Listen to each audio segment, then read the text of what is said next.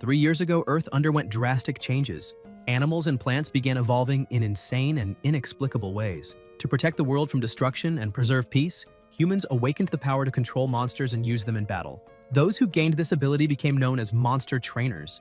A woman slammed the blackboard, demanding the class's attention and shouting that monster trainers should focus more. Her name was Murong Cheye, teacher of Class 3, second year, at Chang'an 3rd Secondary School. She explained that this event marked the beginning of a new era for Earth and reminded everyone that it would be on the exam. The bell rang and the teacher ended the class, warning that the monster breeder exam would take place the next day and recommending they watch it with their parents. Leaving school, a boy named Gao Peng, 18 years old and a student of Chang'an 3rd Secondary School, walked deep in thought. His greatest goal was to become a monster trainer. However, something strange had been happening. Ever since turning 18, he started seeing panels floating before his eyes.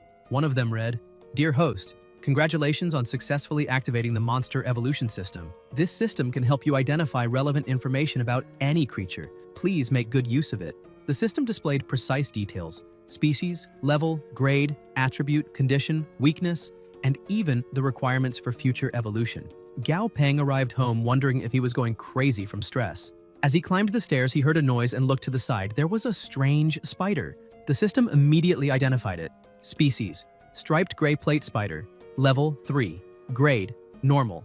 Attribute: wood. Condition: healthy, irritated. Weakness: fire.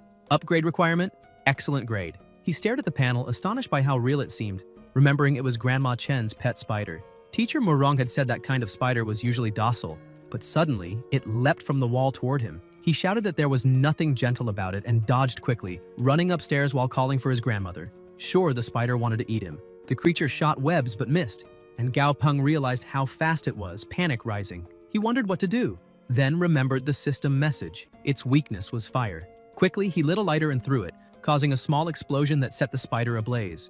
Yet, he realized the weak fire wasn't enough. Burning, the spider became even angrier, jumping up the stairs with killing intent. A red warning flashed before his eyes. It was just more enraged. Desperate, he ran faster, shouting that he only had one floor left. If he made it, Dazi would help. He sprinted with the spider close behind, its legs clattering against the steps, fear pushing him to keep moving. Finally, as he reached his door, the spider leapt to grab him. Gao Peng shouted for Dazi, who flung the door open so hard it hit the creature straight on. The impact sent it flying back, and another monster emerged, making the spider tremble with fear. The protagonist stood beside Dazi and asked with a half-smile if it still wanted to fight. The spider backed away and then fled, climbing up the walls until it disappeared. Peng watched and commented that it sure ran fast, but he'd let it go this time. Anyone who makes a contract with a monster can communicate through a mental link. Dazi, still grumbling, said he was starving and asked why his master came home so late, nearly fainting from hunger. The creature had two forms: combat and rest. Out of combat, its body shrank to conserve energy and heal minor wounds. Peng reassured him, patting his familiar and saying he'd make something to eat soon. He asked Dazi to hang the bag on the rack and headed to the kitchen. The boy grabbed a knife, spinning it between his fingers, muttering it was time to show his true skills. He then sliced meat and vegetables with incredible speed, and within minutes, a fragrant, nutritious dinner was ready. Dazi smelled it and began drooling, saying he couldn't wait any longer. Peng laughed and told him to eat slower or he'd choke. As he watched his companion eat, the system reappeared, showing his monster's data. Species: purple-backed yellow-clawed centipede. Level 7. Grade: normal. Attributes: yin, poison. Condition: healthy, happy. Weakness: lightning. Upgrade requirement: excellent grade. Reading that last part, Peng was stunned. Could requirement for excellent grade mean his familiar could evolve from an ordinary monster to a higher grade one? The thought left him speechless. Such evolutions were extremely rare. Monster grades range from normal to excellent to perfect, and the higher the grade, the greater the potential. Excited, he thought that if Dazi could truly evolve, maybe one day they'd reach the perfect grade together, something legendary, reserved for leaders among monsters. Overjoyed, Peng hugged his companion, promising to help him reach the new level no matter what. Dazi wobbled from the affection, his antennae twitching. The protagonist looked back at the panel and tapped the upgrade requirements. The screen changed. Evolution requirements for excellent grade. Shadow grass, a special plant that grows in areas with strong yin energy, extremely beneficial for monsters of that attribute. Required: 10 stalks. Luminous wood, a rare material born when lightning strikes a tree with affinity to wood and thunder attributes. Required: 500 grams. The Thunder Core crystal was a rare item from a thunder attribute monster's body, filled with immense electrical energy. Only one was needed. The protagonist noted that shadow grass would be easy to find, and luminous wood could be bought. but the Thunder Core crystal would be the hardest. He analyzed the situation. Crystals of common elemental types cost around 8 alliance credits, and one from a rare element like thunder would be at least 10. Closing the system window, he sighed that it was too expensive. Since the Allied government's founding in the New World, a unified currency had been created: Alliance dollars and Alliance credits. Credits were a high-tier currency where $10,000 equaled 1 credit. When his parents died in that accident, the government had granted him 20 credits in pension. Now, only 11 remained. With that, he could still afford the materials for Dazi's evolution, but they'd be left with no money to live on. After eating, Dazi went to his master, complaining he was still hungry. Peng stared at him in disbelief, asking if he really was a centipede. Annoyed, Dazi stood up and demanded more food. Peng laughed and promised another dish. Soon he handed it over, warning not to complain if he got sick. Watching Dazi devour the meal, he thought money truly was the biggest problem in the world. He had the recipe for evolution, but no resources to make it happen. Frustrating. Suddenly, an idea struck him. If the system was real, maybe he could become a true monster breeder. Discovering how to evolve a monster's grade had always been a mystery breeders tried to solve. And if he could access that information freely, he could become the greatest breeder of all. A grin spread across his face as he laughed, saying that when that day came, he'd have all the money he wanted. Then he remembered his teacher's announcement about the breeder exam the next day. Quickly, he grabbed his phone and searched the registration site, hoping it wasn't too late. Finding the page, he saw only 3 minutes left and immediately confirmed his entry. The system processed it and displayed a success message. He must appear at 9 o'clock the next morning at Chang'an City's Monster Breeder Division. Happy, Peng raised his phone and shouted that he'd do his best. The next day, he went next door and knocked. A beautiful woman, still sleepy and wearing pajamas, answered. It was Tang Tang, Peng's charming neighbor. Embarrassed, he greeted her and explained that he was taking the exam, asking if she could look after Dazi for a few days. Tang Tang, delighted by the small familiar, gladly agreed and promised to take good care of him. Peng smiled and thanked her, saying that with her watching Dazi, he could focus on the exam in peace. Before rushing off, he promised her dinner when he returned. Tang Tang smiled and wished him luck, saying she'd look forward to that meal. However, once he left, her smile vanished. She looked at Dazi with disgust, muttering that he was weak and ugly and wondering how Peng ended up with such a pathetic familiar. Dazi becomes irritated by the scornful look and prepares to attack, but Tang Tang quickly crouches, runs her hand over his head and strokes him, teasingly saying that Grandpa will be furious when he finds out about this. Inside her apartment, her phone rings. It's a call from her grandfather, the president. As soon as she answers, Tang Tang explains that she had called earlier only to report something. Peng made a contract with a purple-backed, yellow-clawed centipede of normal grade. The old man explodes in anger, shouting if that's true, outraged that a normal-grade monster has such limited potential and will never have a future, demanding to know why she didn't stop the boy. Walking across the room, Tang Tang calmly replies that she couldn't stop him. His grandson is as determined as he is. Outwardly, they may seem indifferent, but inside, they're both equally stubborn and relentless. She reminds him that the centipede was left behind by his daughter and son-in-law, Peng's parents. With a sharp tone, she asks if the old man still hasn't finished what he set out to do, adding that perhaps it would be better to eliminate the disobedient and replace them with the obedient, since talent is something the world has in excess. She then looks out the window and sees Peng running down the street, sighs and apologizes for saying too much, assuring him he doesn't need to worry because as long as she's around, the boy will never be in danger. She hangs up. In the president's office, a woman rushes in, asking if he called for her. With a cold expression, Ji Han Woo orders her to inform the experimental department that they have a 5-month deadline. If they fail to deliver results by then, they no longer need to exist. Regarding the Qinghai branch, he gives Li Ye 7 months to solve the problem, or he'll go there himself. The secretary trembles, bows, and says she'll carry out his orders immediately. Ji Han Woo, now calmer, picks up the phone, looks at a photo of himself with Peng, and murmurs that he'll set everything right within a year at most. He promises his grandson that once he returns, he'll never suffer again. In the city of Chang'an, the Monster Breeder Division building is packed. Peng looks around, amazed by the crowd, commenting that becoming a monster breeder has really become a trend. Suddenly, he hears a familiar voice and turns to see his friend Li Zigong, accompanied by Zhang Hong and Li Hongdu. He smiles and greets them. Zhang Hong asks if he came to watch the exam, but Zigong laughs, proudly pointing at his mother, saying they're there to see her take the test. Even though she's failed 3 times before, he insists she'll pass this time. Hongdu lightly taps her brother's head, calling him an idiot. Zigong complains that she hits him so often he's actually turning stupid because of her, and she retorts that he's always been stupid, it has nothing to do with her. Slightly embarrassed, Peng interrupts the banter and reveals that he's also taking the exam. The 3 of them are surprised, and Zhang Hong places a hand on his shoulder with an encouraging smile, saying it's great to see him so determined. that he believes in him, and that maybe today they'll witness the birth of the youngest monster breeder in Chang'an. Peng laughs awkwardly, saying he's not that talented but will give it a try. At that moment, an unfamiliar voice cuts in, sarcastically asking who the youngest breeder in the city is supposed to be, mocking that the exam must be too easy if anyone thinks they can pass. Zigong gets angry and asks what that idiot just said, but his sister tries to hold him back.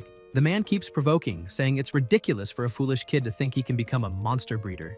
Peng stares at him coldly and replies that if someone could become a breeder just by talking, that man would already be the best in the world. The blonde man gets annoyed and tells him to wait. Soon he'll see what that means. Zigong asks who that idiot is and how anyone could be worse than him, and Zhang Hong answers that it's Wang Shu, heir of the Wang group, someone who has failed the monster breeder exam 4 times. So seeing a young newcomer like Peng must have gotten under his skin. Suddenly the doors open and people begin shouting, announcing that the exam is starting. The head examiner of the Chang'an City Monster Breeder Division, Feng Shu, steps forward to welcome everyone. He declares that the exam will begin immediately and instructs everyone to enter and collect the written test in an orderly line. Inside the division hall, Feng Shu welcomes them again and explains that the evaluation consists of 2 parts, a theoretical test and a practical test. Peng listens carefully as Feng Shu emphasizes that they'll begin with the written exam. 3 videos will be shown on the screen behind him, and participants must accurately describe the monsters displayed. He turns on the screen and steps off the stage, saying he doesn't want to waste time, so the video starts right away.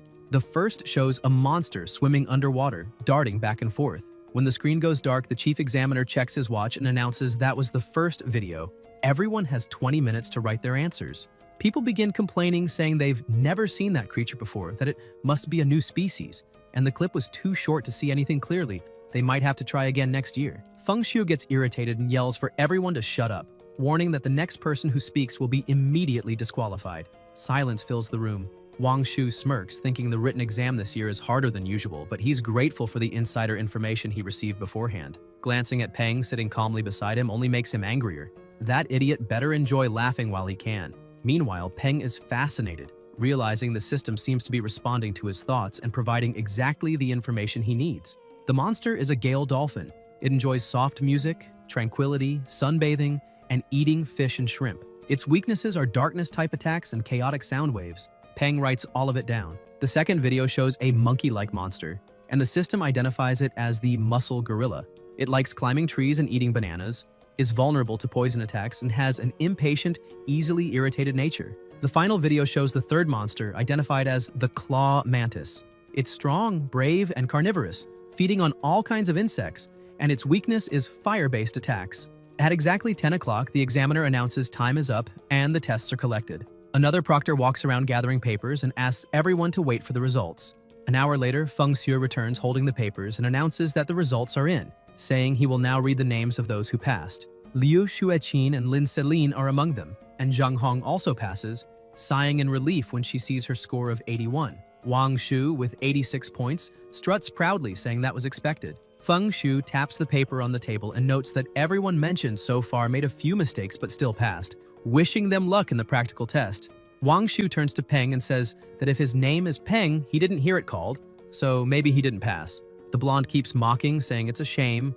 Looks like today won't be the birth of the city's youngest monster breeder after all. Peng listens silently, trembling with anxiety, thinking that's impossible. The system couldn't have been wrong. Just then, Feng Shu speaks again, saying there's one final name left on the list of those who passed. He asks the candidate to stand up. Confused, Peng rises and the examiner begins clapping, saying he truly didn't expect the candidate with a perfect score to be so young, praising the talent of the new generation. The crowd begins to murmur in admiration, saying he scored perfectly on the written exam, even though he's still in high school. Proof of an exceptionally bright future. Many whisper that they might be witnessing the rise of Chang'an's youngest monster breeder. Peng smiles and, looking directly at Wang Shu, says that Gao Peng has just been announced with a perfect score, apologizing for the disappointment.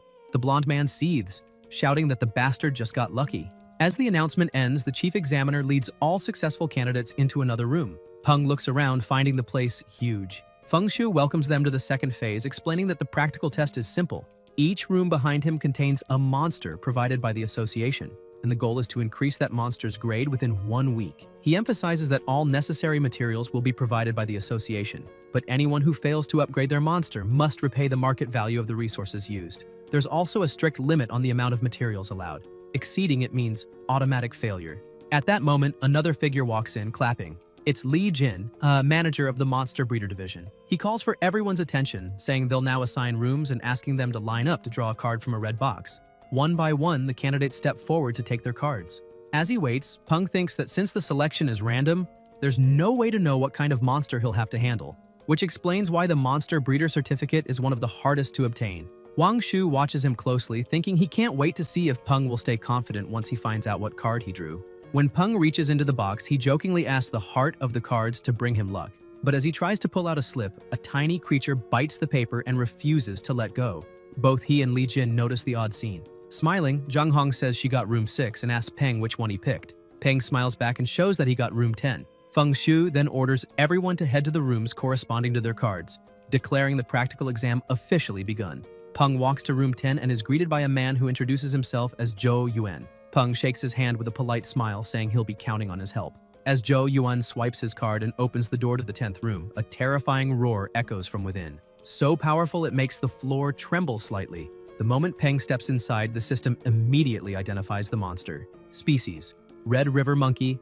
Level: 10. Grade: Normal. Attribute: Earth. Condition: Sick, dying. Weakness: Yin. Then another notification appears listing the requirements to evolve it to excellent grade. Peng grows uneasy and asks what happened to that monkey. Zhou Yuan explains grimly that it underwent countless experiments, which caused conflicting negative energies to build up inside its body. In truth, the creature should have been put down, but due to a lack of available test subjects, it was assigned for this trial.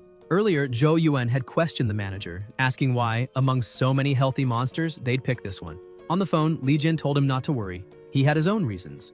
In that same call, he was speaking with Mr. Wang, assuring him that everything was going as planned and that the candidate wouldn't pass the practical test, not even if he were the greatest monster breeder in the world. Back in the present, Zhou Yuan sighs and says the monkey has only survived this long because of its incredible will to live, but the chances of recovery are extremely low, far beyond normal difficulty. He offers to help Peng register for the next exam, allowing him to start directly in the second phase. But Peng looks at the monkey locked in the cage, breathing weakly, body trembling, eyes filled with tears. He thanks Zhou Yuan for the offer, but firmly says he won't give up so easily. Zhou Yuan smiles faintly, saying he understands, and allows him to enter. As soon as Peng steps through, the door closes behind him. The monster, lying on the ground, trembles as tears roll down its face. In its mind, flashes of painful experiments and voices calling it useless torment its thoughts.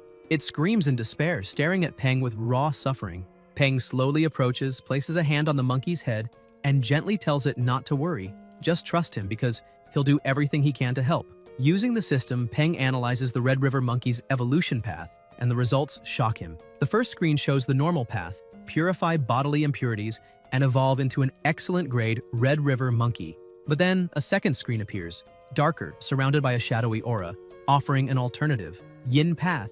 Absorb Yin energy to eliminate the body's weakness to the Yin attribute. High chance of evolving into a new species and achieving excellent or higher grade. Peng can't understand why this creature has 2 evolution routes, but new windows appear listing the requirements for each. For the normal evolution, 5,000 grams of spiritual aura herb, 4,500 grams of concentrated aucuba scent, 10 bottles of first-class antidote, 5 elite-level monster crystals of the wood attribute, 2,500 grams of spirit-calming wood powder, 10 bottles of heart-cleansing dust, and 10 kilograms of tranquil leaf tea. For the distorted Yin evolution, 250 grams of black candlegrass, 1 elite-level carrion attribute monster crystal, 2 or 3 pouches of luminous powder, 1 or 2 skull mushrooms, and 3 stalks of withered grass. Peng compares both lists and realizes the normal path demands an absurd number of materials, far exceeding the limit allowed by the examiners. He reasons that his choice makes sense. It's easier to continue painting on a stained canvas than to scrub it clean and start from scratch. So, he decides to take the risk and choose the distorted path. The system updates and displays the Yin evolution formula. Mix a portion of black candlegrass into the creature's 3 daily meals for 3 days. Then feed it the carrion-type crystal and place it in a bath containing sulfuric acid solution blended with luminous powder, skull mushrooms, and withered grass. After that, let the process occur naturally. Reading everything carefully, Peng calls Zhou Yuan and hands him a note.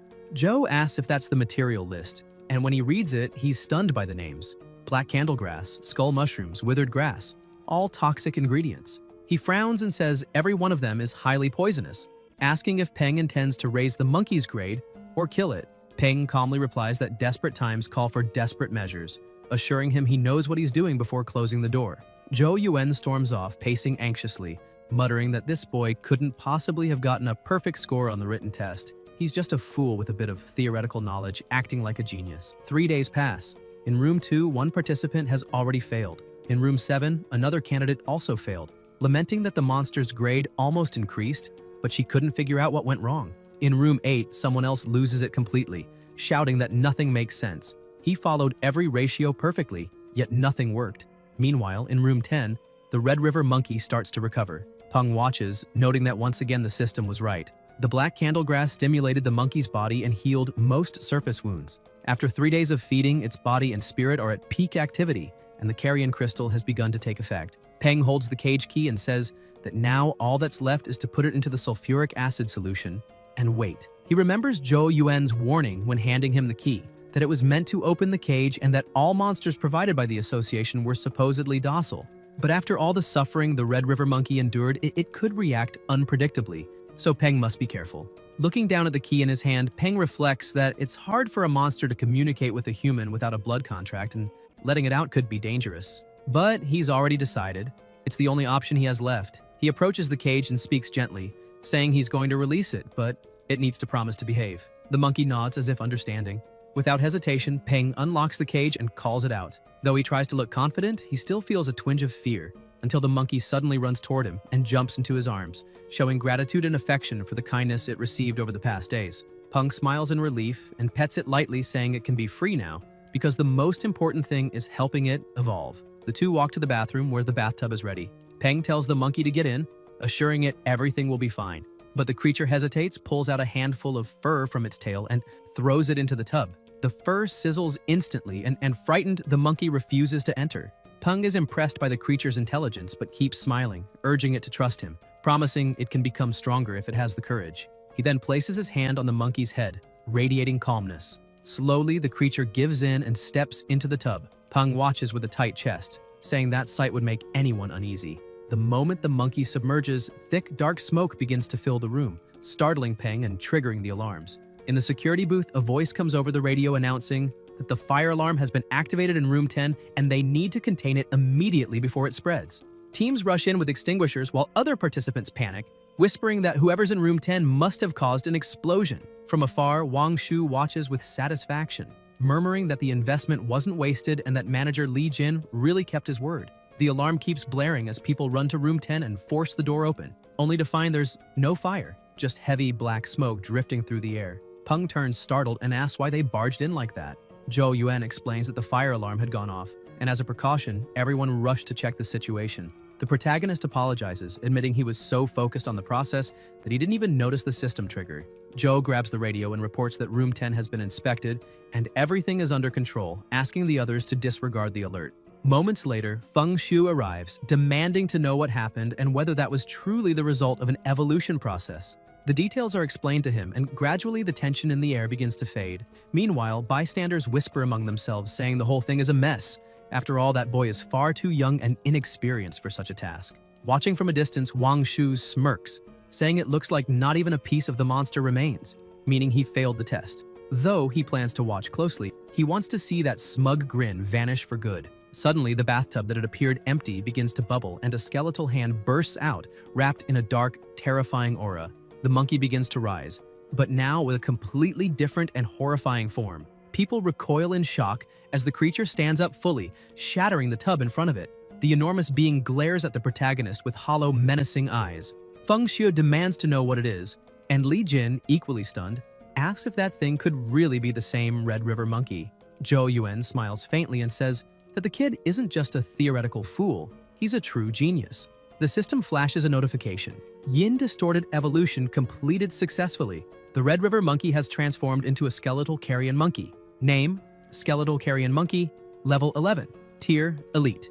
Grade: perfect. Attribute: undead. Condition: weak but animated. Weakness: light. Peng's face lights up in disbelief. It actually worked. He's overjoyed but mutters that the system is ridiculous. This was only supposed to be a qualification test. In the future, with enough materials, he could evolve and mass-produce creatures like this. Scientists gather around, noting that after the evolution, the creature's body has grown massive, the gas surrounding its bones is incredibly resilient, and the bones themselves look as strong as steel. Li Jin comments, amazed, that this must be an entirely new, uncatalogued species, and more than that, an exceedingly rare undead type, making it a priceless discovery. Feng Shu smiles, observing that undead types are indeed uncommon, even among the allied government's ranks.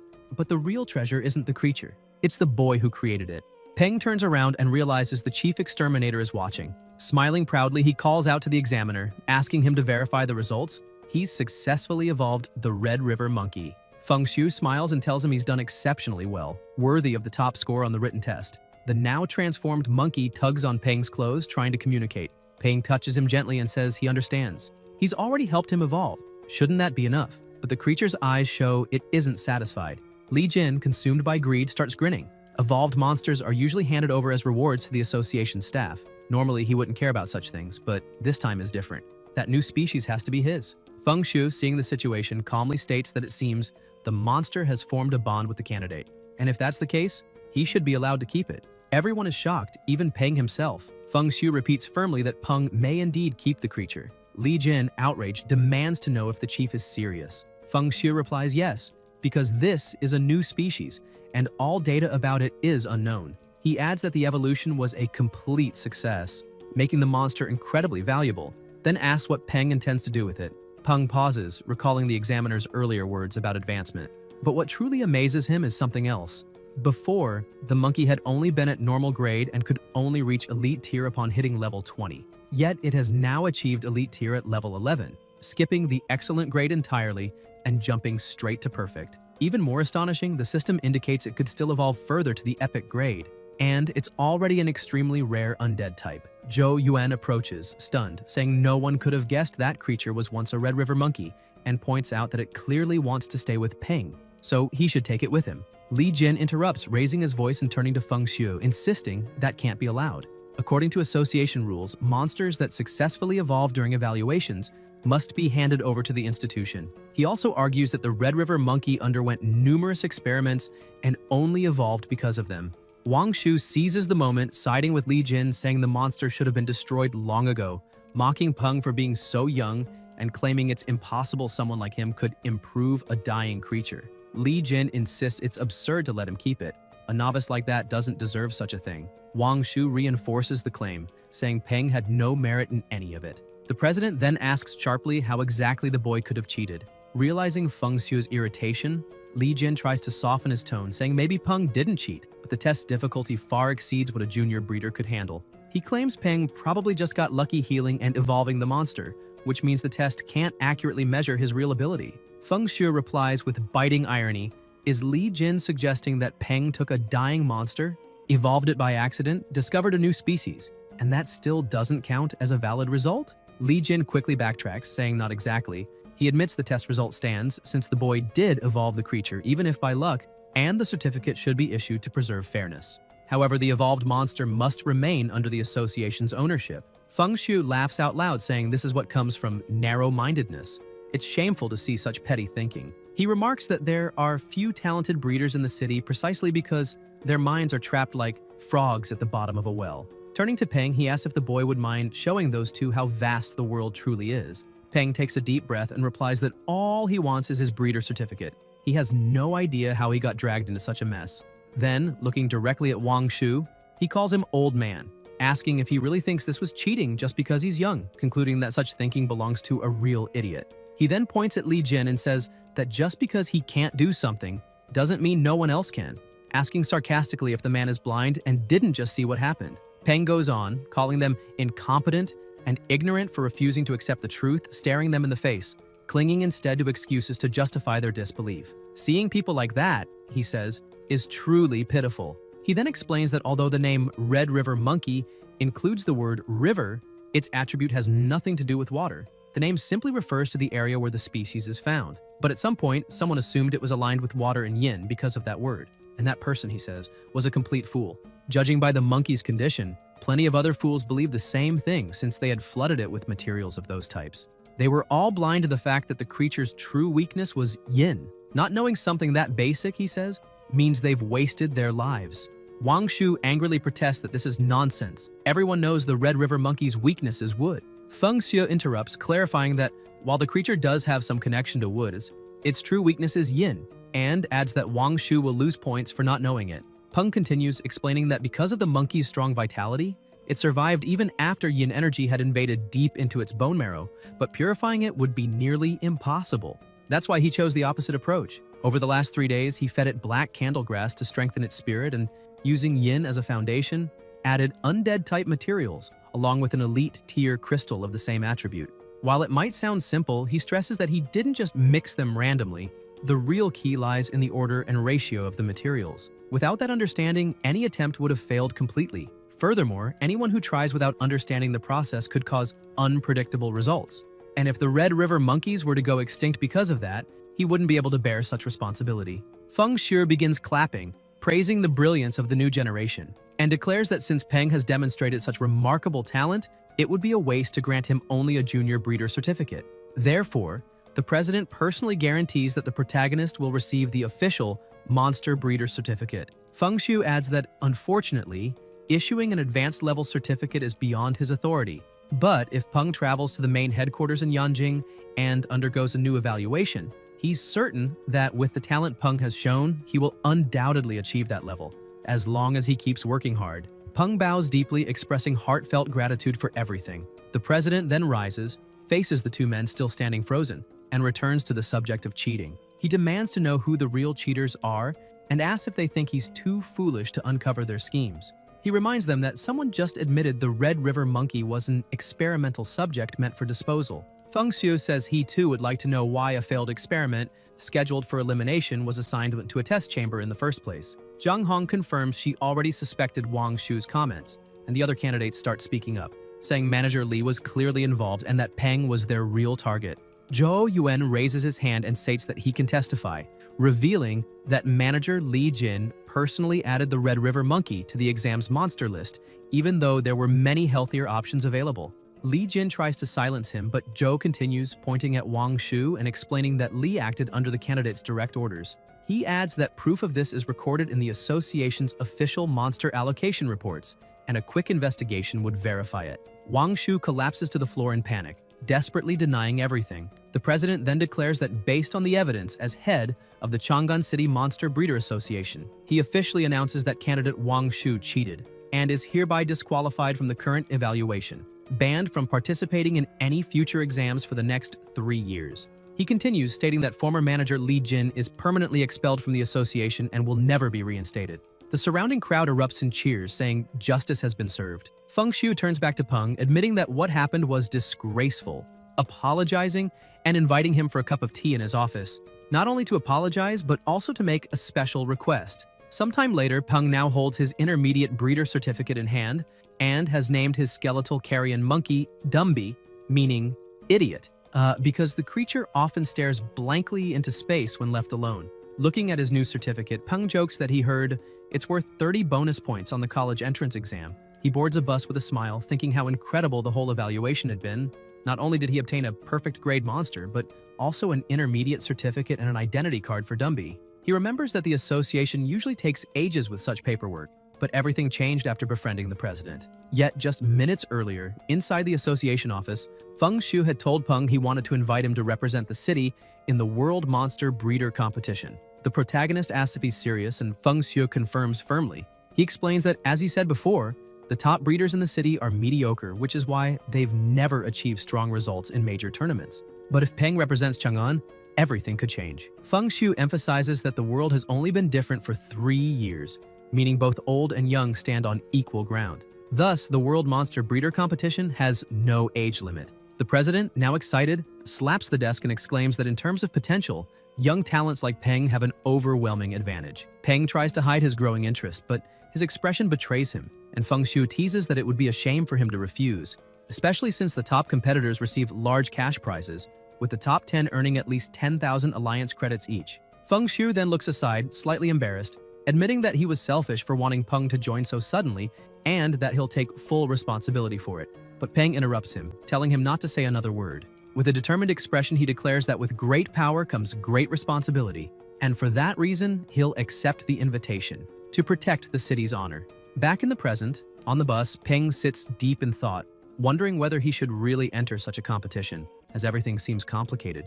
Around him, passengers whisper in awe at his familiar, marveling that it's such a rare undead creature. But as always, there's someone foolish enough to do something stupid. One man leans closer out of curiosity and loudly asks what would happen if he pulled a bone from the monster. Without thinking, he reaches out to try. In an instant, red threads shoot out from Dumby, wrapping tightly around the man's arm. Within seconds, the undead completely restrains him without even turning his head, while Peng, lost in thought, is still daydreaming about the 10,000 credit reward for placing among the world's top 10. After all, someone poor like him can't afford to ignore that kind of opportunity. Dumby rises and stares at the man who dared to touch him, raising a hand toward his eye, ready to strike. Peng quickly calls his name, and the undead instantly releases the man, returning obediently to his master's side. Peng sighs, muttering that with both him and Dazi around, he has no choice but to join the competition. After all, Dazi eats too much, and now, with Dumby's size, feeding them both will be tough. Smiling, Peng jokes to his new familiar not to worry. It's his own fault for being such a genius. So young and talented that even the heavens must be jealous. The passengers keep whispering, amazed that the boy hasn't even signed a formal contract yet and still commands absolute obedience from the creature. Many wonder who this mysterious prodigy is that no one in the city had ever heard of before. After getting off the bus, Peng says it'll be good to talk to Tang Tang and tell her everything that happened. Suddenly, something rushes toward him. Dumby senses the danger and pushes him aside, blocking the attack. The undead looks back concerned, checking if his master is unharmed. Peng gets up, wincing from the pain in his back, and asks why Dumby pushed him so suddenly. The creature remains in a defensive stance, guarding him, until Peng realizes what happened and smiles, saying he was just worried. He walks up to him and says there's no need to worry. From now on, they're all family. When he turns toward Dazi, Peng is shocked at how much the centipede has fattened up. Just then, Tang Tang appears, waving and saying that she and Dazi came to pick him up. Peng asks what happened, and she smiles, explaining that Dazi is much healthier and stronger now because she fed him very well. The system automatically analyzes and reports that Dazi is severely overfed, making Peng suspicious, as he questions whether he's really stronger and healthier. Tang Tang replies cheerfully that he is, saying he was too skinny before and that she gave him something highly nutritious to eat. Dumby glances at Dazi's huge belly and starts flexing, showing off his own muscular frame. Tang Tang laughs and tells him not to get caught up in such details, changing the subject by saying what really matters is how Peng did on his exam. The protagonist explains that it went very well. The monster he received had undergone many experiments, and he managed to improve its grade, earning an intermediate monster breeder certificate. Afterward, the association president gave him a new monster as a gift, in gratitude for saving and perfecting the other one during the test. Peng points to Dumby and says he accepted him out of respect for the president. Tang Tang looks surprised and asks if he really obtained an intermediate certificate. He confirms, showing the document, and she smiles, impressed, saying he's grown up so fast and truly amazed her. Peng notices her expression soften slightly, her gaze now warmer and more curious. Tang Tang says she wanted to discuss this later, but decides to ask now. Does he know why monster trainers hold such a high status? She says she'll be direct. No matter how powerful familiars are, they're still external forces, and a single shooter or bullet can easily kill them, since humans themselves are fragile. Peng looks shocked and asks if that means the high status comes from the trainers having their own means of protection. Tang Tang smiles and replies, exactly, then asks if he'd like to learn how.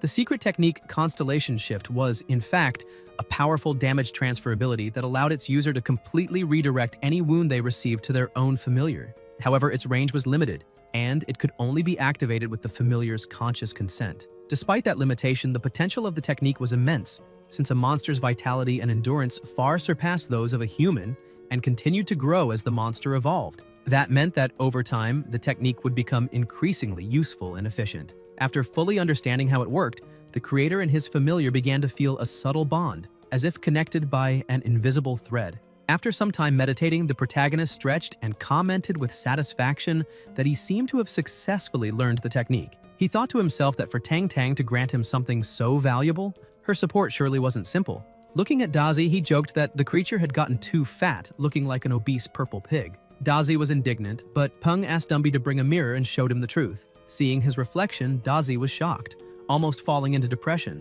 The protagonist then scolded him, telling him to stop pretending to be dead and get up to start exercising. After all, by losing all that fat, he could increase his rank. Even so, Peng thought that if his familiar stayed that fat, it would really be a problem. After all, who would want a fat flying centipede?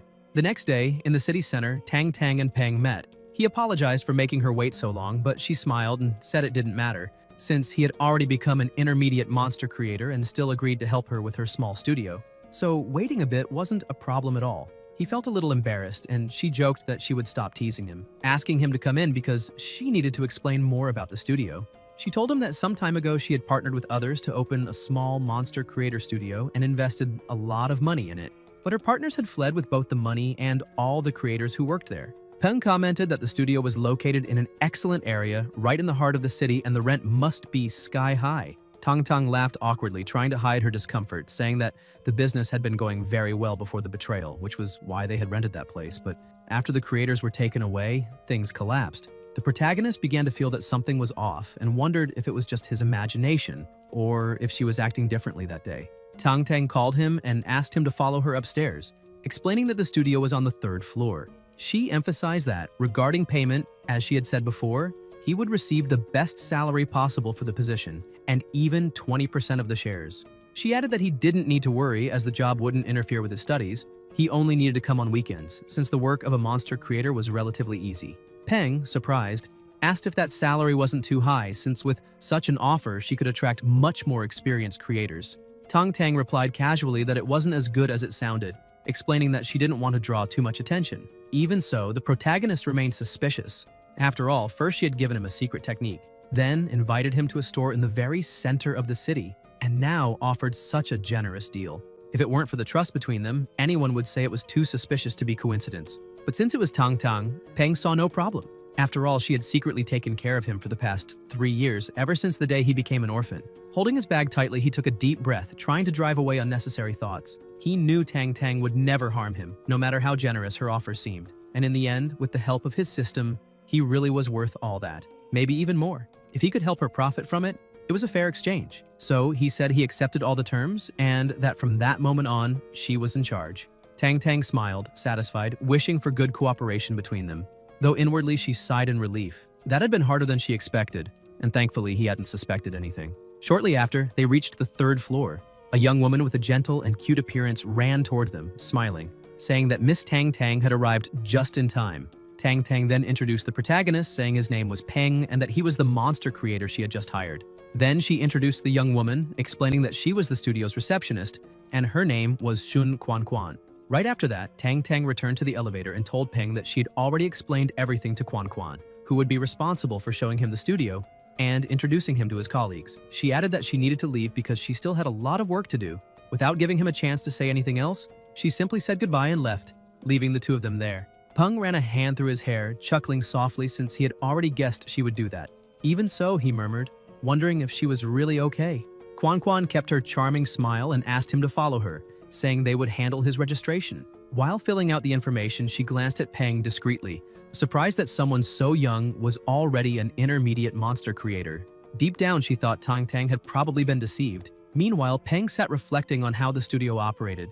If he wanted to generate profit for Tang Tang, he would need to set a fair service rate. Unlike other creators, he had the system, and following its instructions, his creation success rate would be practically 100%. Therefore, it wouldn't be fair to charge the same as everyone else.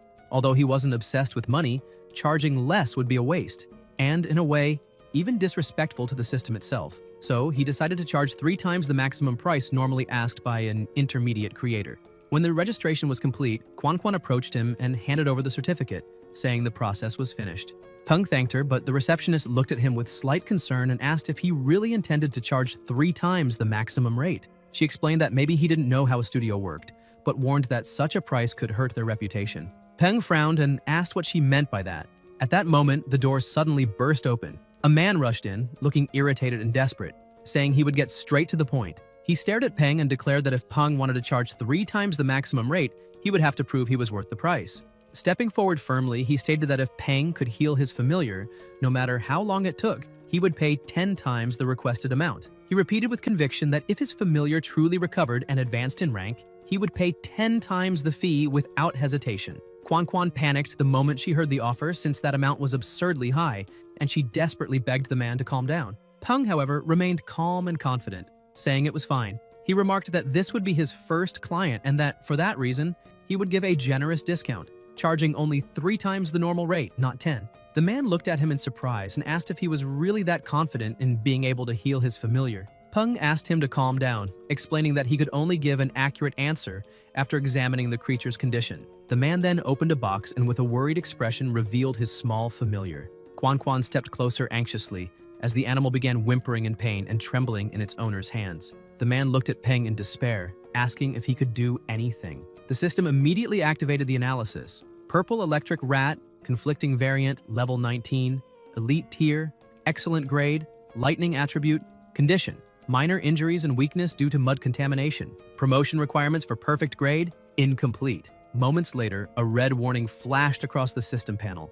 Danger detected. Resolve the conflicting variation immediately. Peng widened his eyes and, unable to contain his irritation, shouted at the client asking what he had fed the rat. The man, startled, replied that he had given it blood jade ganoderma, thinking it would trigger a mutation and help it evolve. But the result had been the opposite. Now, desperate, he asked if there was still a chance to cure it. Peng began reasoning.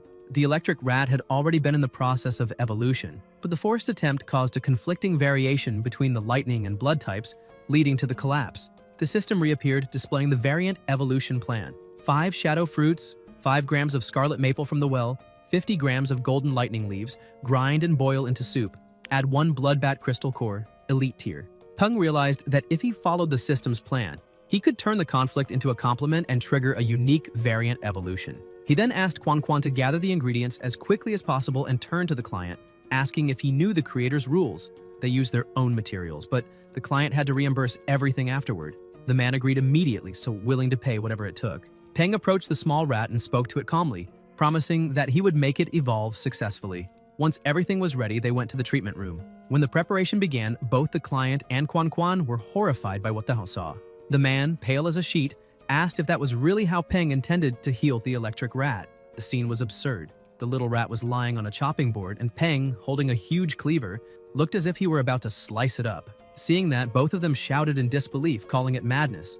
But Peng, unfazed, grabbed the rat and threw it straight into the boiling pot. The client tried to stop him, and Quan nearly fainted, crying that this would cause a massive loss. Even so, Peng continued stirring the pot calmly, and after a few seconds, he lifted a ladle of the broth and, with the most serious expression in the world, asked if the client would like to taste a sip of the rat soup, claiming that, according to legend, it nourished the yin and restored the yang. The man began to panic, but Peng simply smiled and told him to relax, explaining that it was just a joke to lighten the mood. Then he lifted the lid and asked the man to take a look. Mr. Ma leaned in curiously, and to his astonishment, what was inside wasn't soup at all. It was a medicinal bath Peng had prepared for the familiar. The heat was only meant to help the creature absorb the medicine more effectively. Even so, the client kept watching with his heart pounding, trying to stay calm. The protagonist covered the pot again and with a confident smile said that the heavens were about to bless that rat, so it needed to boil a little longer, about 10 more minutes. Mr. Ma thought about how there were only 2 advanced monster creators in the whole city, both prestigious and impossible to schedule. That was why his only option had been Peng, an intermediate creator. But if the boy made a mistake, he wouldn't forgive it. 10 minutes later, the client returned to the room and asked if it wasn't done yet or if it was taking too long. Peng calmly replied that it was almost time. Suddenly, the pot began to shake and rumble, and Peng announced that the moment had come. The lid flew off, a small explosion burst out, and the rat leaped from the pot, trembling and radiating energy throughout its body. In an instant, it destroyed everything around it with incredible speed. The client began shouting with joy, celebrating that it had worked, and that his familiar had truly evolved. Quan, however, panicked as she watched the treatment room being completely destroyed. The system analyzed the monster again and displayed name, purple blood electric rat, level 20, tier, elite, grade, perfect, attributes, lightning, and blood. Peng crossed his arms and remarked that the client was very lucky. His familiar had reached perfect grade with dual attributes, and with a bit of training, it could even advance to commander tier. Mr. Ma, overwhelmed with emotion, apologized for having been rude earlier and thanked him sincerely. Peng replied professionally, saying there was no need for thanks since the man was paying for the service. He then handed him the invoice, including the consultation fee and materials, and the cost of the damage to the treatment room. He called Quan Cutie and asked her to send the list of materials to the client's home, explaining that the cost would be deducted from his commission. Mr. Ma, still excited by the result, asked if Peng could examine another of his familiars and whether he had time the next day. However, Peng refused. The man insisted, saying he would pay 3 times more since money wasn't a problem. Peng then asked him to calm down and explained that wasn't the reason. He simply had school the next day and wouldn't have time. The client was confused and asked if it was some kind of association training or a lesson with a renowned master. Peng packed his things and, with complete composure, said that he was still in his 3rd year of high school and needed to go home to do his homework. Mr. Ma was left completely stunned, unable to believe that someone so young could possess such talent, muttering to himself that students these days were terrifying. Quan Quan was also speechless, remembering that Tang Tang had bought the studio just a few days earlier for an enormous sum, fired all the previous monster creators, and told her to keep it a secret from Peng. But now, seeing this, she understood that he was a true super genius. Meanwhile, inside her home, Tang Tang held something in her hands and commented that it was the last remaining crystal core. She ordered her familiar to deliver it to the right destination. An open window led in the wind, and in the protagonist's room, Dazi rested peacefully. Tang Tang's small familiar threw the crystal core through the window, and both it and the other creature watched the scene unfold. Dazi quickly darted forward, swallowed the core, and within seconds began to feel something strange. Dumby, alarmed, tried to help him. Meanwhile, Peng was walking home calmly, mumbling that those 7 kilos of yin cedar needles should be enough to feed Dumby for a month. He reflected that his familiar had already reached perfect grade, and if it continued evolving, it could reach epic grade, something so rare he had only read about it in books or seen on TV. Even so, he decided it would be better to ensure proper nutrition before thinking about new evolutions. On the other hand, Dazi's case was more urgent. To evolve, he needed a crystal core from a level 10 or higher thunder-type monster, an extremely hard-to-find item, and even if he found one, he probably couldn't afford it. Suddenly, a loud crash echoed from his house. Peng froze, recognizing Dumby's cry, and realized something might have happened. He ran frantically, knocking things over on the way until he reached the door. When he opened it, he saw Dazi rolling around wrapped in an unstable aura. The system immediately ran an auto-analysis. Yellow-clawed, purple-backed centipede. In evolution. Current grade, normal. Level 8. A large amount of Thunder Titan centipede meat has been consumed along with a Thunder Titan centipede crystal core. Condition. Requirements met for one of the evolutionary paths. Evolution initiated. Peng's eyes widened. He didn't know whether to be amazed or terrified. He shouted, demanding to know what kind of evolution this was and where such a rare crystal core had come from. When he turned around, he noticed Tang Tang watching from a distance. He called out to her, angrily asking if she had given Dazi the core. She tried to play it off, avoiding his gaze, but thought that if she had told him, he surely would have refused. Changing the subject, she pretended to act natural and said she had only come to drop off his groceries since he'd left them halfway home. Before Peng could respond, she hurried off, grumbling that he'd been spending too freely since he started making money. Peng tried calling her again, but she told him to rest and promised not to bother him anymore before slipping into her own apartment. He sighed, realizing she obviously knew he needed that core and had done it on purpose. Turning back to Dazi, he gave his familiar a light tap on the head, scolding him for being such a glutton and eating whatever he found. Sitting down beside him, he opened the system and remarked that it didn't matter anymore. What really mattered now was finding a way to accelerate the evolution. He rummaged through the clutter in the room, muttering that nothing there would work until he found something interesting, a purple poisonous flower. Holding it up, he said that if he ground it and mixed it into a medicinal broth, it might help with the evolution. He quickly prepared the elixir, handed it to Dazi, and told him to drink it at once. The little monster swallowed the liquid, and suddenly, its eyes gleamed brightly. A powerful surge of energy burst from its body, lighting up the entire apartment and shattering the windows. The transformation began instantly. Dazi's body grew larger, his claws and shell became tougher, and amid the blinding light, he successfully completed his evolution. The system analyzed again and reported that Dazi had now become a purple-backed thunder centipede, level 9, excellent grade, with thunder and poison attributes. To reach perfect grade, he would need to grind a silver leaf into powder, mix it with water, and make Dazi drink it daily for a week, as well as provide a crystal core from a commander-level thunder-type monster. Peng sighed in relief, saying it was finally over. He hadn't expected Dazi to advance to excellent grade so easily, and remarked that this was the benefit of having someone amazing backing him up. Suddenly, Dazi collapsed from exhaustion, and Dumby rushed over in concern, checking if his friend was okay. The protagonist was surprised, since Dazi usually picked on Dumby, yet he was showing genuine worry. Peng reassured him, saying Dazi was just tired. Then he offered Dumby some food, telling him that despite his looks, he was very kind, and that's why Peng had bought that meal especially for him. Dumby took a piece carefully, tasted the delicious flavor, and soon began eating eagerly. Peng smiled in satisfaction and told him he was a good boy, asking him to just keep eating. He added that Dumby had gone through a recent evolution, so it was best to let him stabilize for now. And later, once they gathered the right materials, they would work on helping him evolve again, since he would certainly become a very powerful familiar. Sometime later, Dazi woke up and saw that both Peng and Dumby were asleep. An idea crossed his mind. He grabbed a blanket and quietly walked toward his master. Tang Tang, watching everything through the window, commented that it looked like the calm before the storm. Seeing how surrounded by affection the protagonist was, she said that he needed to grow stronger as quickly as possible. The next day, inside the principal's office, the man slammed his hand on the desk and shouted that he completely rejected the proposal. He demanded to know how they could even consider allowing monsters into the school, given that the students were still young and defenseless, asking if the higher-ups weren't concerned about their safety.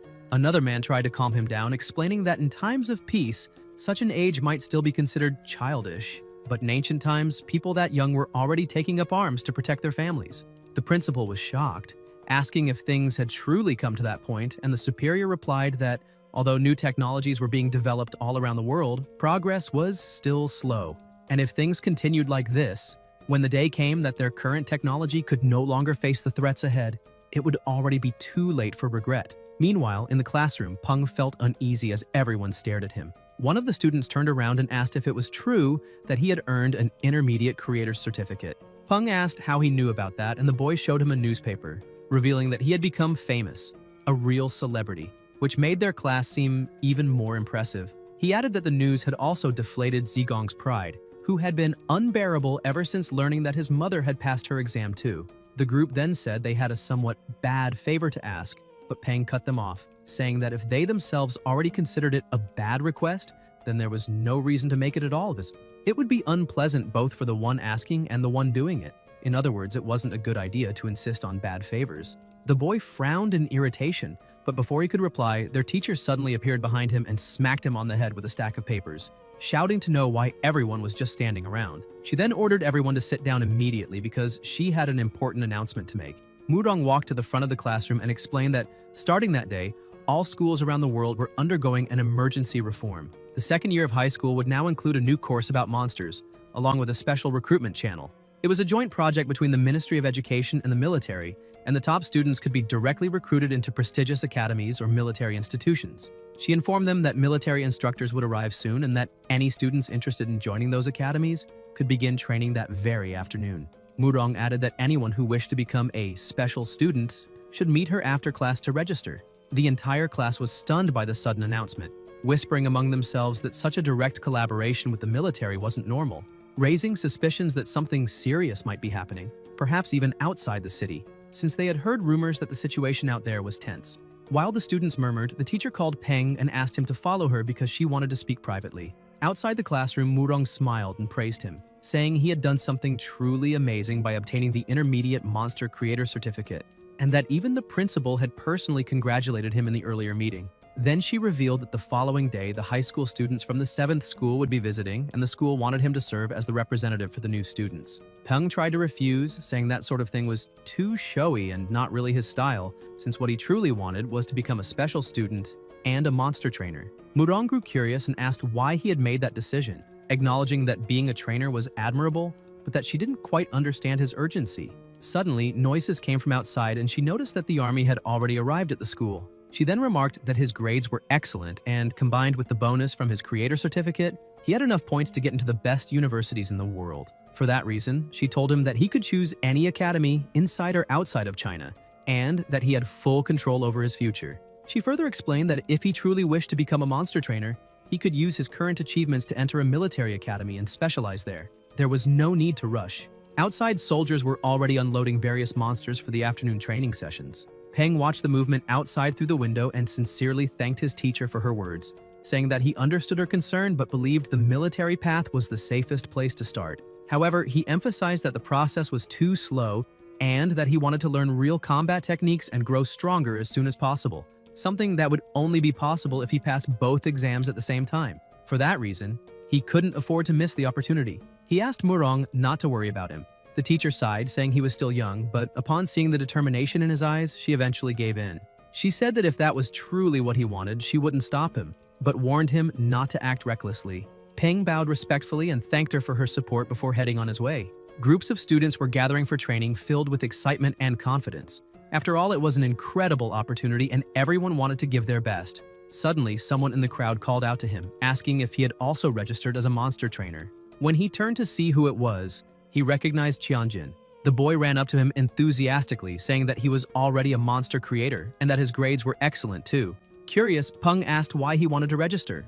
With bright eyes, Tianjin replied that it was his childhood dream. His favorite animated movie had been God's favorite treasure, and the monsters in it were amazing. That's why he wanted to become one with the strongest trainer and couldn't miss the chance. Peng teased him, asking if that strongest trainer happened to be a man, would he still want to become one with him? Annoyed, Tianjin said it was just a figure of speech. Peng ended the teasing and told him it was fine, but they needed to keep moving, since the training field was just ahead. When the group of students arrived, they were stunned by the sight of the muscular soldiers. It was the first time they had ever seen people so imposing and serious. The colonel stepped onto the stage and Tianjin whispered if that man was really the instructor, since aside from his muscles, he didn't seem that special. The colonel heard the remark and, with a single glare, made Tianjin almost faint from fear. Peng observed and thought that murderous aura was terrifying, realizing the colonel was anything but ordinary. The man began to speak, first praising them for having courage, unlike those who had given up. But then he broke the atmosphere, saying that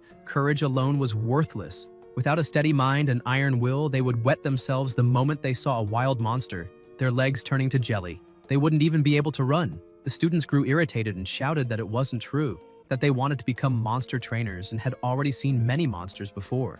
The colonel smiled and asked if they were really that sure, then ordered that a wild beast be brought in. The monster was dragged in and placed beside a thick metal plate. A soldier explained that the target was a Type 3 armored plate, 10 centimeters thick. The colonel gave the order and the beast charged at a frightening speed, completely shattering the plate with a single blow.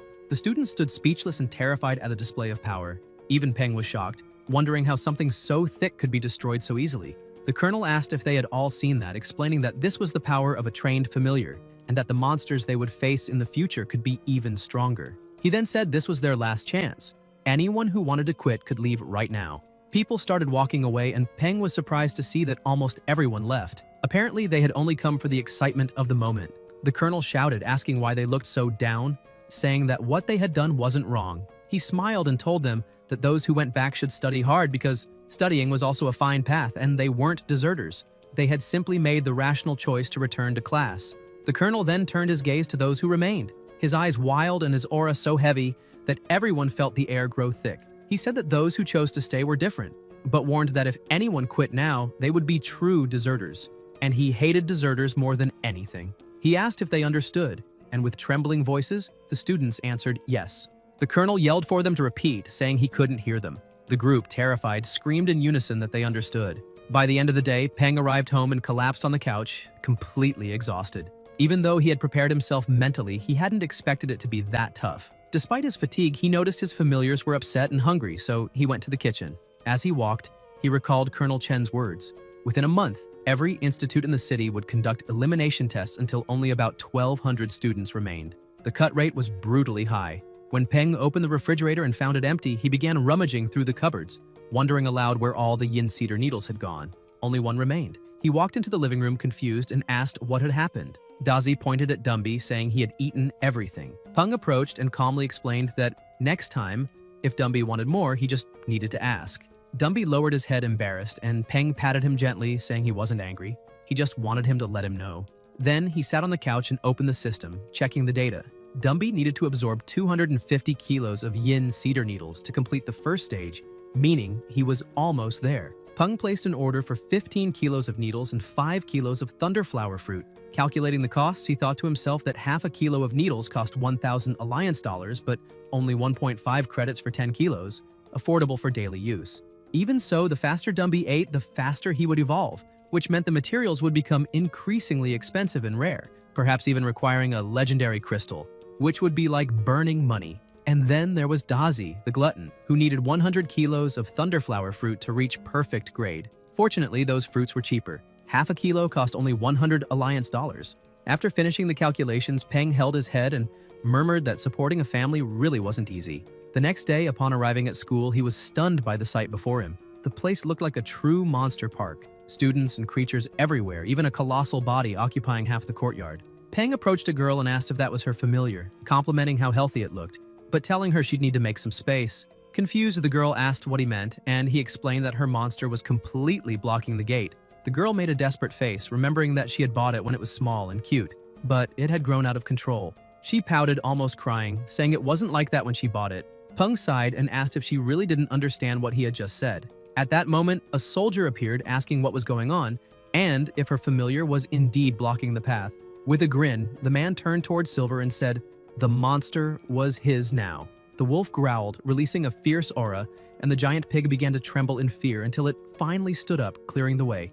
The soldier commented that it looked like the show was over and that they could now begin real training. Everyone gathered in the training field, and he explained that he knew some wished they had formed more familiars to build a complete squad, but that today's focus would be on their own combat abilities. Even though this was a basic step, it was essential, because no matter how powerful familiars were, if they didn't listen and obey commands, they were useless. And everyone had just seen a clear example of that. The girl with the pig looked visibly embarrassed.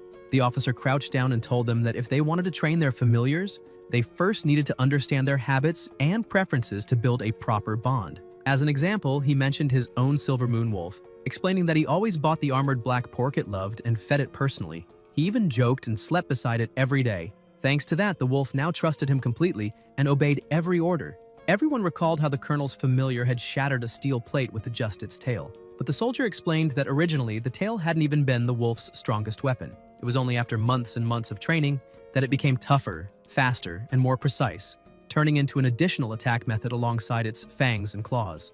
That was the colonel's training style, developing multiple forms of attack. Next, Lee was called to demonstrate his own familiar's abilities. He explained that his was also a silver moon wolf, like many others, but due to a different training method, it had evolved differently. Throwing a rock forward, the wolf dashed at lightning speed and shattered it completely with a single bite. Peng was impressed by the power of that strike. The officer then continued, saying that familiars were divided into 5 classes: attack, defense, support, healing, and control. However, it wasn't uncommon to train a familiar for more than one role. For example, the green demon vine could be used for both defense and control. Finally, he clapped his hands and said that the basics had been covered, so the official training would begin. The first exercises were simple. Start by testing bite strength on wooden blocks and gradually increase the difficulty. While a group of monkeys unloaded a truck, the soldier explained that all those materials were for the students to use during training, so they didn't need to worry about resources. He emphasized that anyone who had already chosen their training style should register and collect the appropriate supplies. The protagonist began thinking about the best way to train Dazi. Since he was strong in offense, perhaps the ideal would be to strengthen his defense. However, he had no idea how to begin training that aspect. Peng, on the other hand, watched the small monkeys curiously as they carried enormous crates and concluded that they had likely specialized in physical strength. Suddenly, he remembered seeing a file at the studio about a species of mutant monkeys with sparse hair known as boxing monkeys. They were incredible attackers but extremely weak defensively.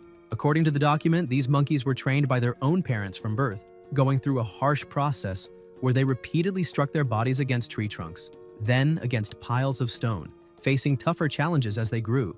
Over time, their constantly wounded skin dried and hardened, forming a natural armor of calluses and scars. As adults, they developed powerful muscles and a tough hide, capable of protecting them even from heavy impacts against rock. Inspired, the protagonist studied the training materials and thought he might adopt a similar method to improve Dazi's defense. After selecting the equipment, he walked over to his familiar, who was lazily lying in the shade of a tree. Calling him over, Peng said he had chosen their new training method, explaining that it was for Dazi's own good.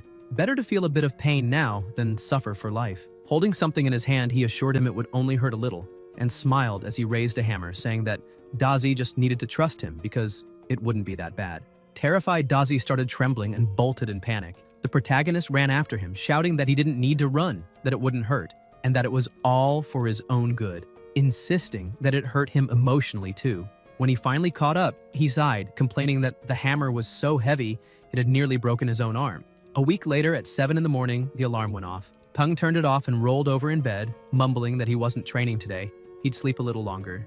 But a thunderous roar made him jump up immediately. Annoyed, he left the room grumbling that Dazi could stop making such a racket already, heading to prepare breakfast.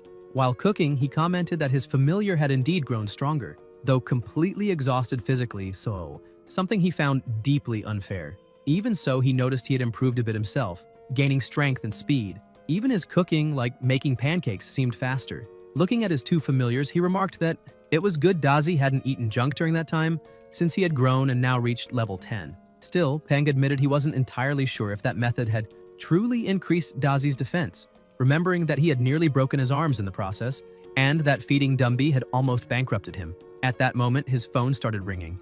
Dumby noticed and brought it to his master, who answered on speaker. On the other end, a voice asked if he was speaking to Peng and introduced himself as Liu Senlin, general manager of the Blue Shield Security Company.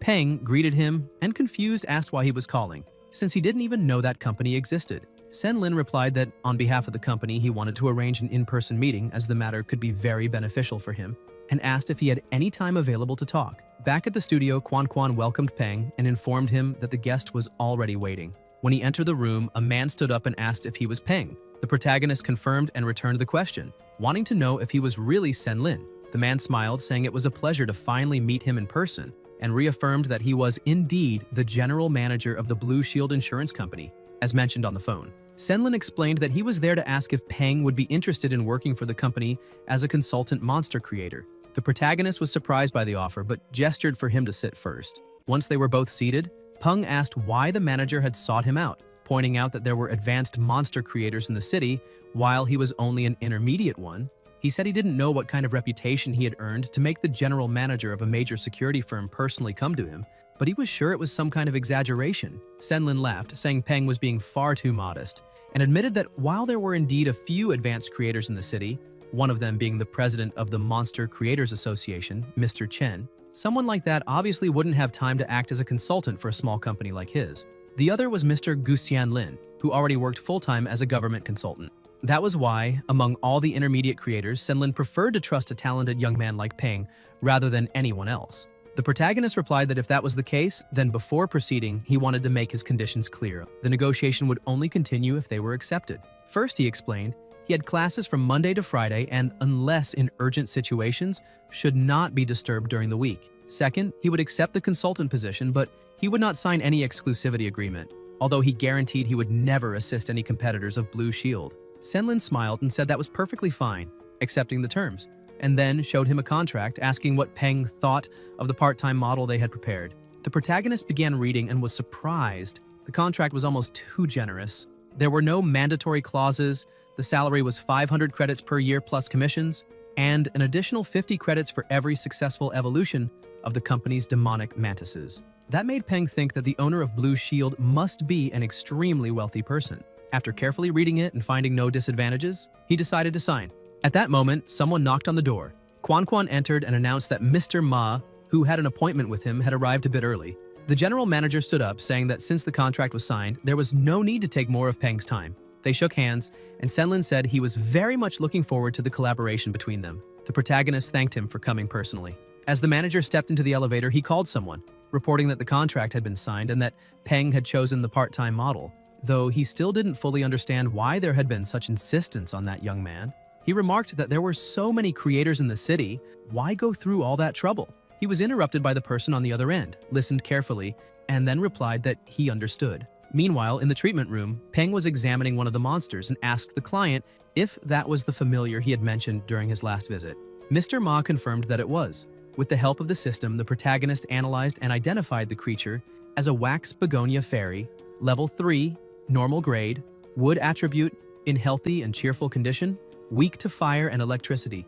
The requirements for evolving to excellent grade were 100-year wood essence and 100 drops of dew flower. Peng asked if the familiar was indeed of the flower type since its petals were beautiful, its leaves had a fuchsia pattern, and it emitted a soft fragrance. He then asked if the client truly wanted to evolve it, and Mr. Ma nodded, explaining that in half a month the Flower King competition would take place in the city, and he intended to compete for the crown with his familiar. The protagonist thought to himself that this competition was a parade of flora-type monsters.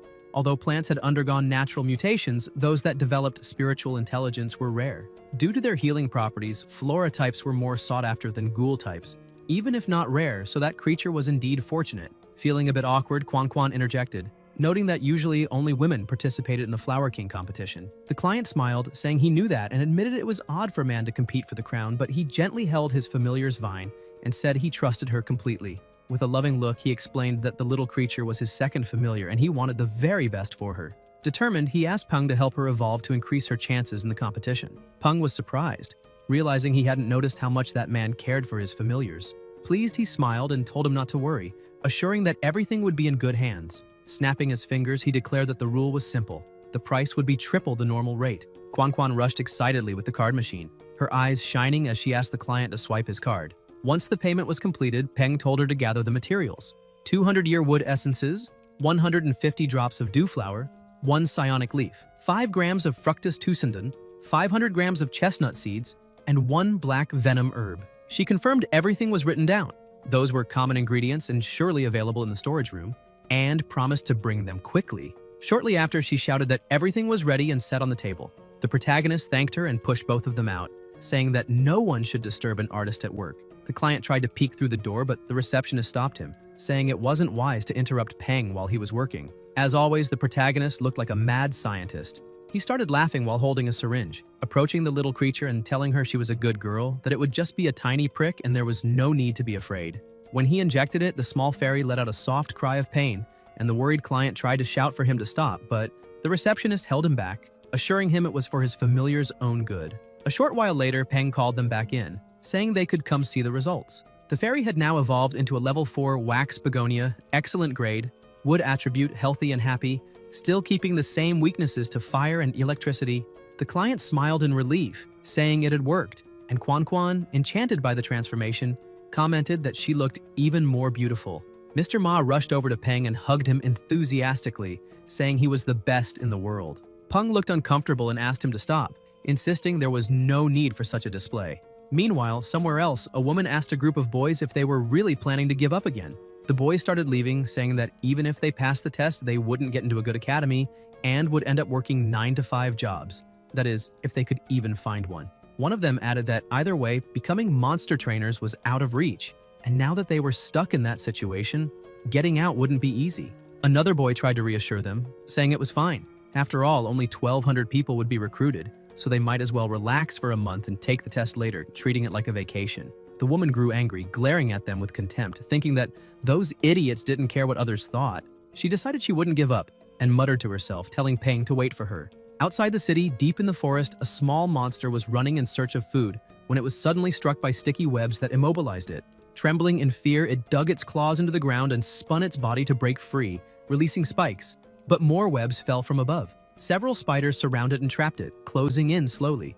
At Chenji's material shop, the protagonist showed up and asked for the usual, 15 kilos of yin cedar needles. Chenji apologized and explained that they were out of stock with only 5 kilos left. Peng, confused, asked how there could be a shortage when there was an entire area outside the city specialized in producing them. The shopkeeper sighed and said things had gotten complicated. Last week, a group of wild spiders appeared out of nowhere and devoured all the plants in the grove. Now, the entire area had been sealed off by the army. He showed Peng a report explaining that various monsters from nearby mountains and forests had also become their prey, and that if people hadn't escaped quickly, they would have been eaten too. The protagonist was shocked by the news. Just then, another customer entered the shop asking if there was any primary starlight wood available. The owner said yes and asked how much he wanted. Before attending to the new customer, he bid Peng farewell, saying he had to get back to work, but they could talk later if needed. Peng left the store deep in thought. First, the military school had started a new collaboration. Then, a security company had approached him. And now, a new species of spider had appeared out of nowhere. Everything pointed to one thing. Something big was about to happen. Suddenly, his phone rings. When he looks, he sees it's Senlin calling. As soon as he answers, the manager asks if he heard about the new gray brutal devil spider discovered by an officer in the Dark Ember Forest. Sometime later, the protagonist arrives at the Blue Shield Security Company, Building 1. Senlin runs up to him, saying it was urgent and that he couldn't explain over the phone. He asks him to come inside while he explains the situation. The manager shows him a recording, explaining that those devil spiders had attacked several resource points and that the government was gathering security companies and private organizations to explore the Dark Ember Forest in order to learn the habits and weaknesses of these creatures.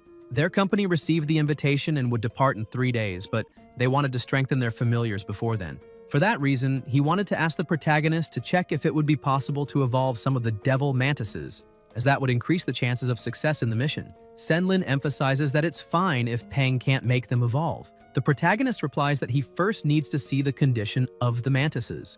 Worried, Senlin asks Peng to give it his full attention, as the company sees this opportunity as something very serious. He explains that at the last conference, the alliance government abolished several regulations that restricted unofficial forces due to the changes monsters have undergone in recent years, which have overburdened the government. The manager stresses that this conference opened many opportunities, but fears the alliance's leadership might change direction, so he asks Peng to do his best. He then opens a door and shows all the devil mantises the company currently has, noting that they've also prepared enough manpower to assist if Peng needs help. He adds that as long as results are achieved, the rewards will be satisfying for both sides. Peng laughs and tells the manager not to worry, assuring him he won't disappoint. He approaches the mantises and begins to touch and examine them carefully. Another man enters the observation room and asks the manager what Peng is doing, since ever since he arrived, he's just been touching and looking, like an old man shopping. The man says he's confused, as Peng looks at most 20 years old, maybe even less, and questions if he's really capable of this. Senlin gets angry and tells the man to shut up, saying he doesn't know what he's talking about and that if he keeps making comments like that, not even his own sister will be able to protect him. The man starts trembling in fear and apologizes.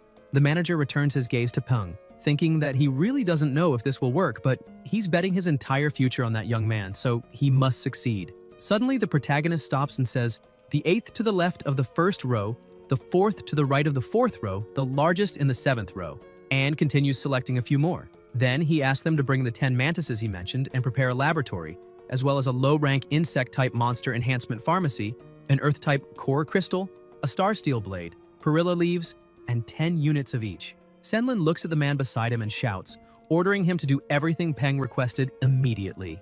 The manager looks back at the protagonist, astonished, thinking that in just 10 minutes, he managed to pick the 10 strongest among hundreds of familiars without a single mistake. That speed and precision are truly worthy of an intermediate breeder, perhaps even greater than a newly promoted advanced one. And the most impressive thing is that he's under 20 years old. Quickly, everyone starts preparing the area for the protagonist to work, and without wasting time, he begins mixing potions, pills, and other preparations. As Senlin walks through the corridors, he hears someone shouting that it worked. Shocked, he wonders if Peng really succeeded and rushes to the room to confirm. One of the mantises starts undergoing a transformation, its body expanding until, within seconds, the monster becomes much larger and incomparably stronger. The people cheer, exclaiming that it evolved. The man who had doubted earlier approaches the manager, saying it's unbelievable and that he truly has a good eye for spotting geniuses, because that monster had turned into a 4-winged Jade Devil Mantis, commander level, reaching the perfect grade, which only proves how extraordinary Peng is,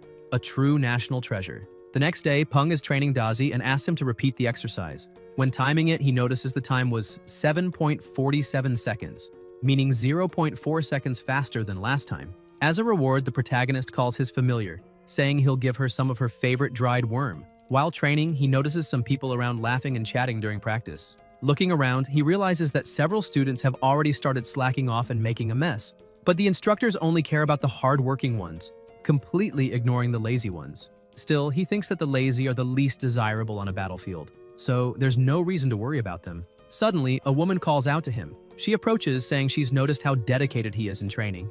It's Mu Tiaying, Peng's classmate. He's surprised to see she's taller than he imagined and thinks that if she were a man, she'd be a real brute. He thanks her for the compliment, and Tiaying explains that she'd like to form a team with him. Confused, Peng asks why she wants to do that with him in particular. She clarifies that in the intermediate and final stages of training, the students will form teams to battle, and scores will be based on collective performance. Since no one else is as diligent as him, and no one seems willing to team up with her, she decided to invite him. Peng thinks the girl is pretty straightforward and that it'll be easier to talk to someone like that. He then asks where her familiar is.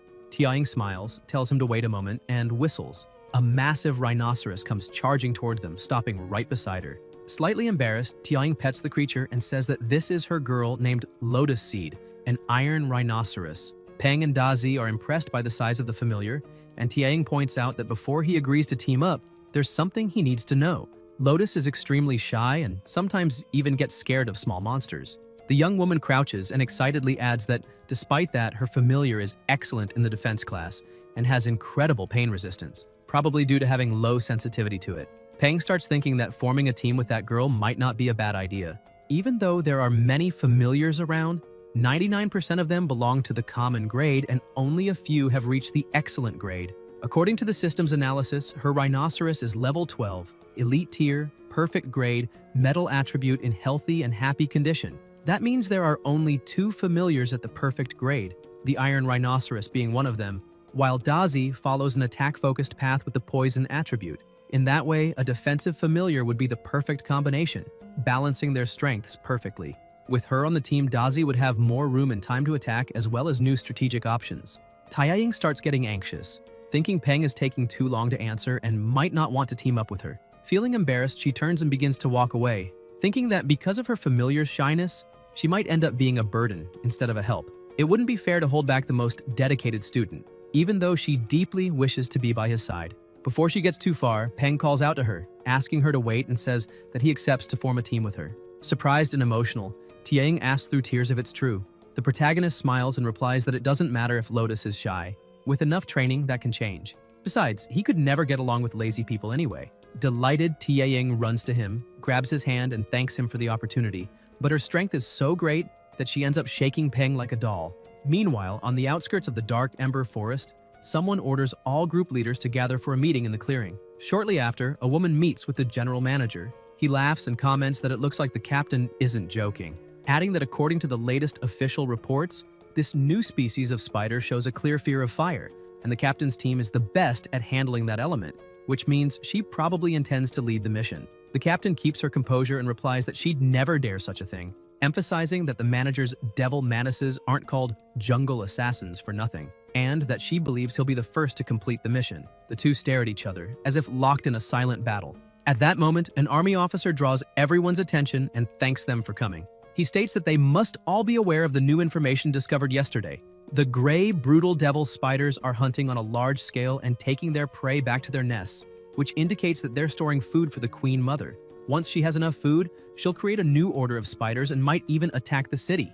That's why the mission is of utmost importance, and cooperation among all teams is essential, since the top priority is completing it and ensuring that the rewards benefit every group involved. Some of the captains comment that they understand the military's concern, since the fear is that internal conflicts could jeopardize the progress of the mission. Something perfectly reasonable, as disputes between teams only cause problems and could ruin everything. The captain then approaches the manager and asks what he thinks. He calmly replies that he's in no rush and, for now, prefers just to observe. The officer begins shouting, saying that since there are no objections, they'll proceed with the mission as planned. They'll handle the first spider suppression. He gives the order, and within 3 hours the cannons fire, wiping out several of them. Senlin remarks that the military first tried to convince them with words and now with firepower. Even if they act out of duty and responsibility, he doesn't fully agree with their methods, though he chooses to stay silent. He continues saying the government already knows how critical that mission is.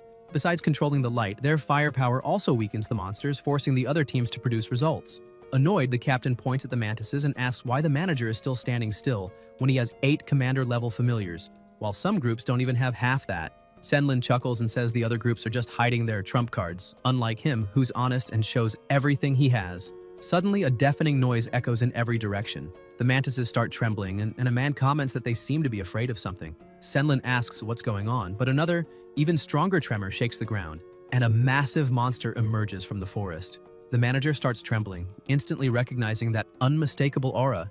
It's a Tier Lord monster. He shouts that it's the Lord of the Dark Ember Forest. The monster charges forward, unleashing a terrifying roar that makes everyone run in panic. The military commander watches them flee, thinking they're nothing but trash. Suddenly, a phoenix appears in the sky, and the people, relieved, point and cheer, saying it's the golden deity, the military's guardian beast. The Lord faces the phoenix, and with just one fiery attack realizes its power, retreating right after. The crowd celebrates, saying that thanks to the military, the Lord has retreated, and they breathe in relief, believing they've escaped annihilation. The commander walks up to the manager and says they'd better start moving soon, since they won't be able to hold that gorilla off for long. The order is given, and everyone starts regrouping, but the commander still can't understand why they have to let those useless groups do something they themselves could easily handle. A man with the blue hair steps in, saying they already understand the world is changing, and that this is a huge advantage for them, but those changes are beyond what they can control alone. The situation is starting to spiral, and for their own future, private organizations need to grow and start helping as soon as possible. Deep in the forest, inside a cave, the captain and her team are scouting the area, taking down small spiders along the way. One of her subordinates approaches, saying this isn't working. They're spending too much energy, and even though they kill the monsters in seconds, more keep showing up immediately after, quickly exhausting their familiars. The captain shouts an order to adjust formation. Defensive familiars at the front, support in the center, and offensive on the sides. The melee fighters should take the lead, and she stresses that no one is to use long-range abilities so they can keep advancing in formation. But several spiders appear, attacking one of the familiars quickly, and the same young woman from before calls on her Thornflower Fairy to use its thorn armor to protect the other familiar. The captain summons her own monster, saying it's time for it to act immediately, and her familiar engulfs all nearby spiders in flames. The young woman cheers, saying they took down 3 spiders at once without spending much energy, and that it looks like the tactics they practiced earlier paid off. The captain thanks her familiar for its good work, but soon they hear a noise farther ahead. The young woman shouts that it sounds like a fight, and judging by the noise, they must be close. The captain starts running ahead, saying they need to move faster. When they reach the edge of a cliff, they look down and see a group of trainers attacking a gigantic spider. However, their attacks seem ineffective. One of the fighters yells that the broodmother has little offensive power and is only large for better reproduction, weak for her level. Senlin takes command, saying they need to work together to kill the spider queen and then divide the reward based on the damage each group caused. He asks everyone to trust him, assuring them that he'll make a fair distribution of rewards. At his command, the long-range group should aim for the eyes while the rest attack the legs, and everyone agrees. However, the broodmother also had shields covering her eyes, so Senlin orders them to increase the power of their attacks. The young woman beside the captain says the situation is critical, and they need to go down to help, otherwise the military might lower their contribution score, and the other groups would avoid future cooperation. The captain agrees, saying that just standing by and watching could go wrong, and orders an immediate descent, though she feels something strange about that spider and has a bad premonition. Suddenly, the shield protecting the queen's eyes shatters, and the manager yells for everyone to attack with full force. The mantises charge forward and strike accurately. The broodmother begins to rage, and the captain immediately senses danger. A monstrous pressure bursts forth, making everyone's ears ache. Some even start bleeding from their eyes. Senlin, also affected, shouts, asking who the idiot was that said the spider wasn't good at attacking. But then he recognizes the aura. It's the same as the Lord's. He leaps onto one of the mantises and yells that the spider is evolving into a tier lord. They interrupted its evolution. He orders everyone to retreat immediately, as there's no chance of defeating that monster. Outside, the military and agents wait. Some comment that more than 3 hours have passed and no one has returned, assuming it'll take at least 5 more. Suddenly, the commander senses something off, and the agents report that something is coming toward them. At first, they think the group finished the mission early, but the commander instantly understands what's really happening and orders all troops to prepare for battle. Senlin appears, shouting for the soldiers not to shoot. He's not an enemy. Upon landing, he collapses from exhaustion, and someone runs up to him asking why he's alone, where the others are, and what's going on. The manager stands up angrily, grabs the man by the tie, and demands to know if the government is trying to get them killed. They'd been told the broodmother wasn't dangerous to attack, but she was actually evolving into a tier lord. The commander intervenes, asking him to calm down and explain. Senlin lets go of the tie, still furious, and explains that while exploring the cave, they found the broodmother mid-evolution, and because of the overwhelming difference in power, they were slaughtered. To complete the mission, they sent their strongest familiars, but now all of them are dead inside. He adds that he doesn't know how many of his men managed to escape, and that just the pensions and compensation will cost a mountain of gold. The commander understands and also grows enraged, turning to the government agents and demanding how they could have given such ridiculous information and let this happen. Suddenly, another person emerges from the forest, and the commander asks where the Spider Queen is. Did she follow him? The man answers that he's not exactly sure what happened, but he thinks the broodmother went after the others and they split up to escape after leaving the cave. The soldiers exchange glances as more survivors begin to appear, apologizing for failing to protect the rest. They barely escaped becoming spider food themselves.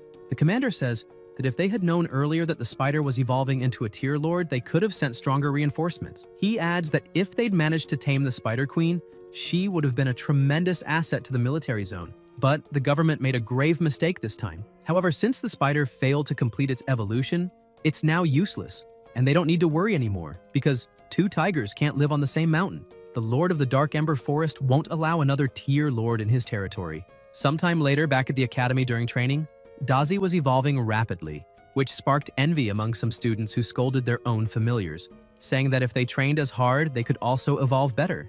Peng begins to wonder whether what happened was bad luck or good fortune. After all, Senlin had encountered 2 tier lord monsters and 1 almost lord just from accepting a government mission. That showed how much more dangerous the wild zones were becoming. The selling price of a normal tier monster's body was very low, and an elite tier's was only slightly better, only worthwhile in large quantities. That's why he needed to make Dumbi and Dazi advance to commander tier as soon as possible, and then go hunting in the wild zones.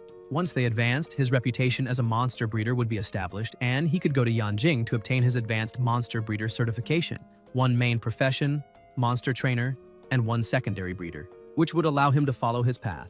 Dumbi had already reached level 14, but unfortunately, no one had completed the mission he had posted in the Monster Hunters Guild, and he had already used up all his yin cedar needles. Now, Dumbi just sat in front of the refrigerator every day staring at it.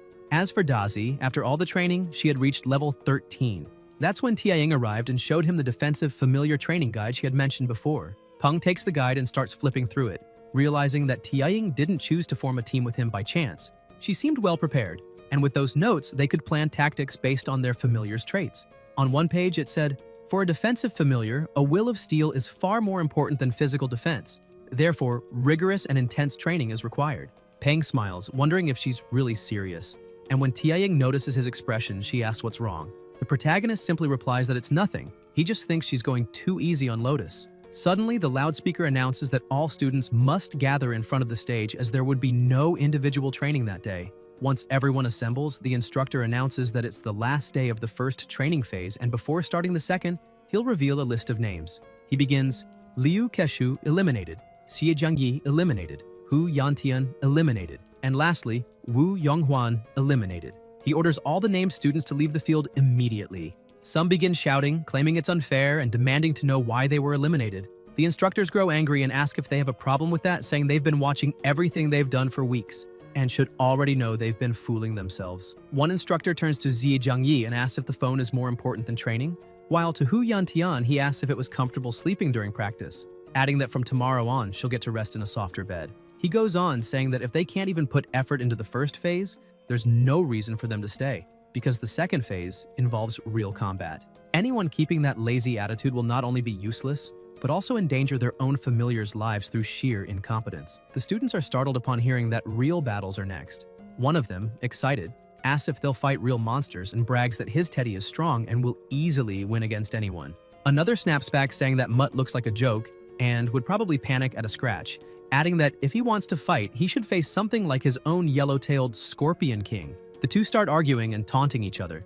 One of the instructors orders everyone to form groups of 5 as they're about to begin real combat training, each group under a designated constructor, and tells them to hurry up. The same two arguing students run to Peng and Tianying's side, saying the others should find their own groups because they've already chosen theirs.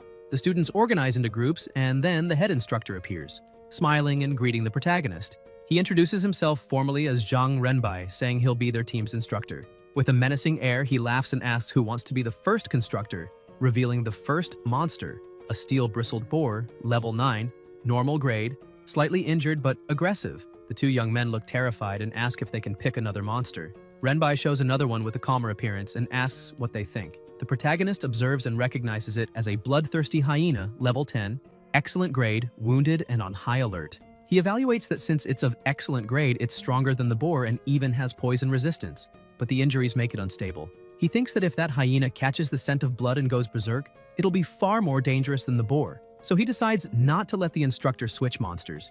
He raises his hand and steps forward, saying that if no one else wants to, he'll go first. Renbai releases the boar and the protagonist prepares for battle, ordering his familiar to charge. The boar charges furiously, trying to attack, but Dazi moves swiftly, dodging nimbly and climbing onto the monster's back. With a firm bite to the head, Dazi makes the boar scream in pain, turning even more violent. The beast spins its body and slams Dazi hard, throwing him to the side and shaking the ground. The two boys watching grow tense, thinking the protagonist is about to lose. Peng quickly analyzes the situation. At first glance, his familiar seems at a disadvantage, but the system shows something different. The steel-bristled boar is now poisoned. Its condition changes from slightly injured to injured, which means Dazi is starting to take control of the fight. The poison was injected along with the attack, and the more the boar moves, the faster it spreads. Moments later, the boar starts trembling and collapses, its condition now severely injured. The two boys and their familiars are stunned, not understanding what just happened, since the boar seemed to have the upper hand. Renbai explains that the boar's face has turned bluish, and judging by that, it's been poisoned. The chubby boy, confused, asks how that's possible. One of the instructors approaches Peng and congratulates him, saying he's passed the day's training since his centipede displayed good combat instincts and an effective toxin. However, the instructor warns him not to overuse poison, or his creature might become dependent on it and end up powerless against enemies immune or resistant to venom. Peng thanks him for the advice and begins feeding his familiar, while the instructor, impressed, comments that the centipede acts more like a trained dog than an insect. Renbai declares that the steel-bristled boar can still fight and asks who will go next. The black-haired boy steps forward, saying he'll be the second and that his scorpion will surely finish the boar off. The chubby one mocks him, saying that's obvious since his lazy scorpion could only win against a drowning dog. The dark-haired boy snaps back, saying that's exactly why his scorpion is perfect. It's meant to take down filthy dogs like his. The instructor, annoyed, orders them to stop arguing and continue the training. The second combatant commands his scorpion to advance, telling it to use its stinger and poison the boar to death. The boar, already on the verge of collapse, is quickly finished by the scorpion, and the boy bursts out laughing, saying the result was expected. His yellow-tailed scorpion king won easily. But then, something unexpected happens. His familiar starts trembling, foaming at the mouth, and collapses unconscious. The boy screams in panic, asking what happened and why his powerful scorpion king suddenly fainted. Peng explains that it happened because the scorpion was poisoned, and the boy, shocked, asks how that's possible. Taiying clarifies that the protagonist's centipede venom was still inside the boar's body, and not all poisonous familiars have resistance to toxins. The boy realizes that his own familiar ended up poisoning itself. The chubby student bursts out laughing, mocking that the scorpion is as dumb as its master. The dark-haired one points to the side and snaps that the fat one laughs too much, but doesn't even watch his own familiar. Turning around, the boy sees his dog about to bite the boar and rushes to grab Teddy, shouting that he can't eat that. Meanwhile, Tianying walks up to Peng, saying she has a question, while the scorpion's trainer hurriedly gives his familiar an antidote.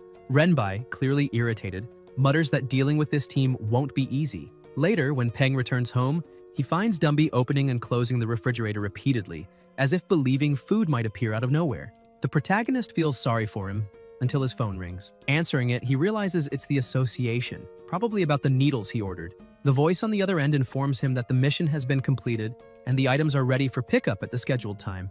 Peng quickly puts on his shoes and runs out excitedly, saying they finally arrived. If he went much longer without the needles, he might have had to change Dumby's entire evolution route. Outside, a robot is waiting with the delivery while a few people watch from a distance. One of them tells the boss that this is the kid who spent a lot of money to get the yin cedar needles. The boss confirms and says they've been following the truck from the Hunters Association warehouse, ensuring there's no mistake, and that tonight they'll break into the boy's house. One of the men, hesitant, asks if they're really going through with it, but the boss gets angry and calls him useless. Another member punches the hesitant one in the head, saying that as long as they're careful and leave no traces, everything will go smoothly. The boss agrees and says the green-haired boy is right, but they won't act yet. They need to plan every step carefully, and once they get the money, they'll flee immediately. When night falls, the three of them get ready for the robbery, excited by the idea of doing something far more thrilling than ordinary theft. However, one of them looks around uneasily, finding the neighborhood so poor it seemed worse than the hole they came from, and asks if the kid is really rich. The boss replies that's even better. It means he has no backing and probably just got lucky, making him an easy target. When they reach the apartment, they start trying to force the door open, making noise in the process. Tang Tang opens it, confused, and asks what they're doing there in the middle of the night. They try to play it off, saying the hallway was dark and they must have gotten the wrong door. Without suspicion, she begins to close it, saying it's fine, but the boss stops her and with a fake smile says they're just thirsty and asks if they can come in for a glass of water. Tang Tang smiles politely and, unaware of the danger, lets them in. They start laughing, and the boss confidently asks why they haven't thanked him yet. As soon as they enter, one of the men locks the door, and Tang Tang, surprised, asks why. The boss rubs his hands together with a cynical grin, saying it's just so they don't disturb the neighbors so late at night. She stares at him calmly and, with a terrifying smile, replies that they can relax. The walls are soundproof, so even if someone screamed, no one would hear. The three thieves exchange uneasy looks, and one of them nervously asks what that thing behind her is. The killing intent radiating from Tang Tang makes them freeze in terror. The boss tries to keep his composure, pulls out a dagger, and lunges forward, but he's defeated in the blink of an eye. The other two panic, and the youngest orders his familiar, Thorn, to attack to help the boss. But Tang Tang's familiar catches it midair and devours it in seconds. She gently pets it, asking why it's eating trash again. Suddenly, she's struck by a blow. The boss gets up, laughing in relief, thanking his familiar for hitting that woman, saying he wants to see if she'll still act so arrogant now.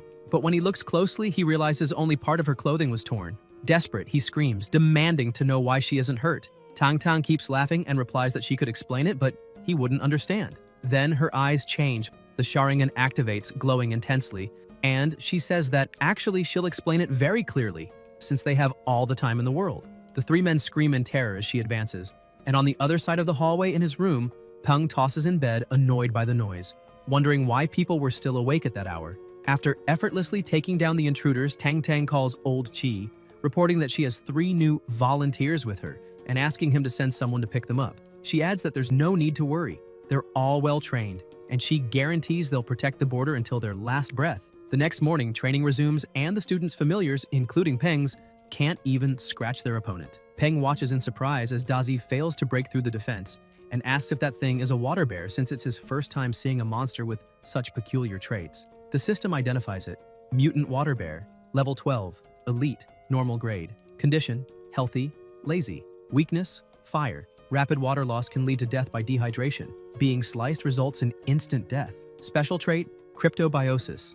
When entering the state, the mutant water bear curls up and reduces its metabolic rate to an extremely low level, drastically increasing all resistances. Peng reflects that it might be time to look for a third familiar and considers forming a contract with the water bear. He thinks about how incredibly resilient these creatures are, known to survive in space, resist radiation, endure temperatures below 200 degrees Celsius, and even withstand microwaves. After the cataclysm, their vitality evolved further, granting resistance to several rare attributes. The protagonist keeps assessing the situation, realizing that even though the water bear has incredible self-defense capabilities, it wouldn't work well in a team setting to protect the others. Therefore, he decides to set that idea aside and instead look for a long-range attacker, or a defensive familiar. And if he can find one with healing or flying abilities, even better. While he's lost in thought, Tianying and Lotus finish off the hyena. She approaches celebrating and the instructor rushes to stop her, asking her to calm down. When large monsters are fighting, people must stay away from the battlefield to avoid unnecessary accidents. Peng smiles at the sight, realizing that Lotus Seed's shyness has lessened a lot since their training began. His phone rings and it's manager Senlin asking if he's free today. The protagonist asks why, and the manager says he'd like to invite him to lunch. Some friends are visiting and he'd like to introduce them to him. Peng doesn't quite understand why the manager suddenly sounds so flattering, but it makes sense. After all, since the Dark Ember Forest incident, the company had suffered great losses, and since Peng is now an intermediate-level monster breeder, Senlin probably wants more of his help in the business. Peng agrees to go and tells the manager to meet him at the school gate after classes in the late afternoon. When classes end, Senlin is already waiting outside. Peng gets in the car and apologizes for the trouble, but the manager waves it off, saying it's no trouble at all. He often passes that way since his daughter attends the same school, so it was just convenient to pick him up. His daughter Liu Jiaoyu, sitting in the back seat, rolls her eyes and calls her father a liar, saying this is only the second time he's ever gone to her school, and the first was just to enroll her. Senlin quickly changes the subject, saying that, in any case, if Peng ever has free time, he'd like him to take a look at his daughter's familiar. Peng glances back and sees it's a cat-type familiar, a rare sight. He quickly scans it and finds it's a mint cat, level 12, normal grade, wood attribute, weakness, water. Smiling, he says he's usually at his studio on weekends, so she can come for a consultation then. Zhao Yu brightens up and asks if he's serious. The manager stops the car in front of their house, telling his daughter she can go in and that they'll talk about it later since he and Peng still have business to discuss. She gets out smiling, thanks Peng again for offering to help, and waves goodbye. Peng, puzzled, wonders what's going on. If they're just meeting some friends, why did the manager send his daughter home first? Everything feels increasingly suspicious. As the car drives off, Peng asks who these friends are, and Senlin simply replies that he'll find out soon enough. A short while later, they arrive at a temple, and the manager asks him to come in. As they walk through the entrance, Peng takes in the scenery. The place is styled like an English garden, probably designed by a master landscaper familiar with both northern and southern aesthetics. Dining in such a refined place could only mean the manager's friends weren't ordinary people. When they reach the main hall, Senlin says everyone's already there and invites Peng inside so he can introduce him. The first introduction is Captain Song Si, the second, Captain Jiang Gu. Jiang comments that Senlin had been so secretive before that he never imagined he'd bring along a little boy. Peng glares slightly annoyed, realizing it's no coincidence that everyone there represents a monster hunting group. The looks directed at him are filled with curiosity and greed, and it unsettles him deeply. Senlin tries to lighten the mood, saying that since everyone's here, they can begin eating, but Jiang raises a hand and says to wait. Staring at Peng, he says the boy doesn't seem very happy, asking if he's upset about being summoned so suddenly. The captain, Song Si, cuts in, asking what Jiang is trying to do. Scaring a kid would be disgraceful, especially if word about it spread. Senlin explains that he hadn't told Peng anything about the meeting, so the boy had no idea they'd be gathering there. The manager apologizes, admitting the invitation was impulsive and poorly arranged. Jiang nods in understanding and shifts his tone to something more respectful. He says they've wanted to meet Peng for quite some time to ask for some advice, but it's been extremely difficult to find him. He then asks Peng to come closer and join them. The others, too, act a bit more polite, inviting him to sit at the table to eat and drink with them, adding that it'd be a waste to spend the time just chatting. They might as well take the opportunity to seek his insight. Peng notices that, though they sound friendly, their words reek of pretense, and it's clear they have ulterior motives. The manager apologizes again, saying he didn't handle things properly. Peng stays irritated, thinking that he's ended up putting the manager in a position where his debt now far exceeds whatever he was paying. In other words, he owes him. Even so, Peng decides to see just how far this red marriage will go. Jiang sets his chopsticks down on the table and says he's a straightforward man and has a few things to say. Jiang points out that the rumors about the protagonist describe him as an extremely talented young man with a 100% success rate in monster evolutions, and he asks if Peng is really as miraculous as people say. Peng laughs and replies that it's not quite like that. All that fame comes from examiner Feng Xu's care and guidance, but adds that if they ever need help, they can visit him at his studio or through Senlin's company for a proper consultation. The captain smiles, saying Peng's words are quite straightforward and that since he's a friend of manager Senlin, then he'll consider him a friend as well. He emphasizes that it's only natural for friends to help each other, so why would they need to involve a company in between? The others echo the same sentiment, treating him as though he were just another friend and claiming that mixing business with friendship isn't right. Peng starts to grow irritated again, realizing these people are treating him like an idiot. Feeling disrespected, he simply stands up and starts to leave. Senlin quickly asks him to wait, but Peng apologizes to the captains, saying he's just a high school student who's only been in the field for a short time, so he can't accept such important tasks. The manager apologizes on his behalf, saying he didn't organize the meeting properly and asks Peng to wait a moment so he can drive him home. Peng declines, saying there's no need, as he's already called a rideshare that's on its way. A few minutes later, the car arrives and he leaves. Some of the guests comment that he's just an ungrateful brat, while others defend him, saying he's still a kid and not worth getting angry over. Senlin apologizes to everyone again, saying his intentions were good, but things didn't turn out as he expected. The others eventually accept his apology, saying they should get back to dinner. After all, the manager had gone through the trouble of arranging the meeting, and the real fault lay with that immature young man. Jiang pats Senlin on the shoulder and says that this time he helped lure Peng in and build ties with the other groups, so the favor the manager owed him since the Dark Ember Forest incident is now repaid. Senlin laughs, saying there's no need to talk like that since they're longtime friends and should always help each other. Jiang denies it, saying favors are favors, and they are not friends. As he walks away, he thinks that Peng had helped the manager tremendously. Yet even so, Senlin acted that way toward him, so what the hell would he do if they were truly friends? He concludes that the man is nothing more than an old fox. For those still unfamiliar, here's a quick recap of ranks and tiers. Normal tiers range from level 1 to 10, Elite from 11 to 20, Commander from 21 to 40, and Lord is the highest class. As for grades, they follow this order: Normal, Excellent, Superior, Perfect, Epic, and Hidden. Now that we're clear on that, don't forget to like and subscribe. Love you all. Once again, night falls, the protagonist returns home and decides to watch a bit of TV. On the news, the Alliance News Channel reports that the Blue Magic Genetic Enhancement Serum, released by the United Dragons Group, is a scam with severe side effects. In the Neon region, there have been multiple cases of malicious mutations in familiars that use the serum. The United Dragons Group has announced a global recall of the product.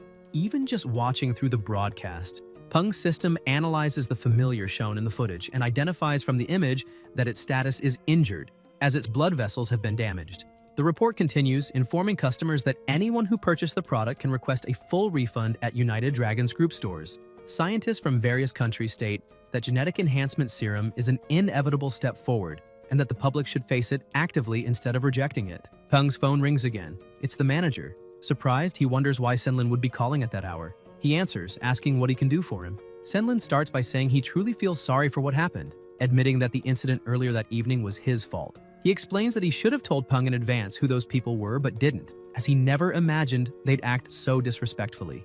Peng tells him not to worry and that he doesn't care about such things. Senlin insists, asking him to trust him and saying that if those people dared to behave that way, it means they also offended the Blue Shield Group, and that from now on, before he can finish, Peng hangs up on him. Irritated, he thinks he doesn't really blame those people for trying to take advantage of him. It's his own fault for still not being strong enough to tell all those idiots to go to hell. Staring intently at the television, Peng reflects that, for now, he can only play by the rules, at least until he has enough power to change them. The program changes, and the host announces that the first King of Dogs of Yangcheng contest concluded successfully the day before. Participants came from Yangcheng, Rongcheng, and Pengcheng. The monster breeder Han Ning, 21 years old, won the championship, and his familiar became the first King of Dogs of Yangcheng. Peng studies the data on the screen. The creature's name is Starfall Autumn Dog, level 39, Commander tier, perfect grade. The host continues, explaining that, according to reports, Ning is still a university student, currently in his third year at the Yangcheng Institute of Science and Technology. Peng lowers his gaze, thoughtful. In just 3 years, that young man managed to evolve his familiar to Commander tier and perfect grade, placing him among the strongest people in the world. Determined, Peng murmurs to himself that Ning should wait for him, because soon he'll be just as powerful. The next day, in the cultivation room of his studio, Peng is with Dumby, preparing a potion. He hands the vial to his familiar and tells him to drink it. Meanwhile, Zhao Yu arrives, accompanied by her friends. One of them looks around and asks if this is really the studio of the famous Mr. Peng she keeps talking about. Zhao Yu confirms with a smile. Another friend, curious, asks why she calls him Mr. if they're the same age, and if it's because he's like her. Zhao Yu turns and starts tickling her, calling her a brat and asking how she dares imply she's old. The two burst out laughing while the third watches amused. At that moment, Quan Quan appears and greets them warmly, welcoming them to Flying Rock Studio. She asks if they have an appointment, making the girls exchange puzzled looks and wonder if booking ahead is really necessary. One of them glances around, noting how empty the place seems, and asks if business is really that good to require scheduling. Quan Quan says that if they don't have an appointment, she can call the boss to confirm a slot. Zhao Yu pauses, remembering her father's words, that this Mr. Peng is one of the best monster breeders in the city, the greatest genius of Chang'an, and thinks that the only downside is the high fee, which must be why there are so few clients. While they're chatting, a deafening roar echoes from the cultivation room, followed by an overwhelming pressure that fills the air, making the girls feel faint and gasp for breath, asking what that sound was. Inside the cultivation room, Dumby begins evolving, and an intense aura bursts from his body. When the process ends, Peng checks the system. The skeletal ghoul monkey has reached level 16, epic grade, ghoul attribute, light weakness, and acquired the special trait, Heart of Blood Threads. Excited, he opens the details. Special trait, Heart of Blood Threads. Effect 1. Active. Consumes a certain amount of blood threads and energy to form a heart of blood threads. While active, all physical aspects of the skeletal ghoul monkey are enhanced. The effect ends when the heart is destroyed. Effect 2. When the heart of blood threads is consciously activated, it triggers heart resonance, allowing control over the heartbeat of other beings. Peng celebrates, realizing Dumby's combat power will increase dramatically with this addition, but then frowns, noticing a new problem. His familiar now looks like a Susanu, and that kind of flashy form is anything but discreet. Peng asks Quan Quan to help him find something to cover Dumby with, since there's no way he could walk around the streets in that form. The receptionist looks both shocked and impressed, thinking that the protagonist managed to promote his familiar extremely fast, proof that he's getting stronger by the day. Zhao Yu and her friends approach him as well, surprised to see her there, assuming she must be the manager's daughter. Peng, still suspicious, remembers hanging up on the manager earlier and is confused about his motives, wondering if he might have sent his daughter to test him. However, he becomes curious about her friend's familiar since it's quite intriguing and of a completely new kind, a monstrous being that floats in the air as if swimming through the sea, making him realize there might be creatures as strange as that one roaming around. Embarrassed, Zhao Yu calls the protagonist Sir and asks if he could take a look at her familiar. Peng tells her not to call him that, since they're the same age, and it feels weird. He reminds her that clients pay up front and says her familiar, a mind cat of the elite tier, normal grade, will cost 60 credits. The protagonist thinks he should probably let it go, since she clearly doesn't know what her father did, and it wouldn't be right to treat a little girl harshly. Peng then adds that because of her father, he won't charge for the materials used to promote her familiar. Zhao Yu is delighted and thanks him, while the protagonist asks where her familiar is. Zhao Yu panics, looking around and asking where it went since it was just there moments ago. Her friend points to a corner saying the cat is hiding, probably scared. The cat is completely terrified by Dumby's presence, and as soon as its owner approaches, it leaps toward her with gleaming eyes, almost crying, falling into her arms and feeling slightly safer. She tries to comfort it, telling it there's nothing to fear. Peng then walks up to her friend and asks where she got that jellyfish. The girl is surprised and asks if he's really interested in her familiar, to which he replies that he's just curious. He's never seen one with those traits before. She explains that the creature isn't really a familiar, just a little pet that acts as a walking wallet. She then takes her phone and places it inside the jellyfish, showing that it can store items within its internal space. She explains that this species originally came from Pengcheng, but recently many sellers have been importing large quantities and selling them at Wuku Square's commercial street. Peng becomes serious, analyzing the situation, and thinks that he's just found what his third familiar will be. Shortly after, at the square, a crowd has gathered and a man with a megaphone shouts for everyone not to miss the chance to get the latest and only flying coin purse, the flying pouch, encouraging people to check out Pengcheng's newest and most popular pet. A few jellyfish float gracefully in the air and the women watching are instantly charmed, asking their boyfriends to buy one for them. The protagonist approaches and asks if he can take a closer look. He scans them with the system and sees they are level 1, normal grade. He says he'd like to see all the floating jellyfish available to choose personally. The vendor agrees and invites him into the shop, explaining that the rest are inside. He tells him that according to the records, these creatures used to live in the city's marine zone, and during the cataclysm, a group of them was infected, and mutated by a special power, eventually settling and thriving in that area over the years. However, after some time, they were nearly wiped out by other monsters that preyed on them. Peng remarks that it might be the most pitiful monster in the world. The vendor smiles and says that even though it's a special creature, aside from being able to float in the air and open a small dimensional space inside its body, it has no other abilities. And if not for its cute appearance and terrible taste, it would have gone extinct long ago. The protagonist thinks that's actually a good thing.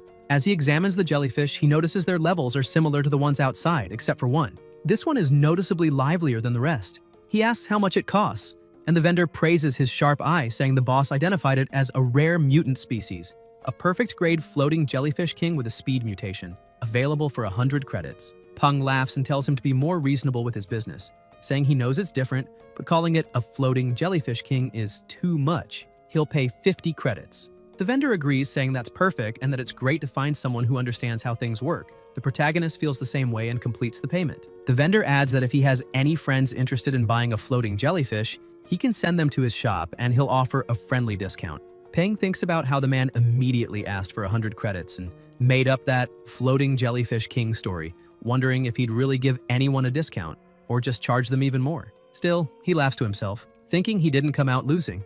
The analysis shows the following traits. Name, floating jellyfish. Level, 4, grade, excellent. Attributes, space and poison. Preference, fruit juice.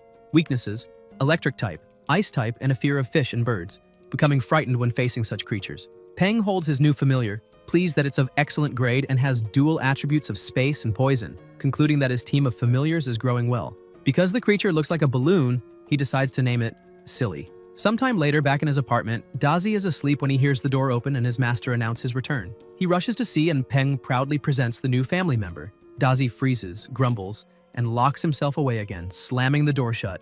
The protagonist wonders where Dazi learned to be so jealous and annoyed says he'll deal with it, shouting that he bought dried mealworms, his favorite, as well as dried poisonous worms and starflower leaves. Dazi hears that and his eyes light up.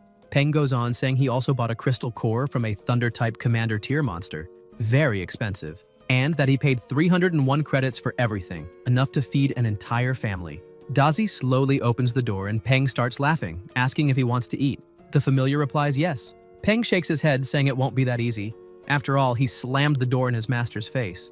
Dazi panics, begging for the food while Peng gives his rebellious familiar a lesson. Dumby just watches the new member curiously. After finishing Dazi's education, the protagonist leaves, grumbling that he was gone for only one day and the house is already a mess. He approaches Silly and notices it's still too weak. He needs to gather enough mental power to form the contract. He focuses and gets closer to the jellyfish, who flinches, while thinking that Silly's consciousness space is much smaller and weaker than Dazi's was at the beginning, which is a problem, and that the new familiar's mind feels restless. Forming the contract now would be like a kidnapper trying to take a child. He concludes that he needs to get closer to Silly so it can lower its guard. Then he gets an idea. He'll take it to school the next day to build a better bond. And Dazi nearly dies of jealousy upon hearing that. The next day at school, Tianying greets the protagonist, surprised by his new look, and Peng greets her back with Silly tied to his head like a hat. The other girls laugh and ask what kind of ugly hat that is. The protagonist draws a bit of water from the jellyfish and offers it to his friend, asking her to drink some chilled mineral water. Tianying, startled, asks what that hat is, and Peng laughs, explaining that it's not a hat but a floating jellyfish, a monster with spatial ability. Tianying strokes the lotus flower and says she's heard of that monster before, noting that they're usually shy, but she tells him to forget that for now and asks if he knows what monster they'll be facing today. They walk over to the cage to check and he mentions that it'll be a bit tough. It's the purple metal scorpion. Tianying asks if he'll be the first to fight again, and the other students comment that it looks like the extra points for the first victory of the day will go to him once more since he's strong and has a high win rate. They say they can only learn from him to earn points like that someday. Peng turns and says he can't always be the first in the team. That wouldn't be fair to his classmates. And he'll let someone else go first, surprising the class. A student wearing glasses with a giant rooster steps up and says that if the protagonist doesn't want to go first, he'll take the spot.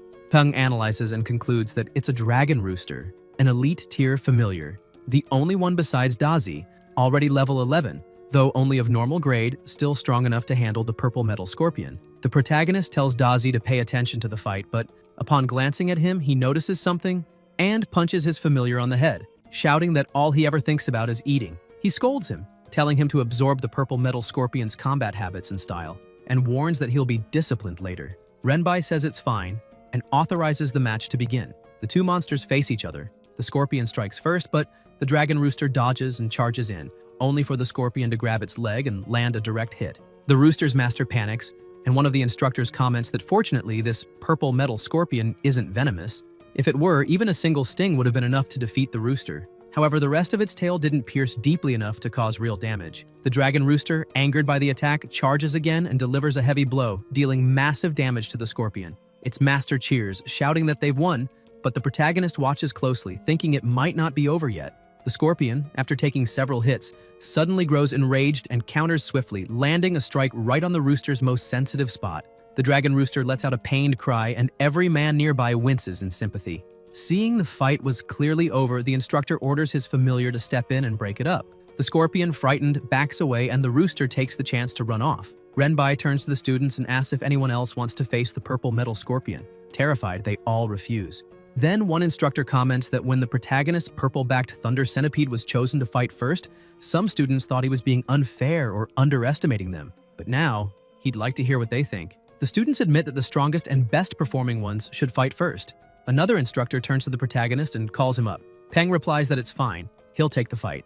The cage opens again and Dazi steps inside, staring at the scorpion for a moment. Tieying looks worried, saying that although Dazi is strong, the scorpion's power is no joke either. The protagonist grows tense, realizing she's right. The scorpion likely still has a trump card hidden. With trembling hands, he thinks he can only trust his familiar now.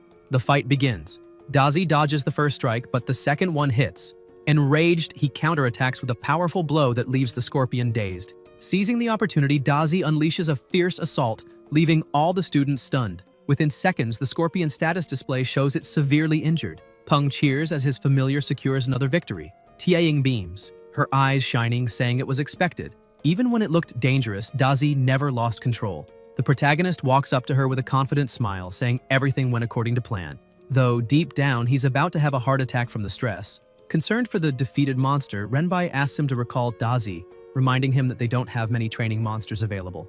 And if Dazi eats one, Peng will have to pay for it. While they talk, Dazi continues to tear the scorpion apart, face messy and eyes wild, frightening the students, who whisper if he's really been tamed at all since he looks so savage. Peng whistles and Dazi instantly stops, walking over to him. The protagonist pulls a handkerchief from his pocket and scolds his familiar for eating random things, asking what they'd do if he got sick. He adds that he scared everyone again. Then he smiles and jokes that it's not entirely Dazi's fault. If those monsters are really that tasty and nutritious, it's hard to resist. The students are horrified, wondering what Peng means by that, thinking it's far too cruel and that he's going too far. Tieying smiles and tells him not to mind them, saying the others are just afraid of Dazi. Peng grows serious and says that right now they're facing caged monsters under instructor supervision. So, of course, they feel pity. But if they were out in the wild, the monsters would be the ones feeling pity for them. He shouts that they're here to learn how to truly fight, and if they plan to feel sorry for their enemies, they'd better leave now before they end up eaten alive. His words stir the class. Some agree with him, while others think he's being too arrogant. The instructor claps his hands and says Peng isn't wrong, then takes advantage of the group's attention to make an announcement. Renbai explains that basic training is no longer enough, and starting tomorrow, everyone will begin real field training. He tells them to think carefully before deciding, as the training will last a full week and has already been approved by the school. The instructor advises everyone to discuss it with their parents or guardians, as a registration will cost 5 credits.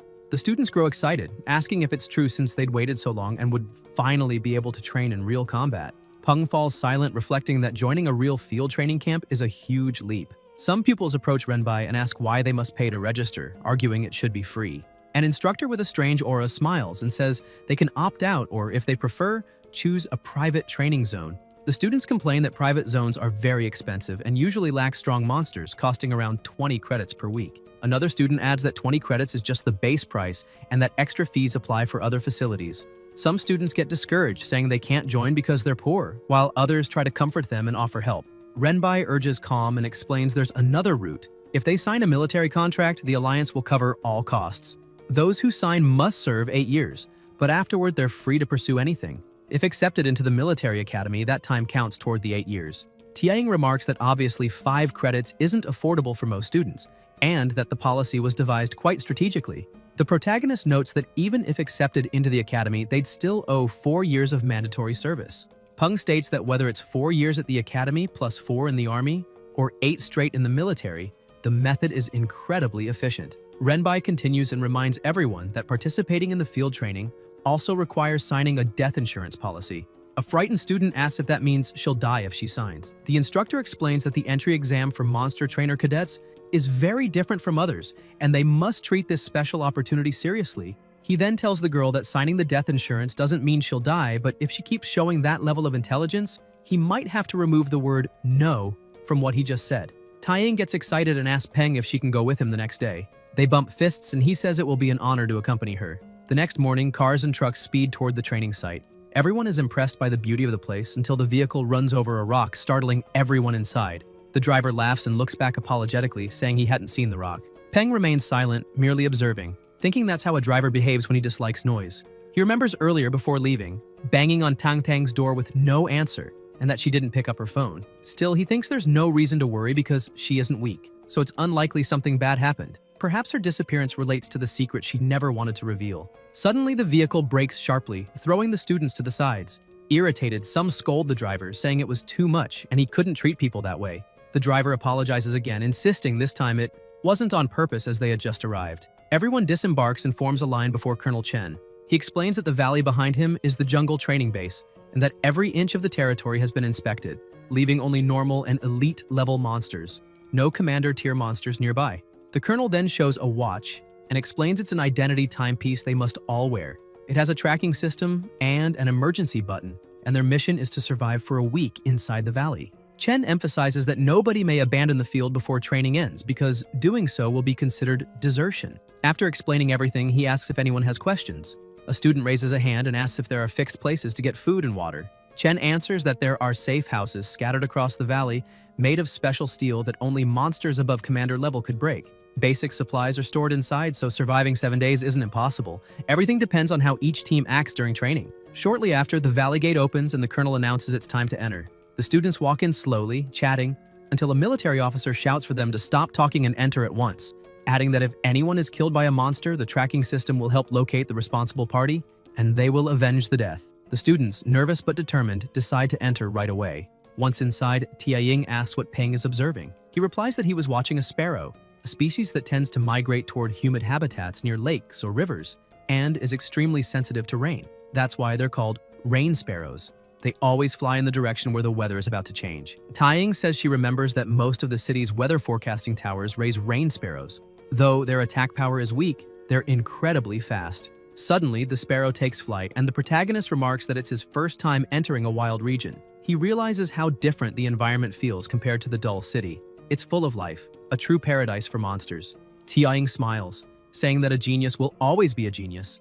While everyone else rushes deeper into the valley, he's calmly observing his surroundings, and that kind of mindset is what makes him so amazing. Peng replies that, in truth, he was only standing still because he wanted everyone else to go in first. Taeying laughs, doubting him, and asks if they can move on. He nods, and the two begin walking through the valley. Still, Peng remains alert, sensing something move among the treetops, but when he looks again, nothing's there. Perhaps just his imagination. On the first day, they explore the forest, admiring the flowers and mountains until they come across one of the safe houses. Taeying points ahead, saying there's a camouflaged cabin that must be one of the safe houses mentioned by the colonel. Peng agrees and says they should check inside. When they open the door, they find a simple, clean room with minimal furniture.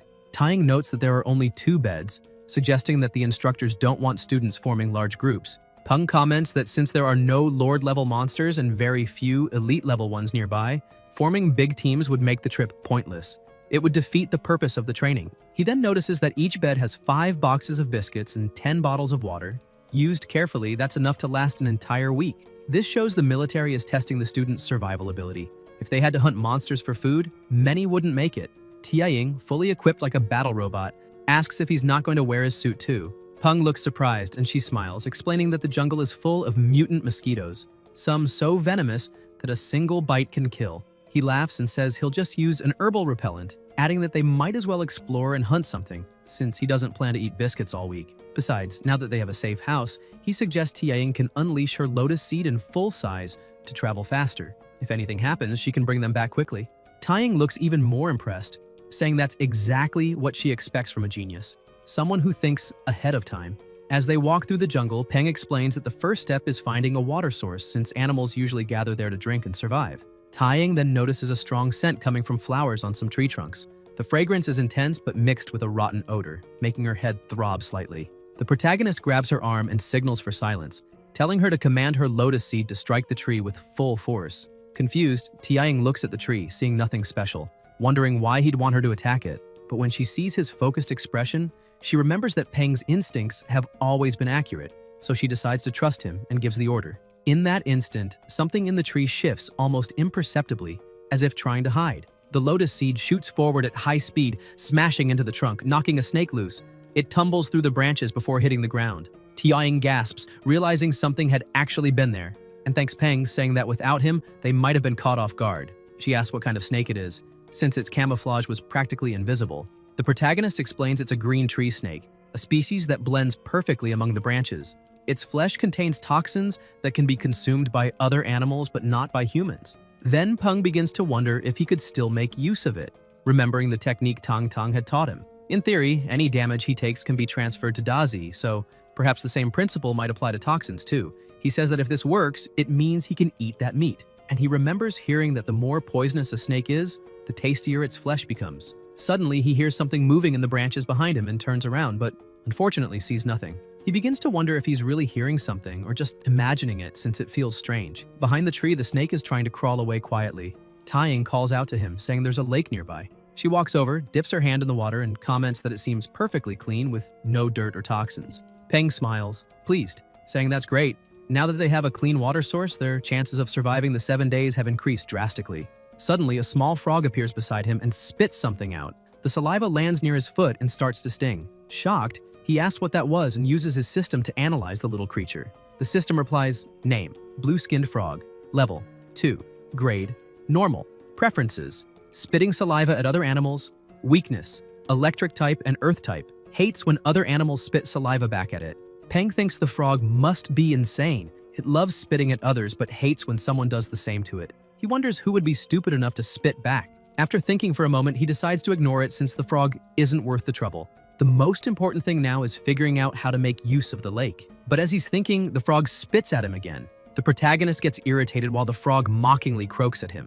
Peng gathers all his determination and spits back at the frog, feeling like a fearless fighter, thinking he gave it a chance. But since it didn't appreciate it, it's just an idiot. He even brags that since he has a system, he already knows its weakness. The little frog starts trembling with rage, and the familiars, along with Tianying, have no idea why Peng would do something so ridiculous. Suddenly, the frog starts crying and screaming loudly.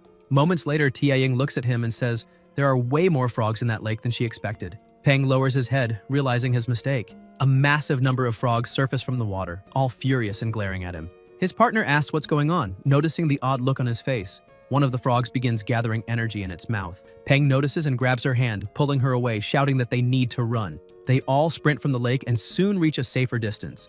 Gasping, Tianying asks if they're safe now. Lying on the ground, Peng answers yes. Exhausted, Tianying says she never imagined she'd one day be chased by frogs. Still sprawled out, Peng comments that they can't underestimate those creatures. 1 or 2 might be weak, but 100 together is something he doesn't even want to think about. Confused, Tianying asks how he can say that after just spitting on one. Peng gets up and says it's time to organize their situation. Behind the northern trees lies the frog lake. To the west is the valley entrance, with some trees but no dangerous creatures spotted so far. To the south, a dense forest with traces of large carnivorous monsters. Thick trees there make it difficult for her lotus seed to move. And to the east, a small incline leading to a wide meadow with signs of herbivores. Tianying says that's all the information they have for now and asks if he thinks they should expand their scouting area. The protagonist replies that they could, but first they need to eat. The others don't look too thrilled, but Peng tells them to relax. What they discovered today is already plenty, and there's no need to get too anxious on the first day. He suggests everyone calm down and rest. Tianying agrees and says they still need to find something to eat. Peng tells her not to worry and lifts the green snake he'd captured earlier. Tianying is completely puzzled since a few hours ago he'd said humans couldn't eat that meat. Peng tosses a few small bottles on the ground and says those will be the seasonings: fine lilac lotus, golden strand nutmeg, and black-blue grass. She asks when he picked all that up and where he's been keeping it. Peng points out that this is jungle survival training. They always have to be prepared. Meanwhile, everything they do is being monitored in a control room, where several people are watching dozens of camera feeds showing what's happening during the test, the safe houses found, the paths the students take, and even those who've triggered emergency signals asking for help. One of the agents turns to his colleague and asks if number 17 is the one Zhang mentioned. The other soldier monitoring the cameras confirms it, saying both his familiar and his appearance match. The agents keep commenting that faced with so many frogs, the only option was to run, and even then, you'd have to shake them off. And that boy did exactly that, which showed he was good. Colonel Chen points out that it might seem simple, but for a student with almost no training, it's quite difficult. Whether it's using the terrain, mastering jungle survival skills, or having the determination not to give up when everything goes wrong. Peng outperformed most teams, and that's why he wanted everyone there to focus their monitoring on him. Meanwhile, the pair were heading back to the safe house, and Tianying said she wanted to see if that would really work. She tries to open the door but notices something odd. The protagonist asks what happened, and she, worried, replies that it seems the door is locked. Tianying starts knocking and asks them to open up, but the people inside say there's nobody there and it's already full, telling the two to go away. She tells Peng that apparently they've lost the safe house, but they should have expected it since there are so few available. Peng tries to reason with them, saying it's already getting dark and it's just the two of them, and that he wouldn't mind sleeping on the floor inside. Two people inside start arguing. One asks why he's even explaining himself, saying they should just tell the outsiders to leave since the house is already too small and no idiot would agree to squeeze in with them anyway. The other agrees, saying they'd better go quickly because it will be more dangerous at night. Taiying gets angry and starts cursing them out, but Peng calms her, saying there's no point getting mad at people like that because sooner or later they'll learn their lesson. She takes a deep breath, admits he's right, and turns to summon her familiar, but then notices the protagonist is heading toward the house and asks why he's going back. Peng takes out a chain, leaving his partner stunned, and the people inside start shouting when they realize he's locked the door from the outside. Tianying asks where he got that padlock, and the protagonist explains he took it in the safe house near a table. Apparently, the instructors wanted them to reinforce the doors to increase security, so he grabbed the chain and put it in his bag when they were leaving. Laughing, he keeps walking alongside his partner. The instructors laugh too, saying that's great and that the boy is truly remarkable, cunning like an old monkey. Even the colonel notes he has potential. An examiner a bit further back observes that the protagonist is much better than most students. But now they'll see if he's capable enough in a place full of monsters at night, raising the question of whether they'll survive. Peng leads the group, saying they should follow that path and might find another safe house. As they walk, a monster stalks them, watching from the darkness. After a long trek, Tiying, already tired, says it looks like there's no other way. They'll have to spend the night in the middle of the forest. The protagonist agrees, saying they shouldn't keep exploring because it's late and they haven't found a cave, so they need to stay at the top of that tree. The trunk stands vertical, and if they branch out about 3 to 4 meters above the ground, they can build a simple shelter there. Taiying agrees, saying it sounds good. The lotus seed strikes to fell the tree, and then the protagonist sets up camp, and within minutes, everything is ready. Taiying breathes a sigh of relief, saying they're finally done.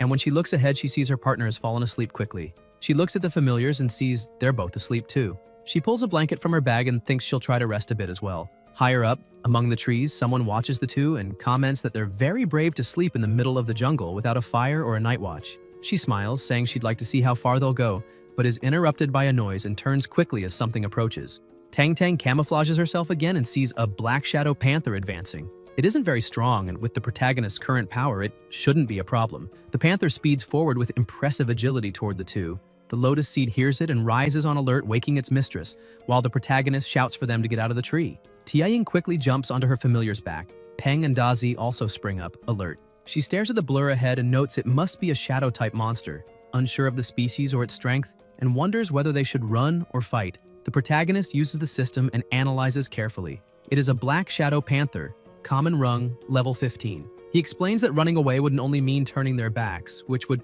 actually trigger the panther's hunting instinct even more. As he speaks, the monster lunges. He's caught off guard by its speed and calls for his familiar.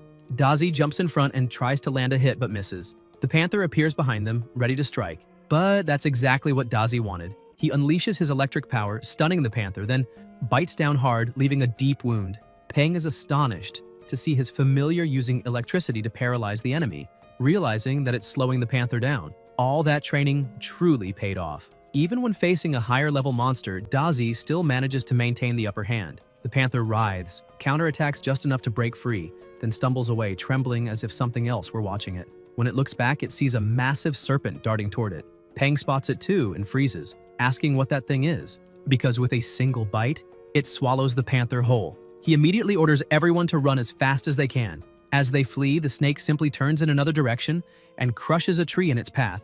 Watching from a distance, Tang Tang notes that the serpent doesn't seem interested in Peng, which is good. If they fought there, it would attract too much attention and likely expose everyone's positions. She vanishes again while the instructors monitor everything on their screens, tracking the serpent and reporting an emergency. They turn to the captain, asking if they should engage the giant mutant jungle anaconda. Another man replies that it's unnecessary. This particular anaconda is docile and not very aggressive, making it a good test for the students. If they can't handle something at that level, they might as well give up on this path. The colonel agrees with Instructor Chen but orders the Golden Eagle team to remain on standby for a possible rescue mission, ready to deploy the moment anyone hits the emergency button. The next morning, Tianying wakes up with sunlight on her face, still leaning against her familiar. The protagonist is already standing, telling her she woke up just in time. They're heading out. She asks where to, and he says they'll return to yesterday's camp since they fled in a rush and left their things behind. Concerned, Tianying asks what they'll do if the anaconda is still nearby, since they don't know its weaknesses or attacks. It's dangerous to go back without any knowledge. Peng explains that's precisely why he has to return. A trainer's greatest strength is knowledge about monsters. Even the smallest detail can save a life. Times have changed, and hiding from danger would only make them weaker. He starts walking off, leaving her speechless for a moment. Then she tells him to wait and runs after him, saying she can't keep up if he walks that fast and asking how he plans to escape if the giant snake tries to devour him, since he can't ride his familiar. She approaches the two, apologizing to Dazi but admits he's not built to carry people. Meanwhile, Tang Tang continues observing from afar. As they near the camp, Tianying notices the damage to the fallen trees around them and says that if they hadn't run fast enough, they'd have ended up the same way. The protagonist glances to the side and spots something shining. He moves closer to the trunk, wondering what it could be. Tianying says she'll go ahead to check, but he shouts that it's impossible.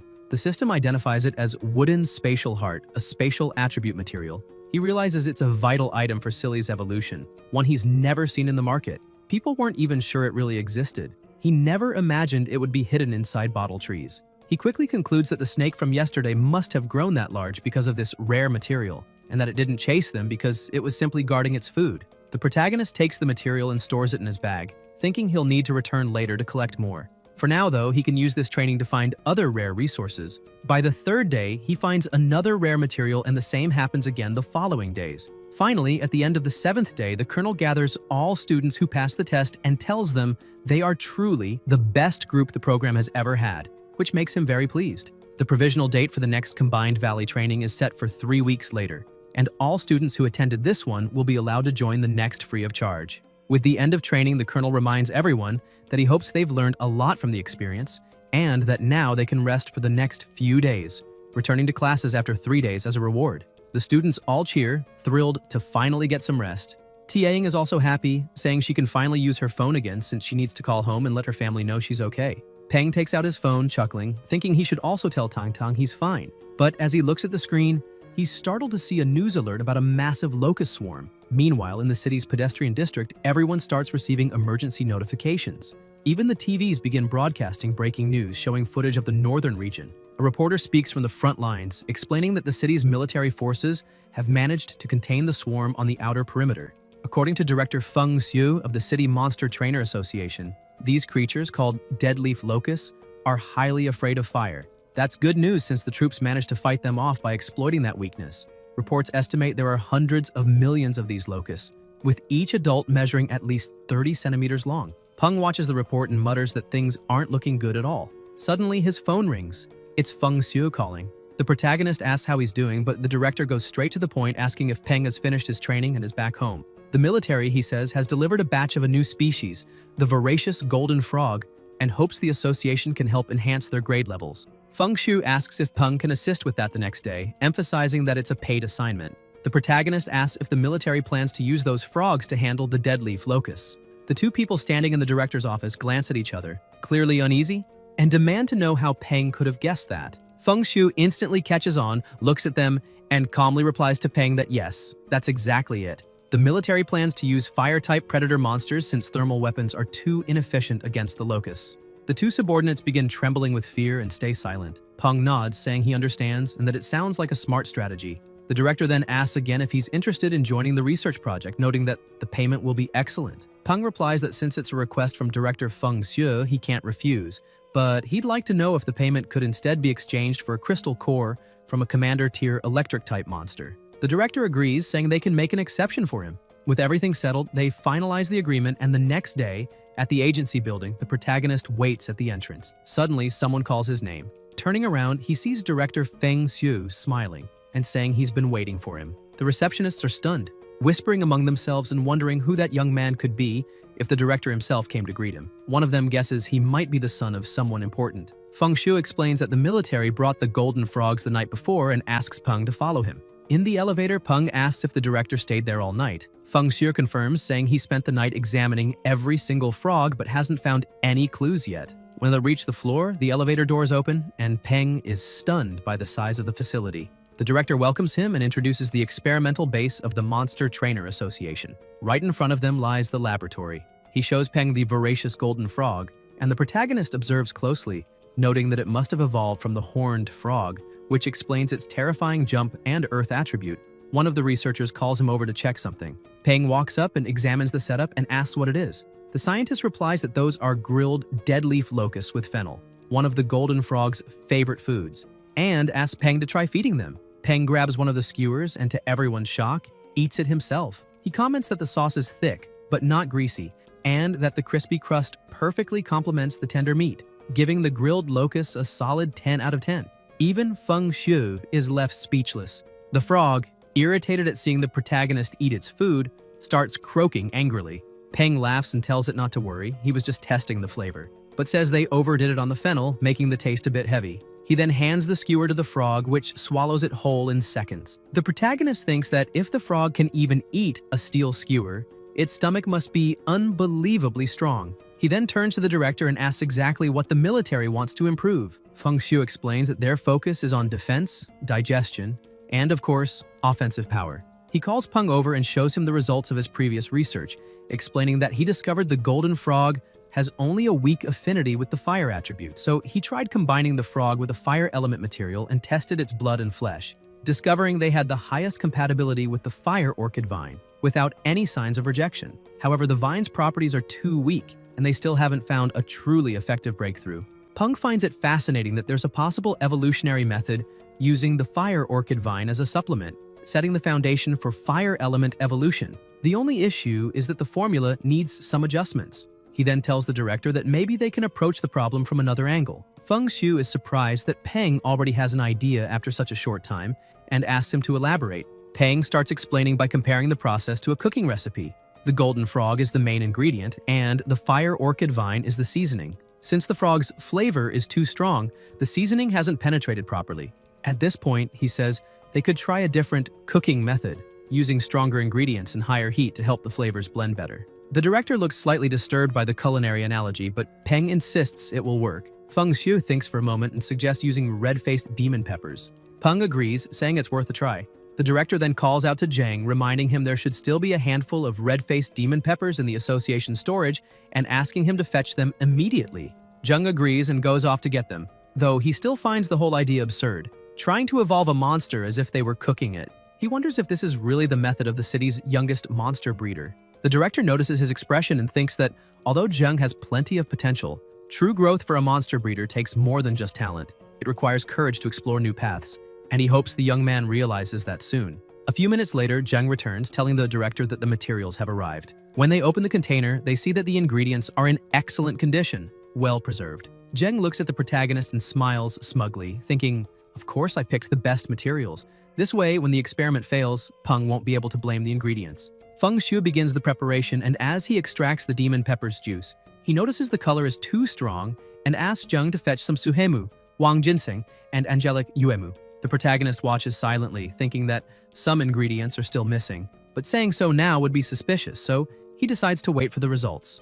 The director finishes the mixture, and with a syringe in hand announces that the evolution potion is ready. When he injects it into the frog, its skin swells and then suddenly explodes. Feng Xiu exhales deeply and tells Zheng that the test failed and they need to analyze the blood to find out why. After examining the data, Zheng concludes that the flesh burst because it absorbed too much fire element, causing a violent energy reaction. The fire energy didn't fuse properly with the blood and tissue. The director had already suspected as much. Zheng continues, explaining that based on prior experiments, if there had been even a chance of success, there would be traces of the fire element in the exploded tissue.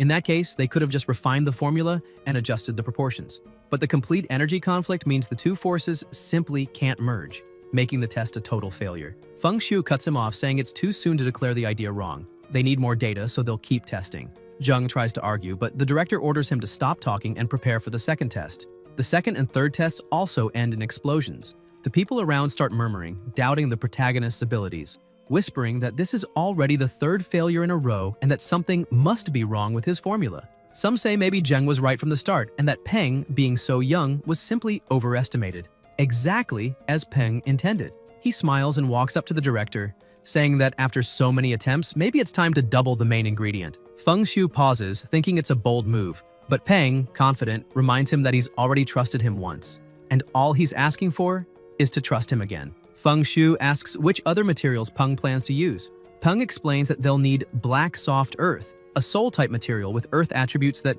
possesses moisture and yin properties.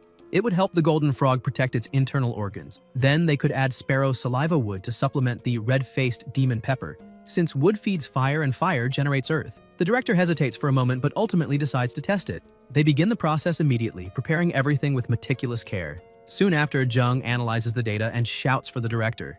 This time, a large amount of fire element has successfully fused with the flesh. Feng Shu smiles, saying it's unbelievable. The formula worked. The protagonist then suggests they move on to a live test, explaining that since many of these ingredients must be digested to be truly effective, testing only the flesh and blood won't yield accurate results. Feng Shu agrees, so they move to another frog's cage and Peng gets ready to inject the potion. He remarks that although they've done small-scale meat sample tests before, they still owe the frogs something, so they can give them more grilled locust skewers as a treat. As soon as the potion is injected, a strange smoke begins to rise from the frog's body, spreading throughout the room. Everyone panics, but the protagonist remains calm, saying the ratios have already been set. They just need to keep adding the materials at timed intervals, or he'll handle it himself. Feng Shu assures him it's fine. He wants to observe the process closely. Peng takes the chance to hand him the syringe, asking if he can step out for some fresh air. Feng Shu takes responsibility and lets him go. Outside, Peng mutters that demon pepper really is strong, but now he just hopes no one suspects that he already knows the final formula. He's only been suggesting changes gradually, as the tests yielded partial results. And besides, the director has been helping him. Still, he needs to be cautious. This is the first recorded evolutionary experiment of a golden frog with the fire element, and he's just a high school student with no authority who supposedly didn't know the recipe beforehand. Suddenly, the lab doors burst open and people rush out coughing through a thick cloud of smoke. Peng notices the smoke has turned red, meaning the formula worked. Then, from the haze, a huge frog emerges. Jung cheers, shouting that it worked. Fire and earth, dual element, they've done it. Peng, however, quietly analyzes it with his system, thinking that while the fire element is present, as a dual attribute creature, it'll only be able to fully embrace one path for now. The system scan displays all its stats clearly. Monster name, Magma Fire Frog, level 19, grade, excellent, attribute fire, weakness, water, description, evolved from the voracious golden frog. In order to adapt to its revolutionary path, its earth attribute was discarded, transforming it into a pure fire-type monster. During the evolution, its body suffered extensive internal damage. Large portions of muscle were corroded by fire energy, weakening its physical strength and jump capability, while slightly reducing its evolutionary potential. Meanwhile, on the city's northern border, troops were already positioned for battle. The commander called for all units' attention. The target had appeared in Sector A3. They were to prepare for immediate engagement. Through binoculars, they could see the swarm of locusts approaching. The commander ordered the use of white phosphorus bombs, and all tanks fired simultaneously. The results were effective. The bombs worked perfectly. Smiling, the commander shouted that they just needed to keep it up to crush the swarm. But his expression quickly turned to shock as he saw the insects starting to form a sandstorm again. A massive sand tornado began advancing toward them, rendering their attacks useless. The storm was absorbing the blasts. An urgent transmission was sent out to all forces. The deadleaf locust had begun forming a firestorm, and all incendiary bombing was to cease immediately. The soldiers grew uneasy, asking what they could possibly do if they couldn't use fire anymore. One of them clutched his weapon tightly and declared that behind them were billions of lives. Those disgusting insects could not be allowed to pass. He shouts for everyone to open fire. If they can kill even one, that will be enough to honor their families. Suddenly, an army of red frogs appears on the battlefield.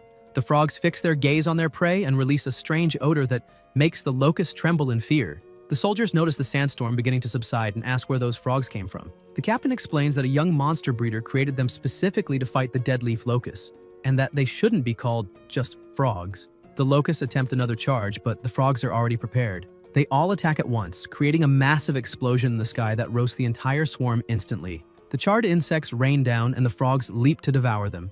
The soldiers are stunned, saying that more than 100 locusts died in a single strike. The captain adds that the small army of magma fire frogs ensured that their comrades no longer had to risk their lives, and whoever created them is truly remarkable. Meanwhile, in the city, a group of elderly folks sit chatting in a plaza. A woman asks old Han if his granddaughter is participating in that special training. Han says it's better not to mention it. She was eliminated the other day, and though her father scolded her harshly, the embarrassment still lingers. Suddenly, a military jeep speeds into the square and stops right in front of them. The woman asks who the jeep could be looking for. Han replies that judging by the direction, they're heading to the 6th floor and wonders if they're after that boy, Peng, since a similar vehicle came for him last time. The woman says that the last time she saw him, he was walking around with a skeleton. The old man asks if it was some kind of ghoul. Another elderly lady joins in, saying she saw it too and that the skeleton had ghostly flames swirling all around its body. Han asks her if by chance she means the skeleton belonging to Peng, the young man who lives right above her. The old woman laughs and says that skeleton is the protagonist's familiar. It may look scary, but it actually protects people and helps out. A rather cute creature, really. The others seem unconvinced, so she changes the subject and asks her spider to help thread a needle. Han comments that her spider is very handy and asks if it has a name. The woman replies she hasn't named it yet. Meanwhile, at his apartment door, Peng stands frozen in shock at the sight of so many army agents before him. The platoon leader steps forward respectfully and explains that, based on the agreement Director Feng Xue made with Peng on behalf of the military, a commander-tier crystal core from a thunder-type monster is being awarded to him as payment for the successful evolutionary research on the magma fire frog and asks him to take a look. Peng, both happy and nervous, thanks them sincerely. The platoon commander says he came personally to deliver it because he wanted to meet him in person. Saluting, he tells Peng that on behalf of all his comrades, he wishes to express their deepest respect and gratitude, especially for those who lost their lives during the operation. It is a sacred duty, he says, for soldiers to defend their homes and their country. They do not fear death, only dying without being able to do anything. After this heartfelt gesture, the soldiers depart, and Peng watches them through the other window. At that moment, he realizes he's been given a gift, the system, and maybe it would be worthwhile to participate in more experimental projects to help the military. Still, he understands that the system is merely a tool. The most important thing is to strengthen himself as quickly as possible so he can protect himself, and only after that think about protecting others. He senses something approaching and looks down to see Dazi hugging his leg. Smiling, he pats his familiar, saying it seems Dazi sensed his mood and came to comfort him. Then he adds that the main material has just arrived, so it's time to upgrade Dazi's grade. He heads to the kitchen and starts preparing a special soup. When it's done, he returns with an unsettling smile and tells his familiar to drink it immediately. Dazi hesitates, sniffs the bowl, then gathers his courage and drinks. He drops the bowl to the floor, and an aura of electricity envelops his body, even frightening Peng. After a few seconds, the aura fades, leaving Dazi scorched and motionless. Peng stands silently for a while as Dumby, nervous, pokes his friend to see if he's all right. Then he gets an idea. He goes to the fridge, takes out some metal needles, and tries to get Dazi to eat them to recover. The protagonist approaches and tells him not to worry, that they should leave Dazi alone for now. Dumby, still confused, simply obeys and sits beside his friend, munching on the needles quietly. Peng watches and thinks that those two really are living treasures. Then he decides it's time to form the contract with Silly. He calls her, but she doesn't want to come closer. He smiles and says he has some delicious juice with him. Silly immediately rushes over and hugs the juice. Peng thinks that the three of them are truly a trio of gluttons. He pricks his finger, touches the jellyfish, and begins to focus. Silly's consciousness is still a bit weak, but he notices she's brave, approaching him without even being called. Apparently, all the good food he gave her wasn't in vain. He places his finger on her consciousness, telling her to become his new companion. The contract appears, and he continues, saying she will become his partner, and that he'll give her the power to never fear anything in this world again. Silly responds that she doesn't want power, she wants juice. Peng can't believe it, but ends up agreeing, promising her liters of juice. Thus, the contract is complete. The next morning, Zhou Ying was sleeping peacefully with her familiar when a shadowy figure began calling her, asking her to get up because it was time for breakfast. She wakes in fright and looking ahead sees that it's her parrot telling her to wake up and eat. Zhou Ying says he's a good boy, since ever since the old man passed away, the bird has been her only companion, and she thanks him. She remembers that ever since her daughter's accident, she had no will to do anything, and that it had been difficult for the old man to handle the meals every day until he eventually left too, especially breakfast, because he would wake up early every morning to make it and wake her up. When she finally recovered and could take care of him, he was gone. Now she doesn't know how she's still alive or how much longer she'll keep going, and that's why she's grateful to the parrot for giving her a reason to keep living. She smiles as if she already knows something, thanking the parrot once more for staying with her all this time. However, she adds that the old man has been waiting for her for a long time and that she needs to go be with him. Suddenly, a blue energy begins to fill the room. The old man appears beside her and places his hand over hers, saying he's there to stay with her. Xiu starts trembling and crying, and the old man extends his finger, saying that from now on they'll never be apart again and asking if she agrees. She holds his finger and says she'll never leave him again. Suddenly, everything returns to normal, and it's actually the parrot touching her hand. In his apartment, Peng was sleeping soundly until he woke up to Dazi's complaints of pain. He stands up and asks what's wrong, and when he looks down, he sees Dazi rolling back and forth on the floor, saying his head hurts a lot. The protagonist quickly gets up, worried, asking if something went wrong with the evolution, but he's surprised when he looks at the system and sees that his familiar is now at perfect grade and that the tooth replacement process is underway. He shouts in disbelief. He didn't even know a centipede could replace its teeth, and starts wondering if the centipede's genes mutated after the cataclysm. After all, the world has changed so much that common sense doesn't work the same way anymore. He tries to calm Dazi, telling him not to be afraid because that headache is necessary for his growth, and that he just has to endure it. He starts walking and calls Silly, who rushes to him and rests on his head. He checks the system, wondering which evolution route to choose for her, support or maybe combat.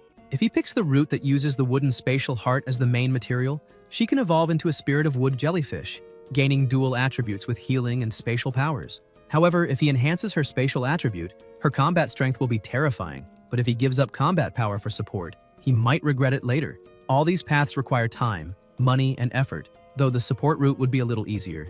After thinking for a while, he decides it's best to go with the support route and evolve her into a spirit of wood jellyfish. Once she grows stronger, he can choose any route he wants. But for now, this one will help the most. As he leaves the apartment and passes through the plaza, he notices some people standing still and asks why there's such a crowd. The people are murmuring, wondering what's going on and if they're seeing things. Suddenly, a light begins to shine in the sky, and some say it might be a ghost, that it must have come to take Grandma Xiu, and that it must be the old man. When he looks up at the sky, the protagonist also sees a completely blue phoenix, and the system instantly identifies it. Name: Soul Guardian. Level: 25. Grade: Perfect. Attribute: Soul. Description: a powerful desire keeps this monster in the mortal realm, allowing it to take on multiple forms, and once that desire is fulfilled, it returns to the underworld. One of the bystanders says they saw everything. The two began to rise, their bodies on the metal support turned into a point of light and flew away. The parrot and the old woman were definitely gone. The protagonist thinks that it seems the grandmother really passed away. Suddenly, he remembers that she had a gray striped plate spider, and that, after its master's death, a familiar is no longer bound. If it chooses to return to nature, that's fine, but if its temperament changes and it starts attacking humans, its fate will be sealed. Peng begins running toward the grandmother's apartment, saying he needs to get there as fast as possible. When he arrives, he's out of breath and sees that the door is locked, with no sound coming from inside. He starts wondering where the spider might be hiding. Judging by the striped plate spider's habits, it should be. Looking up, he sees it in the same place as always. Using telepathy, he gives Dazi the command to act, and when the spider begins to approach, Dazi quickly wraps his master with his body. The spider bows before them, trembling, and the protagonist feels a bit disappointed, asking if it really came down just out of fear of Dazi. Shaking with fear, the spider recalls Xu Ying saying that she was old and would soon die, and that she didn't want to sign a contract again. She had apologized, saying she didn't want to give the spider a name so it wouldn't feel tied down, as she gently stroked its head. The same memory flashes through Peng's mind, and he says it must be hard to lose the old woman. With a faint smile, he kneels down and extends his hand, saying that if the spider wants, it can come with him. Later that day, people are confused, asking what that thing is. Peng is walking through the streets looking like a black Spider-Man with his familiars, and people whisper that he must be trying to become the leader of the Five Poisons sect. As he walks, he thinks that now he just needs a familiar with good defense and his team will be complete. Even if it sounds ridiculous to use a spider as a meat shield, however, it has a defensive evolutionary path, and the materials aren't hard to find. After forming a contract with the spider, he can strengthen it to gain more soul power, combining it with the soul power he already obtained from Dazi and Silly. Maybe he's not too far from forming a contract with Dumby, but he feels a bit down knowing he'll have to stop improving Dumby's grade for a while, since if it evolves further, the soul power required for the contract will only increase. When he arrives at the studio, he greets Quan with a good morning, and she replies by calling him boss. Peng is confused since she's never called him that before. She usually addresses him as Mr. Gao. She keeps calling him boss, her eyes sparkling with a charming expression, saying it's been a long time since they've seen each other. The protagonist finds it strange, and suddenly Quan's aura begins to change. She says that lately many people have been looking for him, and that several clients keep asking when he'll be available. Even when she tells them he's busy, they insist, and she can't even get through to him anymore. Peng realizes she's completely irritated and asks her to calm down, saying that now he actually has plenty of free time. Somewhat nervous, he shows her a list and says he'd like her to prepare some materials first, and afterward he'll treat her to milk tea. Quan Quan snatches the list, clearly annoyed, and walks away, leaving the protagonist standing there. He sighs in relief as Dazi mutters that he's a real scoundrel. Inside the lab, Peng is about to form the contract with the spider and tells her not to worry, asking her to trust him because he'll give her a good life. After sealing the contract, he gently pats her and says it's time to begin the evolution. He starts the timer and begins preparing the potions. After several tests, he declares that everything's ready. Approaching, he notes that her body color is gray, a gray-striped plate spider, and says that after evolving, she'll become an armored gray spider. Since Silly and Dumby's names both end with Y, he decides to name her Stripey. He holds up the potion, saying this is the carefully crafted evolution potion he made himself, and that she'll get stronger with just a single bath. He pours the potion into the container holding the spider, and something begins to happen. The protagonist suddenly feels intense pain, realizing it's being transmitted through the soul connection, part of the suffering Stripey is enduring at that moment. He grits his teeth, thinking it's fine because pain is the path to strength, and they have to accept and endure it. Quan Quan opens the door, calling him boss again. He turns and asks what happened, and with a mischievous look, she says the client has arrived, and he looks like a very rich one. Peng smiles, saying he's on his way while thinking that now he has one more mouth to feed and needs to make money as soon as possible. Looking to the side, he sees a client accompanied by a bodyguard, and upon checking with the system, he remarks that it's interesting. That bodyguard is a commander-level familiar. Peng warns Quan Quan that he's going to meet a client and asks her to look after his spider's evolution.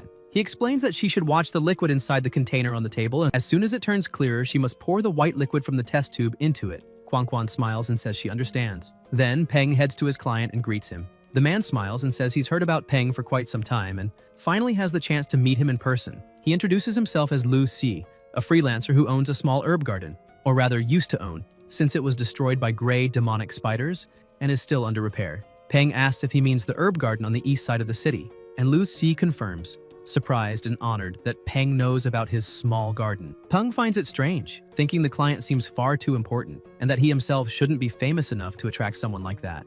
Then Lu Shi explains that maybe Peng doesn't know, but he was recently invited to a military banquet where Director Feng praised Peng's great contribution to the research on the magma fire toad. He then lifts a cloth and reveals a cage containing his familiar, the creature he wishes to evolve. Upon seeing the animal, Peng is startled. It's an ebony night hound, a rare species. All hounds have the potential to evolve into this form, marked by black fur that blends into the darkness, able to absorb most light. They're considered perfect assassins at night and ideal guard dogs, which is why many mansion and garden owners choose them as familiars. Lu Si says he's already familiar with Peng's pricing method, and that since it's a commander tier familiar, the price should be set by Peng himself. He tells Peng he can charge whatever he wants. The protagonist opens his system, analyzes the options, and after ruling out the 2 rarest and most powerful routes, as well as 5 that require rare materials and lengthy processes, 13 evolutionary paths remain. He explains to Lu Shi that raising the familiar's rank isn't an issue and that he's already considered some possible routes, but each comes with a different cost and power level. Lu Si doesn't hesitate and says he wants the most expensive one. Peng smiles and replies that this option will cost 5,000 alliance credits. The client is stunned by the price, but Peng shakes his hand and says he made an excellent choice. At that moment, a loud crash hits the wall. Peng turns in alarm and asks if it was Stripey. He rushes to the lab and finds Quan Quan kneeling, trembling, and begging for help, completely terrified. Still shaking, she points at the spider and tells Peng to look. Even he is shocked by what he sees.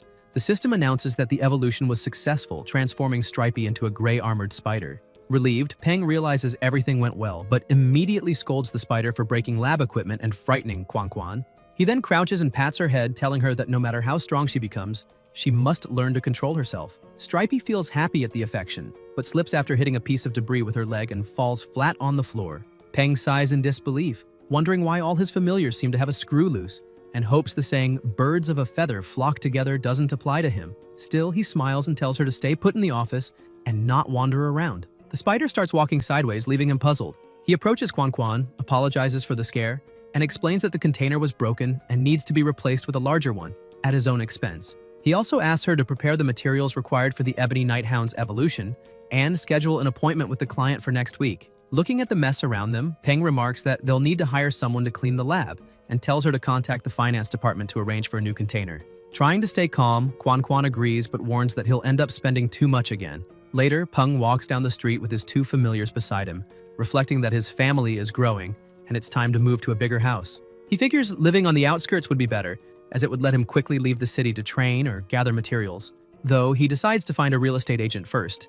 Looking at Stripey, he notices she's still walking sideways and sighs, wondering if he messed up the formula and gave her the wrong medicine, turning her into a crab instead. He complains to her, saying she should walk properly since she's a spider, not a crab. Stripey stares at him in confusion, and he's left not knowing what to think either. Shortly after, Peng arrives at the agency and is greeted by a friendly woman who asks if he's Peng. She explains that she's the sales agent he spoke with earlier and introduces herself as Xiao Liu. Peng greets her and asks if they can go see the house. Xiao Liu confirms and says a car has already been reserved to take him there, explaining that based on his requirements, the property should be a spacious residence on the outskirts of the city, with a garden, a basement, and a clean, quiet neighborhood. She hands him a tablet to view the photos, and Peng is impressed by the mansion surrounded by nature featuring a lush garden. Xiao Liu comments that although the house doesn't have a basement, the land is large enough to build one. When Peng asks about the location, he notices the agent's hesitation. She then reveals that the property is near the prosperous Dragon Lake area and costs only 2,000 Alliance credits. She explains that the price is so low because the area, being on the outskirts, has little supervision. Besides the built structure, he would also get a large plot of land, a true bonus considering his requirements. Suspicious, Peng asks if the photos are recent or taken before the cataclysm, since the plants in the background look intact without any signs of mutation. He questions if she's hiding something. Embarrassed, Xiao Liu asks him not to overthink it. After all, a house with dozens of acres of garden is practically impossible to find in Chang'an nowadays. Whether before or after the cataclysm, the house was being sold for only 2,000 Alliance credits, an absurdly low price. Although the place was isolated, there was a road right at the foot of the hill, which made things convenient. If Peng bought a car, he could easily get anywhere. Even so, he couldn't shake a bad feeling. It smelled like a scam, and a serious one. Judging by the photos, that house should be worth at least 3,000 to 4,000 credits. He knew that after the cataclysm, many rural properties had been fortified and turned into small strongholds, or simply abandoned and left in ruins. If, after 3 years, that house was still 60% as well preserved as in the pictures, it would already be a miracle. As for safety, that didn't worry him. With his familiars by his side, any problem could be quickly resolved and maybe even provide an extra meal. Xiao Liu, noticing Peng's dark expression and imagining what he was thinking, grew visibly nervous. Still, she insisted that the price was excellent and that the previous owner was practically selling at a loss. Peng decided to take a look in person. They headed toward the bus that would take them to the property. Along the way, Xiao Liu noticed Stripey and, finding her cute, crouched down and said, "What an adorable little crab. You have good taste, Mr. Peng." Peng sighed and replied, "She's a spider." The saleswoman blushed and apologized. Suddenly, Peng heard a noise behind him. When he turned, he noticed someone watching them from a distance. Xiao Liu called to him, seeing that he was distracted, and Peng brushed it off, saying it was nothing, probably just his imagination. However, a man hiding behind a wall began laughing loudly, raising a camera. "So you're young Master Gao Peng, the famous researcher. I finally found you," he shouted excitedly. Xiao Liu just gave an awkward smile and suggested they continue to see the house. When they arrived, Peng was shocked. The residence was almost unrecognizable, in ruins, completely different from the photos. "Are the interior walls in this condition too?" he asked in disbelief. Upon entering, he noticed something odd. There was barely any dust, meaning someone had been cleaning the place regularly. The rooms were furnished with expensive wooden furniture, though old-fashioned and in need of repair. Even with the bad location, a house like that should never cost so little. Before he could comment, the door suddenly opened. A man appeared, smiling. "You must be Peng?" he asked. Surprised, the protagonist wanted to know who he was. Xiao Liu explained, "This is the owner, Mr. Liu." The man laughed heartily and said, "I heard you had just arrived, so I rushed over." Peng found it strange and asked why the hurry, also wondering if they had met before. Liu replied confidently, "Come now. Who in this city doesn't know you? Director Feng's ace, the hero behind the last military operation." He handed Peng a business card. "I also work with familiars. If you're interested in collaborating, I can offer a 20% discount." Peng stared at him, surprised. The man really knew how to do business. Liu then asked what he thought of the house and explained that it was well maintained since he hired someone to clean it every month. If Peng wanted to buy it, he'd just have to pay a renovation fee and could move in immediately. "Quick and easy," he assured. Peng crossed his arms and replied honestly, "I'll be straight with you, Mr. Liu. The price you're asking is certainly tempting," Peng said. "But there's a problem. This house is worth at least 4,000 credits, even with the poor location. 2,000 is far below market value." He stared at Liu seriously. "So I'd like you to tell me the real reason behind such a low price." Lu placed a hand on the table and said that the house had actually been bought for his parents after they retired, since they were simple rural folk not used to life in the big city. That's why he purchased a home on the outskirts. He wanted them to live peacefully. They had worked hard for him their entire lives, and now that he was successful, he naturally wanted to repay them, ensuring they could enjoy a happy old age. But the monster horde ruined everything. They didn't even get to spend a single day in the house, and ended up dead. Lu began trembling, cursing that damned world and slamming his fist on the table. After a few moments, he took a deep breath, regaining control, and explained that he simply wanted to get rid of that cursed house as soon as possible. He had heard that Peng was looking for a property like that and asked the agency to sell it to him for 2,000 credits, saying Peng should see it as an investment. Mr. Lu emphasized that, unfortunately, he was no longer young and his future was limited. He didn't have the strength to do much anymore. But talented young people like Peng were the city's future, and he hoped they could prevent such tragedies from ever happening again. Peng was moved by the story, reminded of his own parents. He said he understood, thanked Lu for his honesty, and agreed to buy the house. By the end of the day, as night fell, Peng arrived at his apartment and greeted his two familiars. But they barely acknowledged him. He placed a bag on the table and told them to take a look, saying it contained food he had carefully picked himself, much better than the orange juice and yin cedar needles they usually had. Instantly, both were interested, and everyone gathered around the table. Just as they were about to eat, they heard someone comment that the house seemed lively. Turning around, Peng saw Tang Tang. She smiled and said it had been a while since they'd seen each other, then began teasing Dazi, saying he had evolved quite a bit and even grown teeth, poking at his mouth to check if any were crooked. Dazi begged for help, but Peng just looked away and told him to hang in there. Tang Tang changed the subject and asked if it was true that he had bought a house. Peng smiled and said she found out fast, but explained that the place still needed renovations, so they wouldn't be moving just yet. She grabbed his hand and scolded him, saying he should have asked for her help since she knew many people, and he didn't have much experience. He could easily be deceived. He tried to explain himself, but she turned away, saying she was leaving. Still, her words echoed in his mind, and he began wondering if that man had fooled him with that tragic story. As she closed the door, Tang Tang muttered to herself that it was perfect, because when he moved, she would move into the house next door. The next morning, deep in the forest, Peng observed the surroundings with his familiars and realized they were close to their destination. The bottle tree grove shouldn't be far. Stepping over dry leaves, he reflected that it was the last day of break granted by the academy, and that he needed to gather all the required materials as quickly as possible. If he didn't find the wooden space hearts that day, he'd have to wait until the weekend, delaying his plans. Suddenly, he sensed a presence behind him. Turning around, he saw a gray sand-brown lynx. The system identified it, level 13, normal grade, wood attribute. The animal stared at him for a moment, then lunged. Peng warned his companions to stay alert. The lynx charged quickly, but Dumby shoved the others back and stepped forward, countering the attack and forcing the enemy to retreat. He took a stance and declared himself the lynx's opponent. When he lunged, the beast panicked and tried to flee, but Dumby used the threads from his heart to bind it, and, with a swift and precise strike, eliminated it instantly. The protagonist watched in surprise, realizing Dumby was far stronger than he had imagined. The skeleton stared at his own hands in confusion, unable to understand how he had won so easily. Peng noted that Dumby still couldn't control his own strength. After all, he had never fought since his evolution, and concluded that it was probably time to take him to the academy for training. Then Peng turned and said it was time to head to the grove. Dumby silently gazed at him. Even if he didn't understand what his master said, he knew that boy wished him well, and that was enough. Peng then started teasing Dazi, saying Dumby had been faster than him. Dazi, annoyed, snaps back that if that stupid skeleton hadn't interfered, he would have finished off the kitty first. Peng smiles and says it's fine, since he knows just how amazing Dazi really is. After searching for 3 hours, Peng explores all the areas where the bottle trees grow and finally finds a few of them. Near the trees, there's a green tree snake, a species that seems to favor that type of environment. The moment Dumby spots it, he swiftly catches the snake and splits it in half, pulling out its core and showing it to Peng. The protagonist studies the crystal with curiosity, wondering if it really is a green tree snake's core, but reminds himself that this was just a secondary goal. The real mission is to find the wooden spatial heart within the bottle trees. Still, Dumby had acted on his own without needing any command. Peng then tells him to punch one of the trees. Dumby gets ready. Even the tree itself seems to sweat nervously. With a powerful blow, he knocks it down with ease.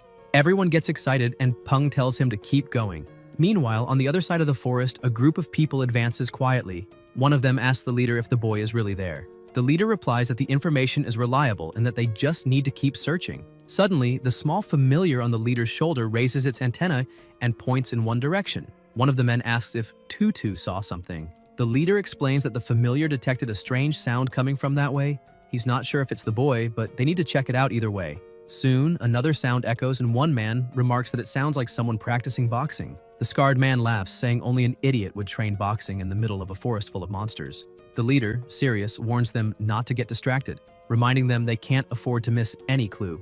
After all, they landed a well-paying job. And he asks if the subordinate has forgotten that his sister is still waiting for her school fees, stressing that they need to find out what's going on as soon as possible. As they approach the source of the noise, they see Dumby striking tree trunks with overwhelming force. The man in the bandana backs away, frightened, saying he's out. Any monster strong enough to break a tree that thick with one punch is way too dangerous. The leader tells them to watch carefully and shows them a photo. The young man in the picture is the one they're looking for. Still, even he doesn't understand why the boy is destroying those trees. The bandana-wearing man comments that they were only hired to investigate the boy's familiars, so it'd be best to observe from a distance. Getting any closer might expose them. The scarred man agrees, adding that those familiars are far from normal. The giant centipede looks especially powerful, and messing with it would be a terrible idea. Both suggest retreating. The leader, however, rebukes them, calling them cowards and reminding them that they've always lived off pathetic jobs like corpse disposal. He asks if they aren't tired of it. With their skills, they've never made it far into the dark ember forest, but now an opportunity stands before them and it's time to seize it. The leader concludes that the boy must know something. After all, no one would make that much noise in the forest just to test a tree's toughness or practice boxing. If there's something valuable inside those trunks, they can profit too. With so many trees there, they could make a good sum. He then orders Dongsen to move to the darker side of the clearing and use his familiar to control the boy while he and Huan handle the big monster. He admits it'll be risky, but maybe this is their chance to finally leave poverty behind. Suddenly, the protagonist notices some bushes rustling. His familiars notice too and turn in that direction. Peng shouts, demanding to know who's there and ordering them to come out. The leader, realizing they've been spotted, thinks they're in trouble. Still, he steps out of the shadows, laughing, greeting Peng with fake friendliness and saying it's just a coincidence they ran into each other there, asking if he needs help. Huan watches his leader, thinking that, thankfully, he reacted quickly. But Peng doesn't buy the story. He recognizes the familiars those men have, the amateur stinger bee and the skull butterfly, both dangerous forest creatures. That's how he knows these guys aren't just ordinary adventurers. Dumby senses the stranger's presence and warns his master. When both look toward the sound, the leader turns pale, baffled that they managed to detect hidden people. Trying to hide his unease, he insists there's nothing to worry about, saying that's just his brother and they're not bad people.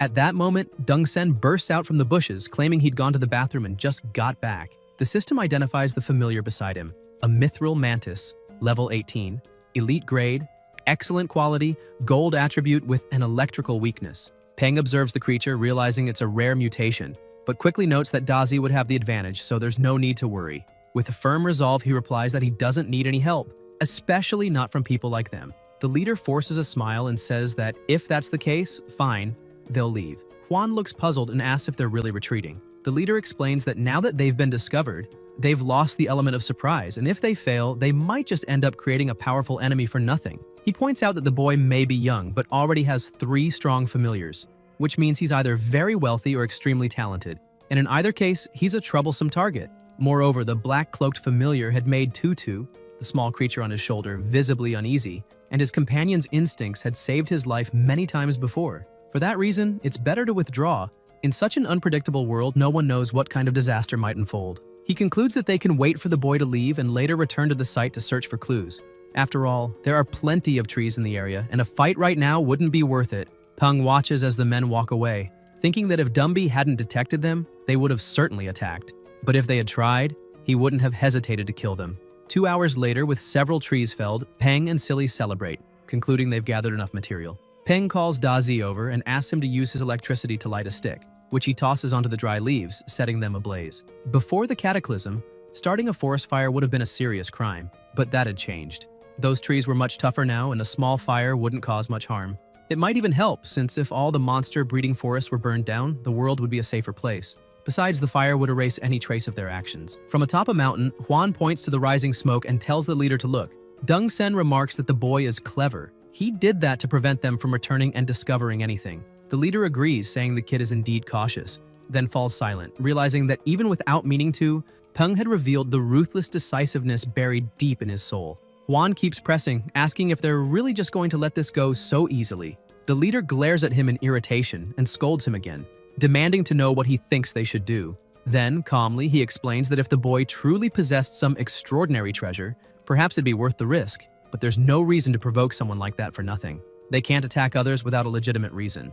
That would only bring trouble. However, the leader adds with a subtle smile that even if they can't take action, someone else can. He then picks up his communicator and makes a call, asking the operator to inform Director Jiang that the task has been completed and that the information about the target's familiars has been delivered. The operator thanks him for his hard work and confirms that the payment has already been made. Immediately afterward, he reports to Dr. Jiang that the group did not attack Peng, meaning the test mission was apparently a failure. Director Jiang, however, doesn't show any frustration. He merely smiles faintly and says that it's fine, asking if preparations for the next phase are complete. Then, with a calculating gleam in his eyes, he comments with satisfaction that he has finally located Ji Hanwoo's grandson. Peng remarks that Stripey is growing too fast. In just a short time, not only has she leveled up, but she also looks noticeably larger. Looking at the mess around him, he concludes she must be eating a lot. He crouches down, picks something up from the floor, and examines it, realizing she's molted. He wonders if that shed skin might have some special effect, like in certain novels. Then, smiling, he approaches her and tells her to eat as much as she wants. Stripey gets excited, but he jokingly adds that once she's nice and fat, they'll have a spider barbecue. Stripey immediately puts her food bowl down, visibly upset. Peng laughs and tells her she'd better eat less anyway, since canned food could build up toxins in her body. He then reflects that now that he's obtained the spatial wood, he finally has all the materials needed for Silly's evolution. The problem is, he can't cook everything at once. Silly is too fragile to handle so much stress at once, so he needs to prepare the ingredients carefully. Late at night, he goes to his workshop, turns on the lights, and notes that Quan has probably already gone home, which is great since no one will disturb him. He puts on his apron and studies the materials, saying they're rare and require special processing methods, high-temperature heating, deep freezing, and even acid corrosion. After some time, he cheers in satisfaction, saying he's finally done, and is sure Silly will love the sweet flavor. He places the portion in a container of water, and the smell alone makes Silly excited, even comparing the aroma to a delicious juice. Peng tells her to get in, but before he can even finish the sentence, Silly leaps straight into the container. Surprised, he says he hadn't finished talking yet, but then he notices something strange. The water starts turning green. He asks what's going on, remembering that Silly's favorite place has always been his head, and wonders if he chose the wrong evolution path. The green glow intensifies. He shouts for her to stop, but it's too late. The evolution completes. Breathing heavily, he realizes that the materials needed for an epic-grade evolution are far too rare, including that magical spatial sand, whose effect he still doesn't fully understand, so the next evolution will probably take time. The system then announces the result. Wood Spirit Jellyfish, Level 6, Perfect Grade. Attributes, Space, Wood, and Wind. Condition, Healthy and Happy. Weaknesses, 1 word electric, 2, Ice. Peng notices that after Silly's evolution, his own spiritual power has increased significantly, and if he keeps training, he'll soon be able to form a contract with Dumby. While thinking this, Silly stares at him with shining eyes, and even when he tells her not to come closer, she ignores him and returns to her favorite spot, the top of his head. Suddenly, Peng's phone starts ringing. When he checks it, he sees it's the decoration company recommended by Tang Tang, but he doesn't understand what they'd want so late at night. When he answers, the manager asks if he's available, explaining that they're having trouble cleaning the house and need him to come in person to take a look. Intrigued, Peng asks what kind of trouble, and the manager replies that it's caused by some mutant plants interfering with the work. If they aren't removed, the renovations can't continue, so they need him to come instruct them. Peng agrees, saying he'll go immediately, and the manager sounds relieved, saying all the workers are waiting for him, so he should come as soon as possible. At that moment, Peng finds the situation odd and asks if he really said all the workers are there, wondering why they'd be working so late. On the other end of the line, the real manager Lee is being forced to speak. Trembling, he says that's just how his business operates and pleads for Peng to hurry. Once the call ends, Dr. Jiang praises the manager, saying he did a good job and just saved his own life. Still suspicious, Peng mutters that it all sounded strange and tries calling Tang Tang, but her phone doesn't answer. Unsure what to do, he decides to play it safe and takes Dazi and Dumby with him, calling Silly as well as he rushes out the door. Half an hour later at Peng's new house, one of the men approaches Dr. Jiang and asks why Peng hasn't arrived yet, suggesting he might have caught on. Dr. Jiang replies that they need to be patient. What matters is that he'll come, sooner or later. He admits that he doesn't like using such crude methods since they're civilized people, but also says this is a once-in-a-lifetime opportunity. Ji Hanwoo has a living grandson, and if he hadn't exposed that secret, he would have died believing that old man was alone in the world. The man with glasses comments that many others are probably interested in that secret, and once they find out, they'll definitely try to eliminate the boy in secret. Jiang agrees, saying Hanwoo is already old and unlikely to have another descendant, but the grandson is young and promising, and money moves people's hearts. He adds that the Southern Sky Group has already become a giant full of masters, each with their own plans and ambitions. The bespectacled man, intrigued, asks whether the doctor really intends to eliminate the boy, and if that were the case, why not have killed him outright instead of luring him there? Dr. Jiang explains that it's very likely the old man keeps people constantly protecting his grandson. A rash attack would be a mistake because it would only ruin everything and alert old Ji Hanwoo. Jiang raises his eyebrows and asks who said he wanted to kill Ji Hanwoo's grandson, making it clear his goal is not to kill him, but to capture him for bargaining with the old man. He explains that if the boy is killed, Hanwoo would certainly go mad, and then no one would benefit. Only those truly qualified to compete would win in the end. The doctor goes on to say that his research institute is only one of more than 30 belonging to the Southern Sky Group, not to mention other sectors like security. Even if the sole heir dies, that does not make anyone else the successor. Therefore, he has no reason to eliminate Peng. After all, the boy would bring him no advantage. In a sense, Jiang says, Peng is like a prince who will inherit a throne in the future, and even if they are on opposite sides now, one day they could become allies and profit together. He looks at his watch and says the boy is probably arriving. Then he orders that manager Li be eliminated. The man begins trembling and begs for his life, reminding the doctor that he had promised not to hurt him. Jiang only releases a small butterfly and tells him to calm down, saying he is a researcher, not a barbarian, and therefore will not harm him. The butterfly flutters before the manager, and within seconds, he falls to the ground dead. The doctor smiles coldly, saying the manager shouldn't have seen what was about to happen. One fewer witness to the night's success. Suddenly, something streaks across the sky at a high speed. The bespectacled man screams in fright and tells the chief to look. Jiang turns quickly, stunned, asking whether that could be the old Ji Hanwoo himself. Moments earlier in the city's military district, the divine familiar suddenly rises and fires a beam of golden energy toward the horizon. The soldiers alarm, asking what is happening and whether the monkey of the dark ember forest has reappeared. Another soldier says no.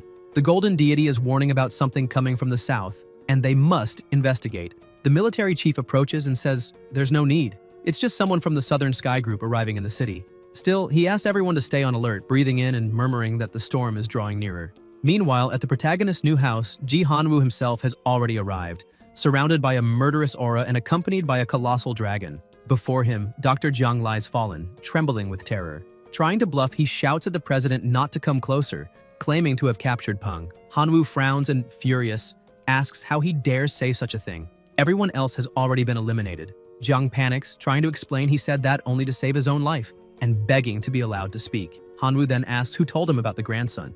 Jiang, in a panic, says he told no one, but confesses he set a program to send Peng's information to all group employees if he died. The old man stares at him coldly and replies that that was not the question. Faced with silence, Jiang realizes the danger and cries out that it was Secretary Liu who told. Gasping, he tries to justify himself, saying he only wanted more funding for his research, that he would never hurt the boy, and that his work would bring great benefits to the group. It only needed a little more investment. The president ignores him completely and in a frigid voice says that since he has said what he knows, he may die.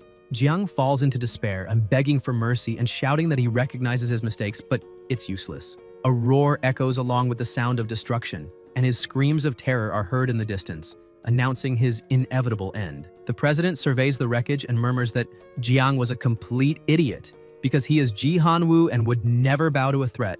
With a touch on his bracelet, he contacts the team and orders an investigation into everything related to Jiang Yilong. He says it's possible Jiang actually set up the program mentioned, so if they find anything similar, they must destroy it at once. If they can't, they must notify him immediately, because Peng is the rightful heir of the Southern Sky Group.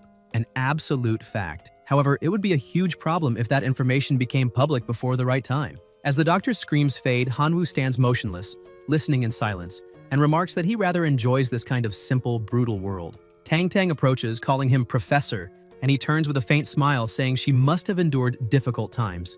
After all, when he returned from abroad, the group was in complete chaos, and he still hadn't fully regained control. He recalls that after Peng's parents died, he had to hide his grandson's existence, and the only way to keep the boy safe was to let him grow up far away, sending Tang Tang to guide and protect him in secret. Now that the group is nearly stable again, Hanwoo says it might be time to bring his grandson back, but he considers that the path the boy is currently walking is a much more effective form of growth. The boy's talent has far exceeded every expectation he ever had. Approaching his familiar, Hanwoo says calmly that there are still important matters to deal with inside the group, so he asks Tang Tang to continue watching over Peng a little longer. Surprised, she asks if he really won't wait for him. Hanwoo replies that better opportunities will come and that a steady heart is worth more than any rare treasure. That's why he wants to let his grandson grow on his own and prove how far he can go alone. Not long after, Peng arrives at the site and immediately senses something wrong with the silence. He calls for the manager and the workers, but no one answers.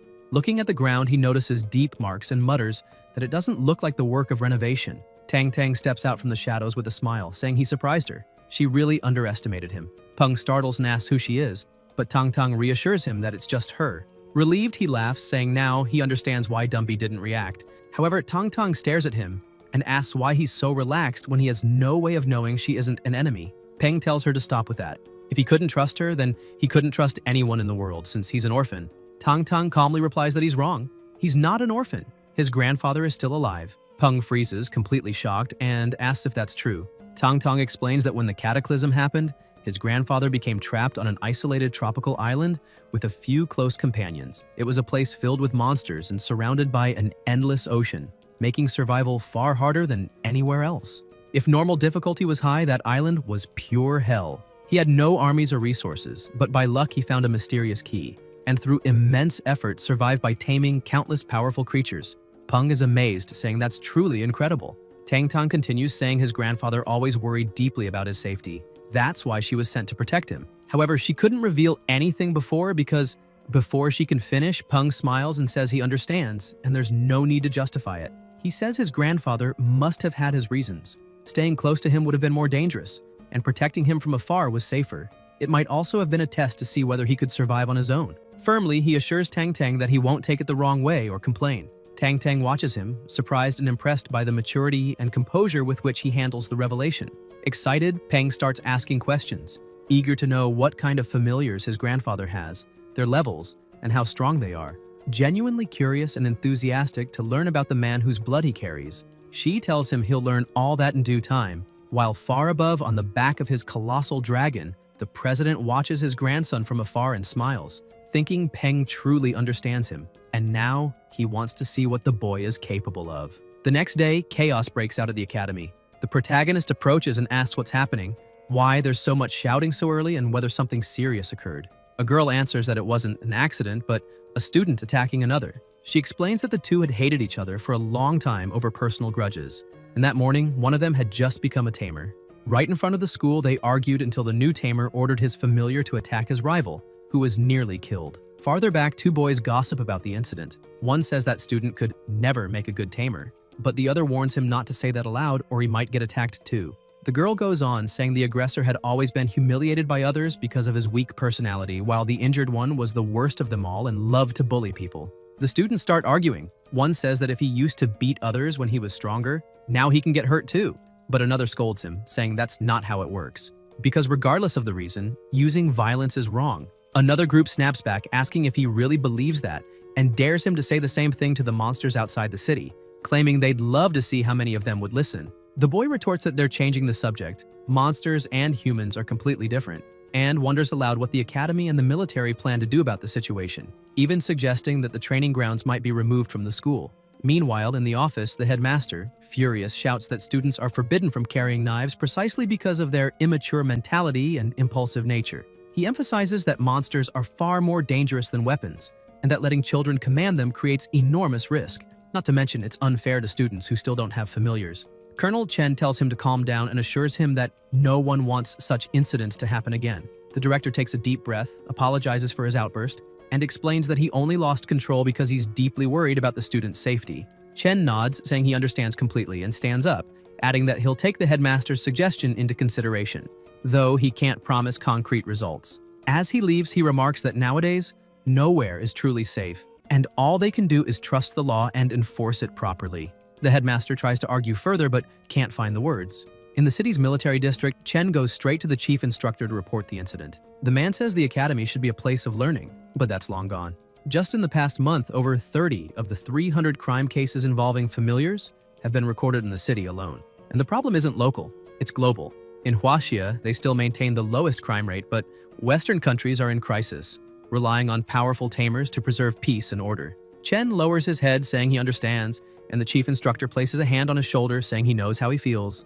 But the Alliance won't stand idle and let things worsen. They'll act soon because extreme times demand extreme measures, and there's still much work ahead. Back at the academy, Renbai scolds the students, saying they've really outdone themselves. They've barely started fighting monsters and now they're bullying each other. He declares that starting tomorrow, all familiars will be banned from entering the school and a separate area beside the training grounds will be built exclusively for them. Meanwhile, Silly is stuck on Peng's head, humming nonstop, making it impossible for him to hear properly and drawing everyone's attention. Peng starts trying to pull her off while the little jellyfish clings tightly, begging him to stop. Annoyed, he mutters that he's heard jellyfish soup tastes pretty good. Terrified, Silly grabs a juice bottle and pleads with him to drink fruit juice instead of jellyfish juice. At that moment, Renbai calls for attention and announces that in 2 months, the college entrance exam will begin. He reminds them that time waits for no one, and that the results of these final months of training will directly influence their final grades. He warns them not to underestimate the importance of a good performance, since major groups, the military, and the government always prioritize candidates with high scores. Those who achieve the best results will receive special training and privileges far beyond those of regular students. He then asks everyone to look at the big screen, where the first official details of the exam appear, already sent to multiple cities around the world. According to the document, the exam will be divided into 3 stages. The first will be a combat test. Participants will bring their familiars and face monsters. They can choose the tier and grade of their opponent but cannot select monsters with attribute disadvantages, and they'll be allowed 1 replacement if that occurs. Anyone who defeats a monster will earn a 10% bonus. Scoring will be 10 points for normal tier monsters, 50 for elite tier, and 500 for commander tier. Monsters of excellent grade will grant a 50% bonus, and those of perfect grade will double the score. In addition, each competitor may only challenge as many monsters as the number of familiars they possess. For example, someone with 3 familiars can face up to 3 monsters, preventing high-level tamers from farming points by fighting weaker opponents. The first round will be eliminatory, and only the best will move on to the second. A survival mission in the wilderness broadcast live nationwide. Specific rules will be announced later. Anyone who reaches that stage will already secure a spot in a prestigious university, while the details of the third round will only be revealed during the second. Renbai smiles and says he hopes everyone appreciates the opportunity. It wasn't easy to reach this point. They'll undergo extra training in the remaining time to better prepare. The protagonist comments that he's already ready to participate but needs to evolve Stripey to perfect grade as soon as possible. The examiner announces that the next monster released for practice is the Dead Leaf Grasshopper, a giant variant, excellent grade, level 10, normal tier, and asks who wants to face it first. Peng thinks Stripey, who just reached level 10, is the ideal opponent since spiders naturally prey on grasshoppers. She'd have the advantage, but her timid behavior concerns him. He remembers how terrifying she seemed when she first attacked him, and wonders if that was just a stress-induced outburst. Apparently, there's still a lot of training to do.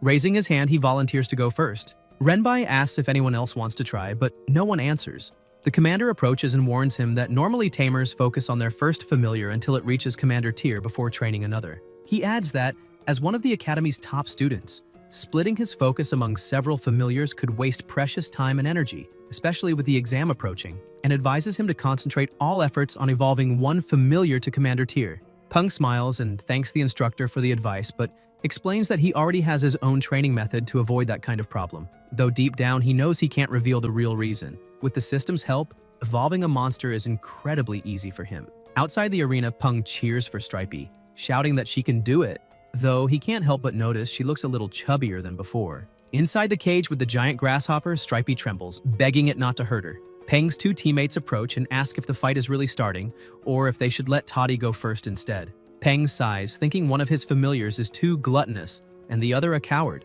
A perfect duo, in the worst possible sense. Now he understands what the instructor meant about personality differences. In the first battle, Dazi charged in recklessly without hesitation, while Stripey chose to flee and beg for mercy. If the floor weren't cement, she probably would have already dug a hole to hide in. He reflects that if she wants to survive, she'll have to experience a real fight. Suddenly, the deadleaf grasshopper lunges and with a quick movement grabs the spider and throws her high into the air. Peng panics, realizing that fighting in midair is a huge disadvantage for her. The grasshopper's strength is enough to lift her easily. But before he can react, Stripey fires a web ensnaring her enemy. Peng brightens up immediately at the sight. The spider falls back to the ground while the grasshopper struggles to break free, but she stands still, frozen in fear. When it finally tears through the web, it starts attacking relentlessly. Stripey defends herself as best she can, blocking every strike, but she's being pushed back.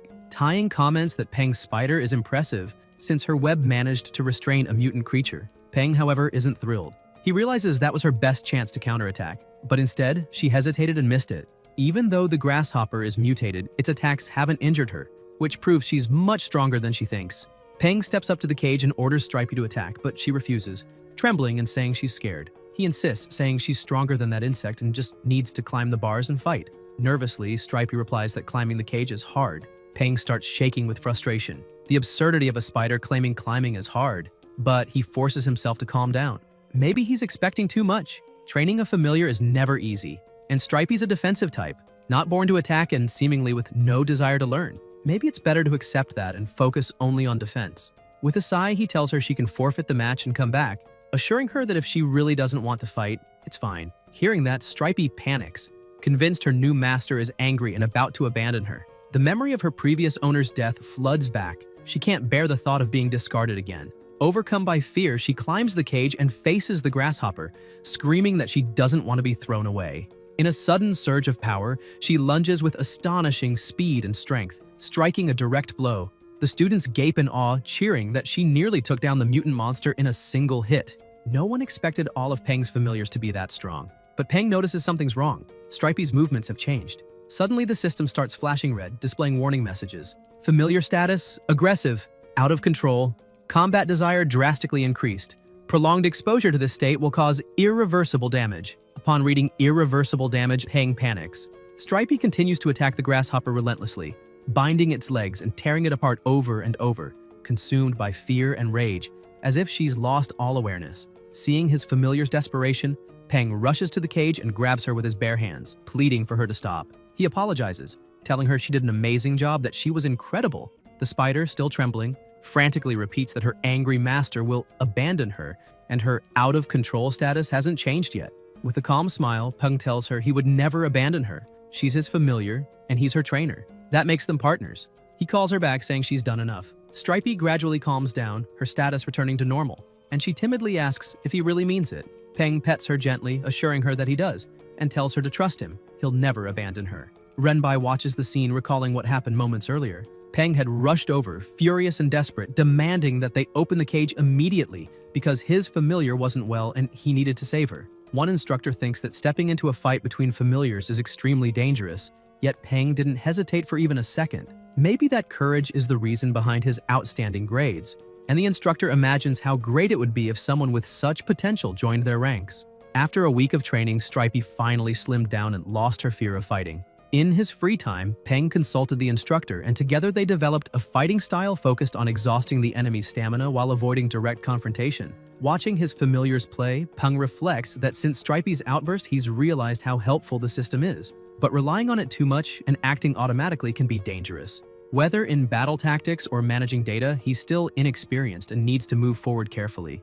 While his familiars play around, he tidies up the apartment and thinks it would be a waste to throw away that old exoskeleton, since he'd heard spider shells can be used as medicine. Joking to himself, he wonders what would happen if he dipped it in egg, flour, and sugar, then fried it. He bursts out laughing, saying that as someone from the Celestial Empire, there's nothing he can't eat. And if it's poisonous, Dazi can help him deal with it. He quickly puts his plan into action, and when he takes a bite, he's surprised at how good it tastes, thinking a little cumin would make it perfect. He calls his familiars to try it. Dazi tastes it and says it's delicious, while Stripey hesitates, saying this food made by her master tastes strangely familiar. Later, Peng takes off his apron and thinks that since Stripey's level has increased, his spiritual power should have grown too. Maybe it's time to form a contract with Dumby. Without hesitation, he begins the ritual and asks Dumby if he's willing to officially become his familiar. Dumby agrees, and the contract is sealed. Peng celebrates, happy that his spiritual strength has grown. Smiling, he tells Dumby that from now on, they'll be partners for life, and his new familiar is deeply moved. The next day on the bus, Peng reflects that it's finally time for their second jungle training. Last time, they ran into a terrifying snake, so this time he plans to be more cautious. But with Dumby and Dazi along, he feels confident enough to explore without fear. Meanwhile, a short distance ahead, 3 people grumble angrily, saying they're going to teach that bastard a lesson. They vow to beat him up, calling him more vicious than a demon, and complain that he locked them inside a house just because they wouldn't let him in. If someone hadn't freed them, they would have died in there. They curse that he's lucky they never saw his face, or he'd have learned a painful lesson. Hearing all this, Peng realizes why the voices sound familiar. It's the same petty thieves, and apparently fate has a sense of humor. They finally arrive at the destination, and in another transport, the monsters are visibly terrified by Dazi and Dumby's presence. Peng notices this and thinks that even though Dumby's level isn't that high, his epic grade aura completely overwhelms the other familiars. He then says it's time to enter and tells his familiar to suppress its aura since it's intimidating the others. Some students whisper among themselves, saying that thing's just a familiar, yet it's acting so arrogantly. Inside the valley, Peng continues forward with his companions. He thinks that this way, exploration is much easier. Dumby, with his calm, steady voice, tells his master not to worry. He will protect him. Peng blinks in surprise and asks where he learned to talk like that. Dumby replies that he saw it on TV and learned it from the baby guardian, making Peng sigh in defeat as he realizes his skeleton is quoting a cartoon. Suddenly, something darts past them at high speed. Startled, Peng asks what that was, and when he looks ahead, he realizes they're near the green-skinned toad pond. He decides to change course, saying he has no desire to be spat on by those disgusting toads. But the moment they turn away, an enormous serpent appears again, and Peng realizes it must be her territory. The snake plunges straight into the pond, and even though the toads are terrified, they try to attack it. Ignoring them entirely, the serpent thrashes the entire lake, flipping the ecosystem upside down. Peng watches from hiding, thinking that even though it's only level 20, its power rivals, or even surpasses, that of a commander-tier monster. Fascinated, he notices something moving in the water and wonders if it's a tadpole, momentarily mesmerized by the sight. Suddenly, the serpent bursts upward and swallows dozens of toads in one bite. In that instant, Peng understands that this predator is the reason the toads never upset the ecosystem's balance, all thanks to her periodic visits. When the snake finishes its meal and slithers away, Peng finally exhales in relief. Life isn't easy for anyone, he thinks. Even if Dazi isn't far behind it in level and Dumby is of a higher grade, it's best to avoid a direct fight. Then he asks Dumby to do a little favor. The bushes rustle, the toads stare curiously, and within seconds, one of them becomes food. Peng takes a bite and is surprised. The meat is tender and crisp, and the sweet sauce with a hint of lemongrass is absolutely wonderful. No wonder the serpent loves eating toads. Their meat really is delicious. While they eat, Dazi suddenly stops, tense. Peng asks what's wrong, and a horse emerges before them. He's stunned to realize they've found a blacklight horse. The system quickly identifies it. Blacklight horse, level 14, excellent grade, darkness attribute, weakness ice. Peng studies the creature Sotris, a body completely black, almost made of shadow, and thinks it's dangerous yet perfect and magnificent as a mount. For a moment he considers capturing it but changes his mind, remembering he already has plenty of familiars. When he turns back toward the camp, he notices something's missing and angrily demands to know who stole his frog leg. He looks at Dumby, who's chewing calmly in the corner, while Dazi pretends to be asleep. Peng smirks. He already knows the culprit. He starts arguing with Dumby, asking why he stole his food. Dumby, with unwavering seriousness, asks how his master could accuse a skeleton of stealing meat to eat. Dazi tries to take advantage of the moment to frame him, but Dumby grabs him by the antennae and shakes him until a piece of meat falls from his mouth, revealing the true thief. Peng laughs, thinking that's exactly how things should be. Only Dumby can keep Dazi in line. Suddenly, Dumby senses imminent danger. He grabs his master and his companion and pulls them back quickly. Peng, confused, asks what's happening, but then sees the serpent approaching and wonders if this is some kind of sneak attack. Dumby manages to retreat just in time, and Peng, still shaken, realizes that if his familiar hadn't reacted, both he and Dazi would have been swallowed. Looking at the serpent, he grows irritated. That cursed creature has provoked him twice now. He turns to Dumby and asks if he can kill it. Upon receiving the order, Dumby focuses solely on executing it. He climbs rapidly through the trees, locates the serpent, and leaps toward it without hesitation. The snake notices but has no time to react. The monkey's strike shatters its defense and knocks out one of its fangs. Dumby keeps attacking, each punch echoing like cannon fire. The system reports the serpent as lightly wounded, but he doesn't stop. Soon, the status changes to moderately wounded, and Peng, watching from a distance, is once again astonished by his familiar's strength. Dumby delivers an even stronger blow, sending the snake flying. It starts thrashing wildly, and the system flashes red, warning that the wild anaconda has entered berserk mode. Alarmed, Peng yells for Dumby to be careful, but a gust of wind engulfs him, forming a furious whirlwind that hurls him against the trees. Dumby steadies himself and stares at the serpent in shock. Peng asks if Dumby can still fight, and though trembling, the monkey tells his master to step back. Then he presses a hand against his own chest, and Peng feels a crushing pressure.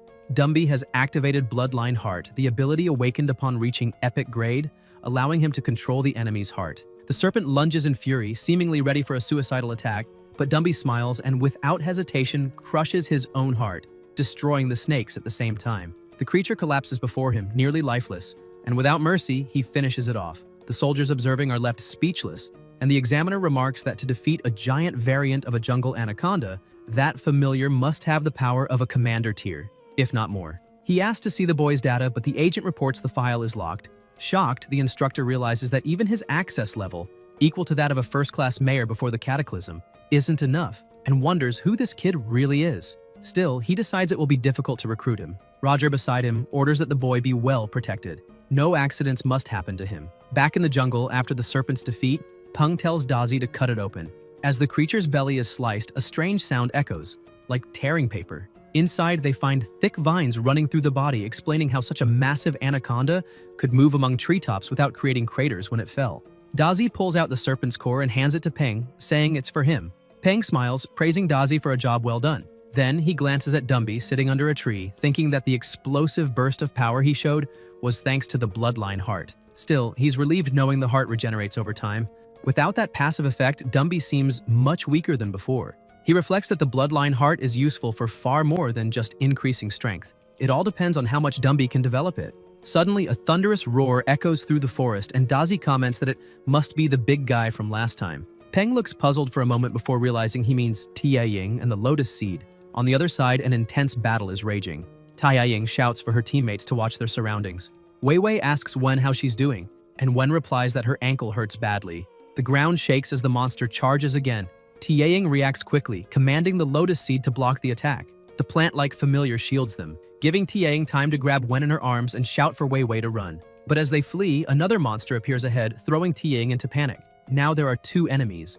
The Lotus is tied up, and Wen and Wei Wei's familiars are too weak to handle them. They're about to die. At that moment, Dumby descends from above, landing a devastating punch that sends the first monster flying. Dazi seizes the opportunity, releasing a lightning strike that blasts the creature skyward and finishes it off. Peng orders his familiars to assist the Lotus Seed, and Dumby destroys the second monster with a single, precise blow. Once it's over, he strikes a heroic pose and asks if they're all right. Tia Ying smiles, saying she is, but admits that if he hadn't arrived in time, they'd probably be dead, and she thanks him sincerely. Peng smiles back and says there's no need to thank him. After all, they're friends, and friends help each other.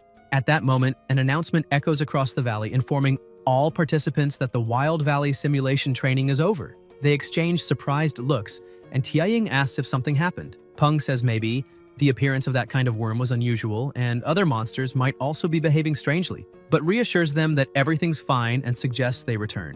The three agree. Sometime later, back in the city, Peng recalls the instructor's words. A new, extremely powerful monster had appeared in the desert, which explained why creatures were fleeing into other territories. Director Feng assured that the government was already handling the situation, which eases Peng's worries, though he grumbles that this world never seems to know peace. Suddenly, three students appear before him, saying they've finally found the bastard who locked them in the safe house during the last trip. Peng sighs, as if he'd been expecting it, and remarks that the kid's already 18, old enough to know that picking fights is stupid, especially when bringing along 4 familiars that haven't even reached elite tier to try blocking him. He grows bored, thinking Dazi could deal with them easily on his own. Dazi, however, seems uneasy with the situation, but Peng tries to cheer him up, saying there's no need to be upset since it would be easy to deal with those monsters. The boy in front laughs and tells Peng to relax, saying they know how to control themselves, they're just going to break a few of his bones, and then orders the Mad Black Kong to attack. Peng observes and thinks that the boy must have bought equipment for his familiar, but for most creatures, their body is their greatest weapon, tougher than steel, and that only proves how stupid the boy is. The Mad Black Kong charges forward, and Peng orders Dumby to handle it immediately. Dumby grabs the Kong by the throat and, with a simple flick to the forehead, makes it tremble in fear, leaving the 3 boys stunned while Peng watches, thinking the whole thing looks more like bullying a child. The terrified Kong runs and hides behind its master, who complains in embarrassment about a gorilla that big cowering like that. The leader of the group is dumbfounded. He never imagined Peng's familiar could be that strong, always assuming Peng earned his praise by flattering the instructors. Frustrated, he decides to give up and promises to come back, trying to speak to Peng but realizing he's already walking away, finally understanding that they were never taken seriously from the start. Another boy invites him to a bar, but the leader refuses, saying he has something important to do. He takes out a cloth, sternly scolds his familiar, and says that jealousy and anger only hold them back. They need to get stronger and train harder so they can take their revenge when the time is right. Later, in the studio, Peng thinks that he needs to neutralize the reagents and that if he follows everything correctly this time, it will work. He wakes Stripey, asking if she wants to become stronger, and without hesitation, the spider dives into the container again. Peng comments that everything's ready now, it's just a matter of waiting, and laments that the system only gives him instructions. It doesn't provide materials or handle the process for him. He was lucky this time since all it took was boiling everything in a pot. But for the next levels, even the familiars will have to help with the refining. Proportions, temperature, duration, and control. Everything has to be exact, and it'll be a real challenge. Meanwhile, outside, two thieves approach the studio. One asks if the place is empty, and the taller one tells the short guy to relax. He's been watching the place, and by this hour, everyone should have gone home. The short one points out that the glass is military-grade bulletproof and asks what could be worth breaking into a studio instead of a bank. The big guy answers that bank money doesn't mean much anymore with everything on credit, and studios store rare materials worth hundreds of thousands, maybe even millions. They decide to go in, but say they'll put on gloves first so they don't leave fingerprints. The short one opens a box and remarks that his partner's familiar can regenerate infinitely, but his can't. Then he takes out his own familiar, placing it near the glass while his partner says that soon they'll have enough money to buy any monster they want. After the setup, the short guy implants something in his familiar, tells his partner to step back, and warns him about flying glass shards. He presses a button, releasing a toxin that makes the familiar react, leaping and cracking part of the glass. Peng hears the crash, turns around, thinking the sound came from the entrance, and rushes to check the cameras, but notices the lenses are covered. Someone must be trying to rob or even kill him. He quickly calls the police to report the break-in. Inside, the thieves complain they don't have time and need to search fast. Hearing noises behind a door, they follow and find a lab full of rare materials, deciding to start there. Upon entering, they spot Stripey inside the container. The big guy jumps back and asks what that thing is, while the short one says he doesn't know, but it must be valuable, so they should break the glass. Peng takes another familiar and lets it wrap around his arm, which quickly transforms, gaining muscle and a stronger form. Watching it all, he realizes that if those scumbags break the cylinder, his spider's evolution will fail, and he has to stop them no matter what. Gathering courage, he stands up and calls out to the intruders. The two turn, startled, and ask who's there, while Peng raises his hands with a smile, saying they must be tired and asking if they'd like to sit down for some tea. The thieves glance at each other, and the short one rushes Peng with a hammer, telling him to drink this instead. The blow lands hard, knocking Peng unconscious to the ground. One of the thieves asks if the kid is dead, but the short one laughs and says that if he isn't, he soon will be. Everyone who messes with him ends up that way. At that instant, the system announces that the dark evolution has been completed successfully. Armored Spider of the Demonic Shield. Stripey, seeing her master lying unconscious, begins to react. The glass chamber cracks, and as the thieves continue looting the lab, one of them says he heard something, but the other scolds him to stop talking nonsense and finish the job. Suddenly, they are struck by Stripey's fury as she lunges with savage force. Sometime later, the police arrive at the scene. One of the officers radios in that they've just arrived and the front door is completely destroyed. The older officer frowns, smells blood in the air, and shouts for the team to move quickly. Chaos, someone could still be in danger. Once inside, they freeze in shock. The massacre is horrific. The veteran orders them to report it to the chief immediately and classify the case as homicide. Wounded, Peng wakes up and asks if they're police officers. Startled, they draw their guns and order him to raise his hands, kneel, and not move. Peng tries to calm them, explaining that he was the one who called the police and introducing himself as Gao Peng, the victim. Sometime later at the station, the older officer interrogates him aggressively, asking why he killed the two men. Peng explains he was only defending himself, but the officer doesn't believe him, saying that continuing to attack someone already incapacitated isn't self-defense. Peng argues that he was attacked first and shows the injury on his head, but the interrogator ignores it, yelling at him to stop dodging questions and answer directly. Then someone knocks on the door and the police chief enters, informing them the interrogation is over.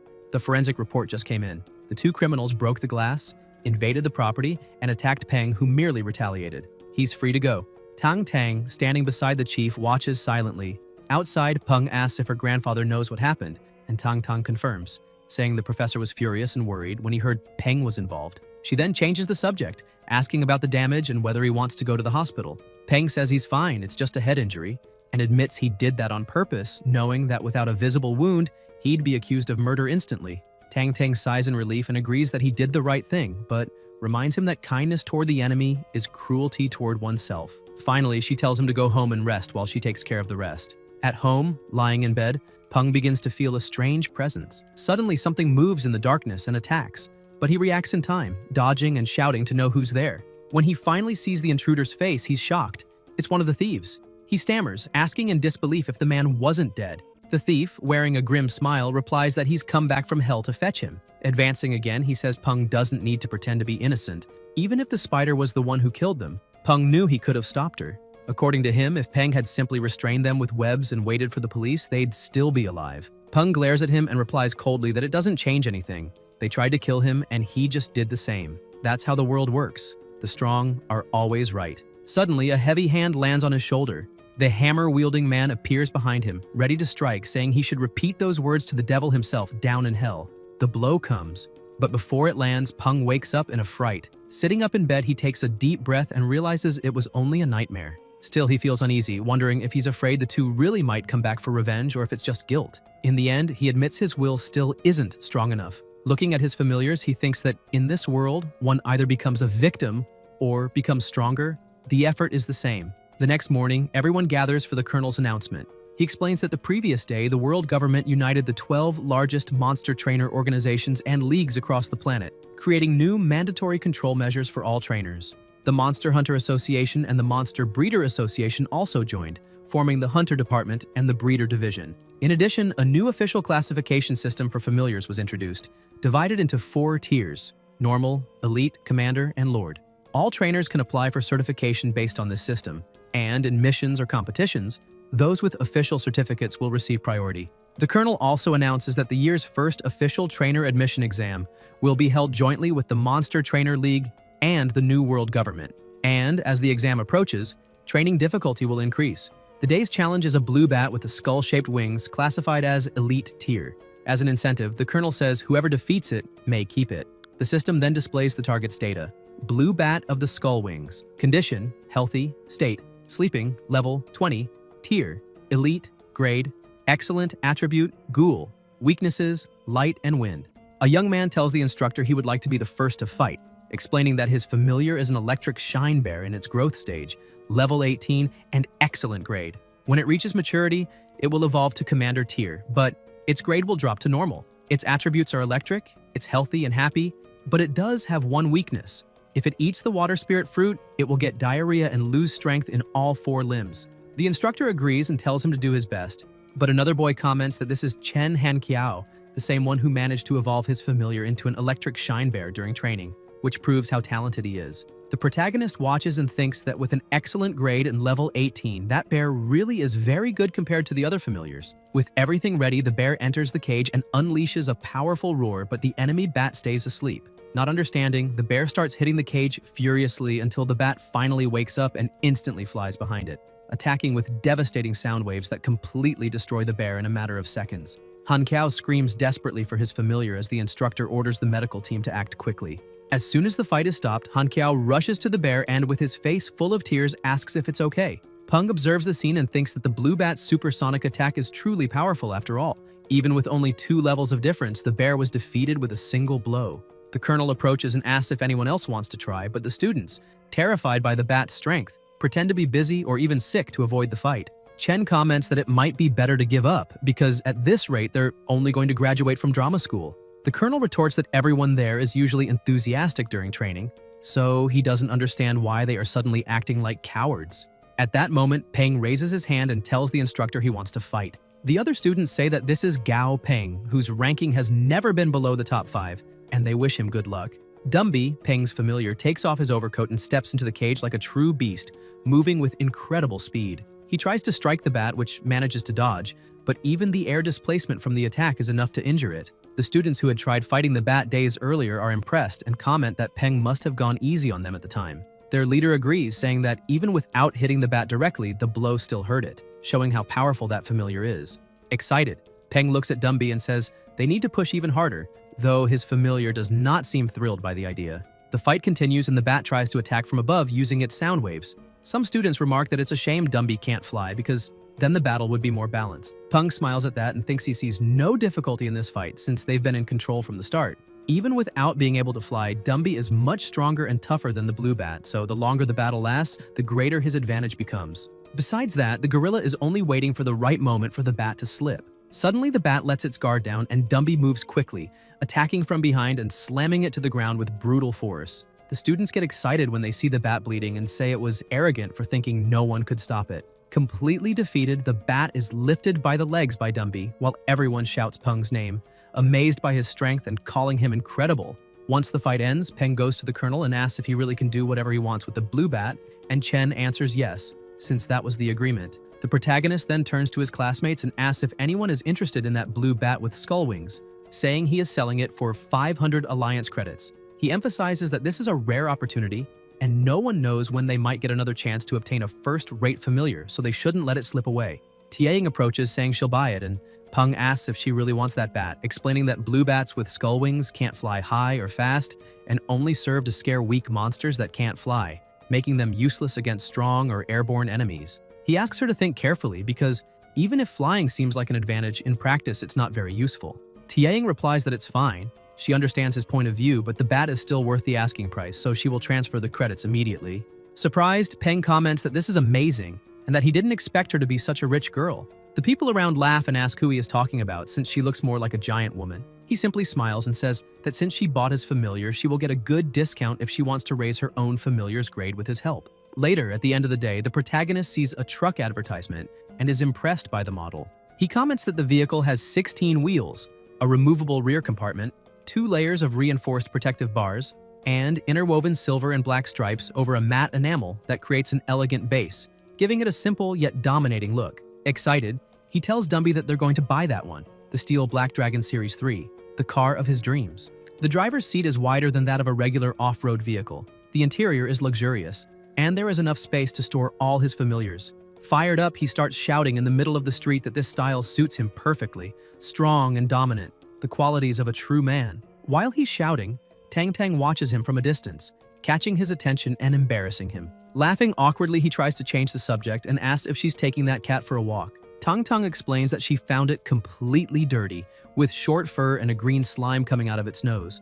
Peng immediately uses the system to assess it and discovers that it's a Night Shadow cat, level 36, Commander tier and perfect grade, with the Shadow Power skill at level 2 and a weakness that prevents it from eating white catnip, as that would leave its limbs unbalanced and turn it into something indescribable. The cat meows, visibly uncomfortable, and Peng comments, impressed, that this familiar is perfect grade and Commander tier, pointing out that her familiars are truly incredible. The cat meows again, and Tang Tang, a bit embarrassed, says it's fine, that its fur was already a little long when she found it. The animal jumps from her arms and starts walking around the plaza, and Peng, not really understanding what happened, says that it's quite energetic. She agrees, saying the little thing is temperamental, but there's nothing to worry about. Then, she changes the subject and asks why he still hasn't moved to the house he bought in the suburbs. Peng replies that a lot has been happening lately and he hasn't had time to organize everything. Tang Tang touches his shoulder and says that the number of familiars he has is increasing, so it's becoming inconvenient to stay there due to lack of space. She emphasizes that she knows he doesn't want to leave, but that place will always be his home and he can return anytime. This affects him and he lowers his head a bit, agreeing with her. After that, he enters his room, grabs his parents' picture frame, and tells them he's about to move out because he always heard that when a child grows up, they must follow their own path. So maybe now he has grown. He runs his hand over the photo and says he's moving to a big house he bought himself, which proves he's managing on his own and that they don't need to worry anymore. Then he sits beside the bed saying that his grandfather seems to have been dealing with some problems, so he will help him after finishing the entrance exams since he is his only living relative. The next morning at the monster trainer exam site, the guards tell civilians to stay behind the yellow line. Suddenly, a truck approaches and the students ask who owns that enormous vehicle. Peng gets out, opens the cargo hold, and lets all his familiars out, saying they have finally arrived at the exam location. The instructors in charge ask all candidates to line up, enter in an orderly fashion, and present their entry tickets at the checkpoint. Soon it's Peng's turn, and he greets the examiner and hands over his ticket. The guard explains that the protagonist and his familiars will pass through 2 doors separately, because if there is a blood contract with the familiar, the machine's light will turn green and the candidate will be allowed to enter. Suddenly, a red light turns on and the instructor tells the other student to try again. But that young man's familiar begins screaming and acting uncontrollably. The guards quickly report a situation at Passage 8 and request immediate backup. In seconds, wolves appear and neutralize the familiar with ease. An instructor goes to the student and asks why the familiar suddenly went crazy. The boy kneels down with tears in his eyes, saying he was wrong because that was his father's familiar and he had taken it while his father was at work. He explains that he just wanted to pass the exam and begs the instructor not to take away his qualifications. An instructor grabs his arm and tells him to stand up immediately, saying he is a man and must not kneel, because above all else is dignity. The young man thanks him, but the examiner says he shouldn't be thanking anyone yet, since the rules exist to be followed, and everyone was warned beforehand that the exam does not allow familiars that aren't their own. The offenders are disqualified without hesitation, and the examiner tells the boy to leave and try again next year. As he is dragged out, he does everything he can to stay, saying he doesn't want to go, but the instructor simply orders the guards to remove him. The protagonist, who had been watching everything, wonders how that boy even had the courage to try cheating on such an important exam. The examiner speaking to him hands him a card and explains that it is his identification badge, telling him not to lose it. The protagonist starts walking inside, thinking that if he really wants to pass the exam, he needs to rely on his own strength. As he walks, he looks at the badge and notices the letters A5 written on it. He thinks that areas A, B, and C are divided according to tiers, commander, elite, and normal. However, he wonders what would happen if someone had a Lord tier familiar. Maybe the organization would create an S area just for them. He decides to drop the subject, thinking he is overthinking it since it is practically impossible for someone to own a familiar of that level. At the moment, there are only 8 in Area A, which means 7 trainers have commander tier familiars. The first person he meets from his same class is at level 25, and much larger than Dumby. The Black Anaconda, level 25, an excellent grade. A little farther ahead, another young man appears with his familiar, and the protagonist comments that it is the first time he has ever seen a Tiger type one, concluding that this guy is definitely not ordinary. Even after the cataclysm, when monsters gained greater reproductive capability, tigers still remained extremely rare. He observes Area B and confirms he was right. Elite tier familiars dominate that section, while Area C has the normal tiers. Dumby, although level 20, is an elite tier with strength equivalent to a commander. That makes him realize how many geniuses exist in that world, and being surrounded by commander tier familiars makes him feel like a husky among wolves, and that excites him. He keeps walking until he finally reaches Area A, where the 8 strongest monster trainers in the city of Chang'an are gathered. In the observation room, the colonel comments that those 8 youths are the strongest in the city, but Renbai too corrects him, saying that, in truth, only 6 of them are true prodigies. The other 2 are 21 and 20 years old, and their familiars probably only reached commander tier recently, making them much weaker than the real geniuses. The colonel, a bit confused, asks who could even measure something like talent, pointing out that all he knows is those are the only 8 youths in Chang'an with commander tier familiars. The army's chief instructor then explains that all nations on Earth noticed the signs a decade ago when monsters began appearing in places previously uninhabited. They thought they could control the situation, but they failed. And to avoid mass panic, the records and textbooks claim the changes had happened only 3 years earlier. That is why he does not want any accidents during that exam. Those youths represent the future. All subordinates place a hand to their heads in a gesture of respect and loyalty, assuring him that the soldiers stationed there were chosen through a rigorous process.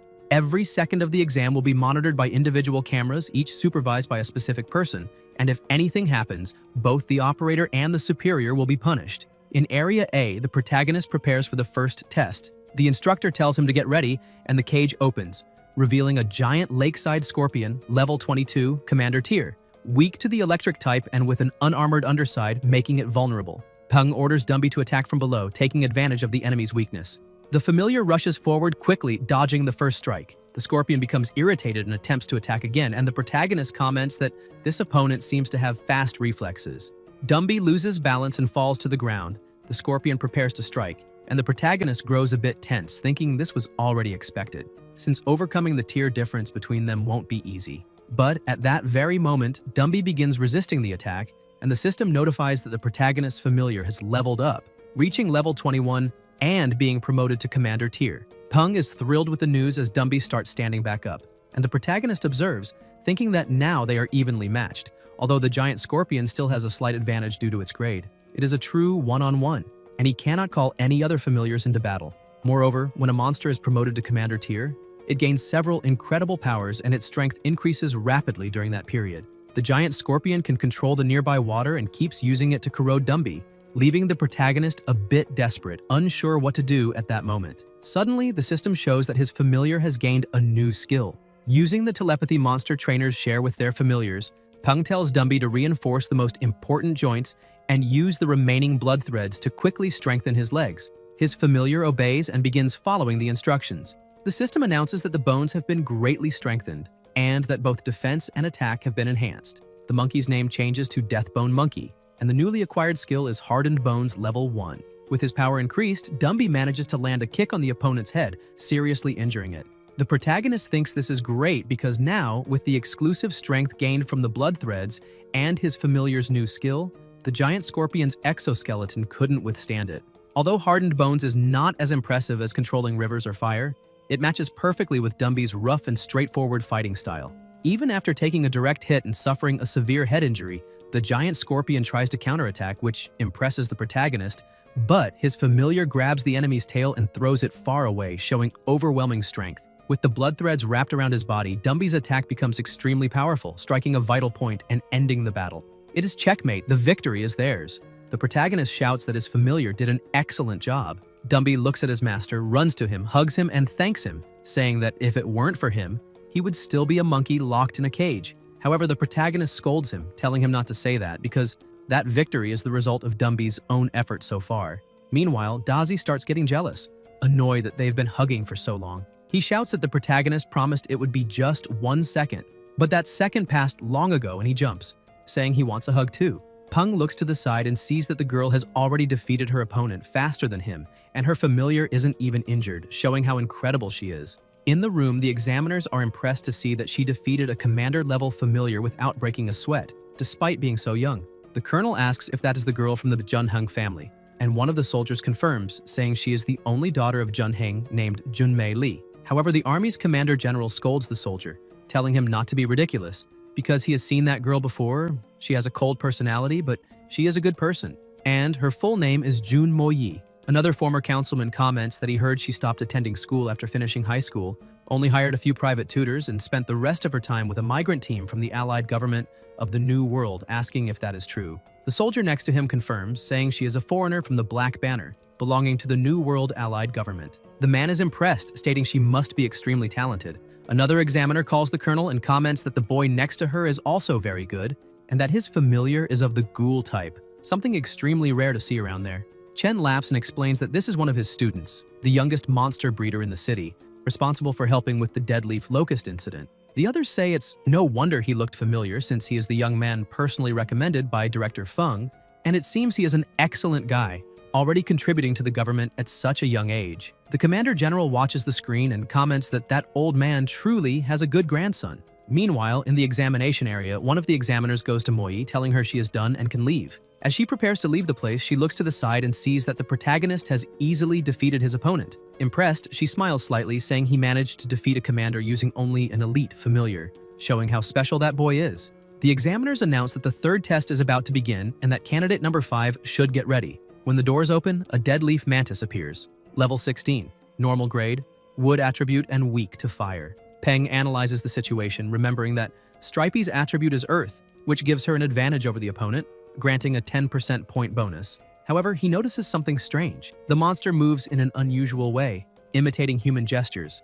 Surprised, Peng realizes it has remarkable intelligence, equivalent to that of a 9-year-old child. Stripey's spirituality, on the other hand, is not low and is even higher than that, so perhaps this fight is her chance to regain her confidence. When both are ready, the examiner starts the battle. The mantis stares intently while the spider looks frightened. Then it charges forward with bizarre movements. Peng notices that his familiar is acting strangely and feels a bad omen. Stripey stares at the enemy with her eyes shining and suddenly starts moving in a strange way too, telling her master to look because the other monster also knew how to dance. The protagonist tries to correct her, saying the enemy is trying to scare her and wants to attack her, so she must fight back. Still confused, Stripey asks if he's sure the other one doesn't just want to play. At that moment, the mantis rushes in with impressive speed and strikes the spider's face, but she barely feels anything and asks if that was a mosquito. The mantis's leg that hit Stripey becomes damaged, and when it tries to fly, she shoots her web, trapping it and dropping it easily to the ground. Not understanding why the enemy is so weak, Stripey asks her master why that mantis is so fragile.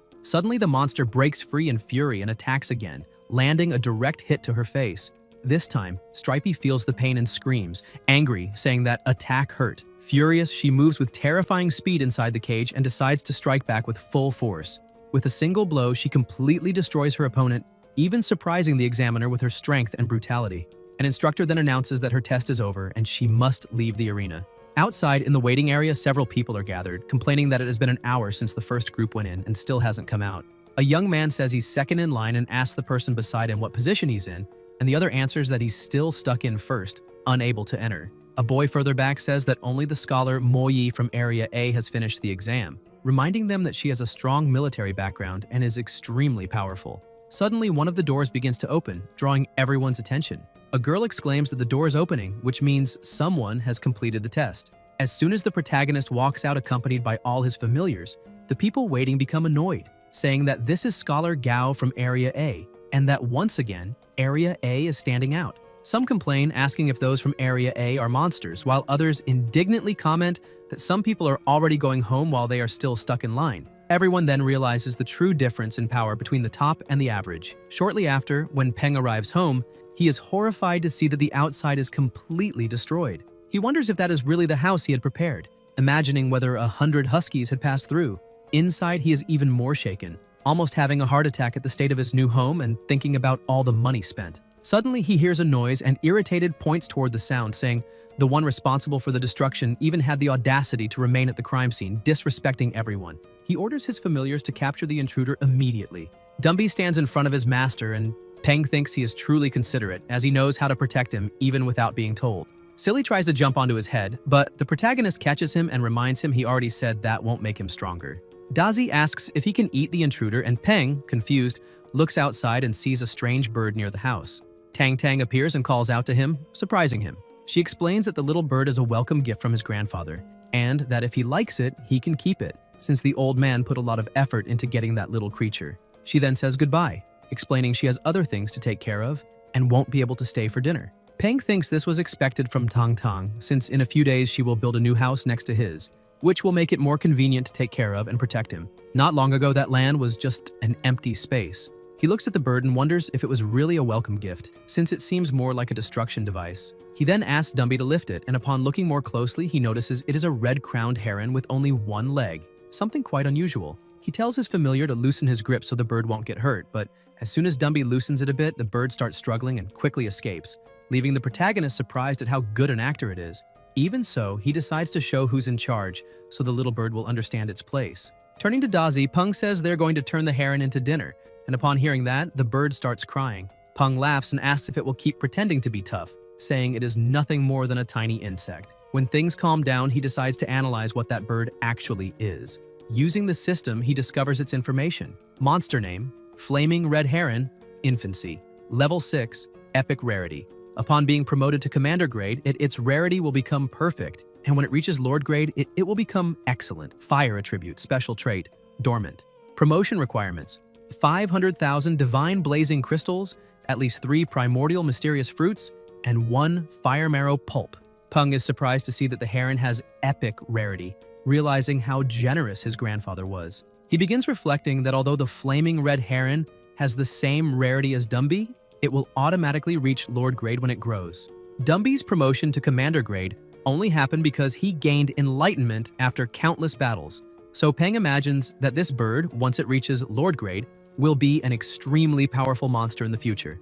Dazi keeps staring at the new member, wondering what he would look like roasted, but the protagonist scolds him, saying that once someone enters his home, they become part of the family. Then he offers some larvae to the bird, leaving Dazi completely shocked to see that his master is giving his own larvae to another creature. While the other familiars show jealousy, Peng crouches down smiling and asks the new companion what he thinks about having a name. Since the word flame appears 3 times in its title, he decides to call him Flamey. After giving him a name, the protagonist touches the bird's head and comments that he would like to see if they can already establish a contract. As soon as the ritual begins, his consciousness is carried into another dimension. He thinks that perhaps the brightness of that dimension is related to the familiar's intelligence, and that those glowing points around must be Flamey's memories.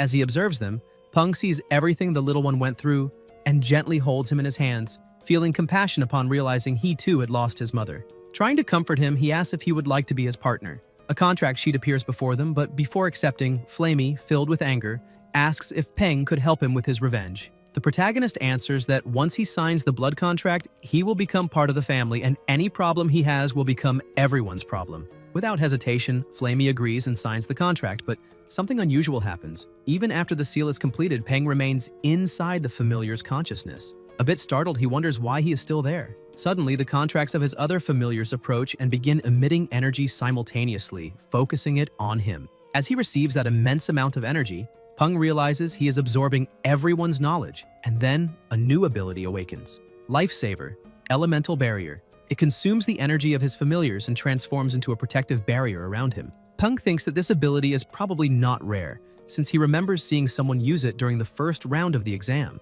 He concludes that whenever a familiar is promoted to Commander, Lord, or Emperor grade, the trainer receives a protective skill of equivalent level, and that this particular one must have appeared when Dumby reached Commander level. Suddenly, ancient words begin to shine before his eyes. He does not recognize them, but somehow he can understand them. They say that battles must be fought by the familiars. Monster trainers must remain behind them and never become a burden. Peng finds this curious, realizing that the profession of monster trainer is something passed down through generations. The blood contract indicates that inherited memories from previous generations will be gradually unlocked as the familiars grow stronger. He wonders if this means there are other trainers spread across different places, but he soon decides to drop the thought, as it is beyond his current understanding. Even so, he understands that life-saving abilities are engraved into the soul itself, impossible to teach to anyone else. And then he understands why Tang Tang told him to keep the constellation-shifting ability secret when she taught it to him. After all, people would definitely set their eyes on him if they discovered he possessed a technique capable of saving lives and that it could even be transferred to another person without any restrictions. Apparently, both his grandfather and Tang Tang are far more frightening than he imagined, and doubt begins to arise whether he will really be of any help to his grandfather with the abilities he has now. Sometime later, while watching his familiars play and train, he remains calm, reading a book. Flamey, on the other hand, was alone in front of a tree and suddenly began attacking it with fury, blow after blow, to the point of injuring his own beak. Peng watches and comments that Flamey's hatred is deeply rooted in his heart and that he trained so hard only so he can one day avenge his mother. Suddenly, he notices Silly is no longer nearby and becomes worried, since the little familiar had been circling around him in fear of being eaten by Flamey. But when he looks down, he sees Silly sleeping peacefully like a child and comments that he never imagined he could sleep like that, so carefree. Returning to his reading, he says the past few days have been incredibly relaxing, especially after his grandfather gave him a limitless credit card, turning monster racing into a true hobby. Director Feng's book, he says, is excellent. As the saying goes, the older the wiser. However, he remembers that the exam results were coming out that day and decides to log into his account to check them. The system, however, informs him that the account was accessed from another location, the Southern Celestial Group Tower Temple in Yuzhou. Annoyed, Peng realizes his grandfather was snooping before him. Inside the headquarters, Ji Han Wu sneezes and comments that someone must be talking badly about him behind his back, but says it doesn't matter because he wants to see the result first. Accessing his grandson's form, he reads the name Gao Peng, age 18, score 710, being 700 on the 3 exams and 10 extra bonus points. Peng bursts into laughter upon seeing he placed first in the city, satisfied with his performance. At that moment, his phone rings with an unknown number. Upon answering, a voice asks if he is Gao Peng. The protagonist confirms, and the person on the other end informs him he is qualified to participate in the second round of the entrance exam for the Monster Trainer College. The exam will take place at the same location as the first round on June 27th at 9 in the morning, lasting 15 days. He is told he does not need to bring keys, clothes, or hygiene products, and that they appreciate his cooperation. Peng then looks at Flamey and comments that since he still hasn't signed the blood contract with the new familiar, he needs to find a place for him to stay during that time. Just then, Tang Tang passes by doing her morning exercises and greets him with a good morning. He's happy to see her, but stops and thinks that everything is too much of a coincidence. His grandfather already knew the score and the exam regulations, so it wouldn't be hard to predict he would need someone to take care of Flamey. He probably planned everything secretly, even asking Tang Tang to show up. He watches her and thinks she is simply waiting for him to ask. Apparently, they really enjoy seeing everything unfold exactly as expected. Smiling, Peng comments that he doesn't know if she has time, but he would like to ask her to take care of Flamey for 15 days. Tang Tang smiles back and asks why he's being so formal, saying he can leave everything to her, that she will feed him well and make him strong and chubby. Peng looks at the two and thinks he is sure that is not an empty promise. Meanwhile, in another house in the city, someone is completely outraged, questioning how he could have ended up in second place, since he saw with his own eyes that both he and the protagonist had 3 familiars, 1 commander grade and 2 elite grade, so how could he have lost? A woman beside him explains that one of the protagonist's elite-grade familiars is Earth-type, and one of the monsters he adopted is Wood-type, giving him a 10-point advantage. Furious, the boy slams the table and says he doesn't care, but he won't let this slide. Sometime later at the exam site, the protagonist arrives and notices there are few people around, realizing he arrived a bit early. The examiner comments that apparently everyone is already there, and introduces himself as the one responsible for evaluating them in that round, asking everyone to remain quiet. Peng is surprised to see that there are only 8 candidates and wonders how it is possible to conduct a second round with so few participants, considering whether they will still declare a top 10 among them. The examiner announces that the test will take place at Sun Mountain, inside the National Forest Park located in the Jiangnan Bay City, and explains that the exam will not be held in rings nor in one-on-one battles, but rather inside the forest, where they will face real wild monsters. One of the candidates questions why they need to go so far and so suddenly. The examiner then explains that Sun Mountain has been carefully patrolled by the best monster trainers, ensuring there are no Lord-grade monsters in the area, but even so, there are more than 500 commander-level monsters, some of them even at peak. He assures that both the government and the Monster Trainer League are committed to everyone's safety, and that each participant will receive an emergency flare. Even so, he emphasizes that it is a virgin forest and that the presence of those 500 commander-grade monsters makes the second round necessarily challenging. After explaining the details, the examiner gives the candidates the option to withdraw. Two people step forward and one of the boys apologizes, saying he thinks the exam is too dangerous and asks if they can leave. The instructor replies that it's fine, that he completely understands and that there is no shame in that, then asks if anyone else wishes to go. Moi raises her hand and asks if she needs her parents' permission to participate. The instructor answers that by the rules, she doesn't need anyone's consent, though he knows her parents are not ordinary people. Hearing that, Moi is satisfied and says she wishes to participate, and the instructor responds that there's no problem, stating he's just a humble trainer. A few moments later, when he sees that everyone has decided to stay, the examiner declares that they will represent the city of Chang'an and will compete alongside candidates from the military cities of the Huaxia region, so they must do their best and make the city proud.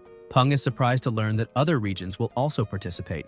One of the boys approaches him with a smile, introduces himself as Wang Zhenshan, and asks for the protagonist's name. Peng answers, saying it's a pleasure to meet him. Hearing the name, Zhenshan shows admiration, saying he knew Peng was the #1 in the city and that he had always wanted to meet him. He then hugs him and comments that all the other candidates there come from rich families, sons of politicians, new millionaires, or powerful monster trainers, which means that only the two of them are the fools in that place. Peng remains silent but thinks that although he doesn't want to disappoint him, he's not exactly a fool either. Zhenshan then asks if any company has approached the protagonist, explaining that right after the exam ended, several contacted him. Peng replies that, in fact, that didn't happen, but imagines his grandfather and Tang Tang probably found a way to chase all the agencies away for him. Trying to cheer him up, Zhenshan says it's fine. After all, since he is the #1 in the city, the companies must just be evaluating a price high enough to catch his attention, so there's nothing to worry about. Excited, Zhenshan decides to introduce his own familiar, explaining that it is the god ant, which mutated after mistakenly eating something. From a simple black ant, it became the god ant, a name referring to the fact that the mutation seemed like an act of the gods. Peng activates the system and checks the information. Golden Demon Ant, level 21, Commander Grade, Excellent Rarity, Gold Attribute, Weaknesses. First, its joints are not protected by its carapace. Second, it hates irritating smells. Seeing all the data, Peng thinks Zhenshan is truly lucky.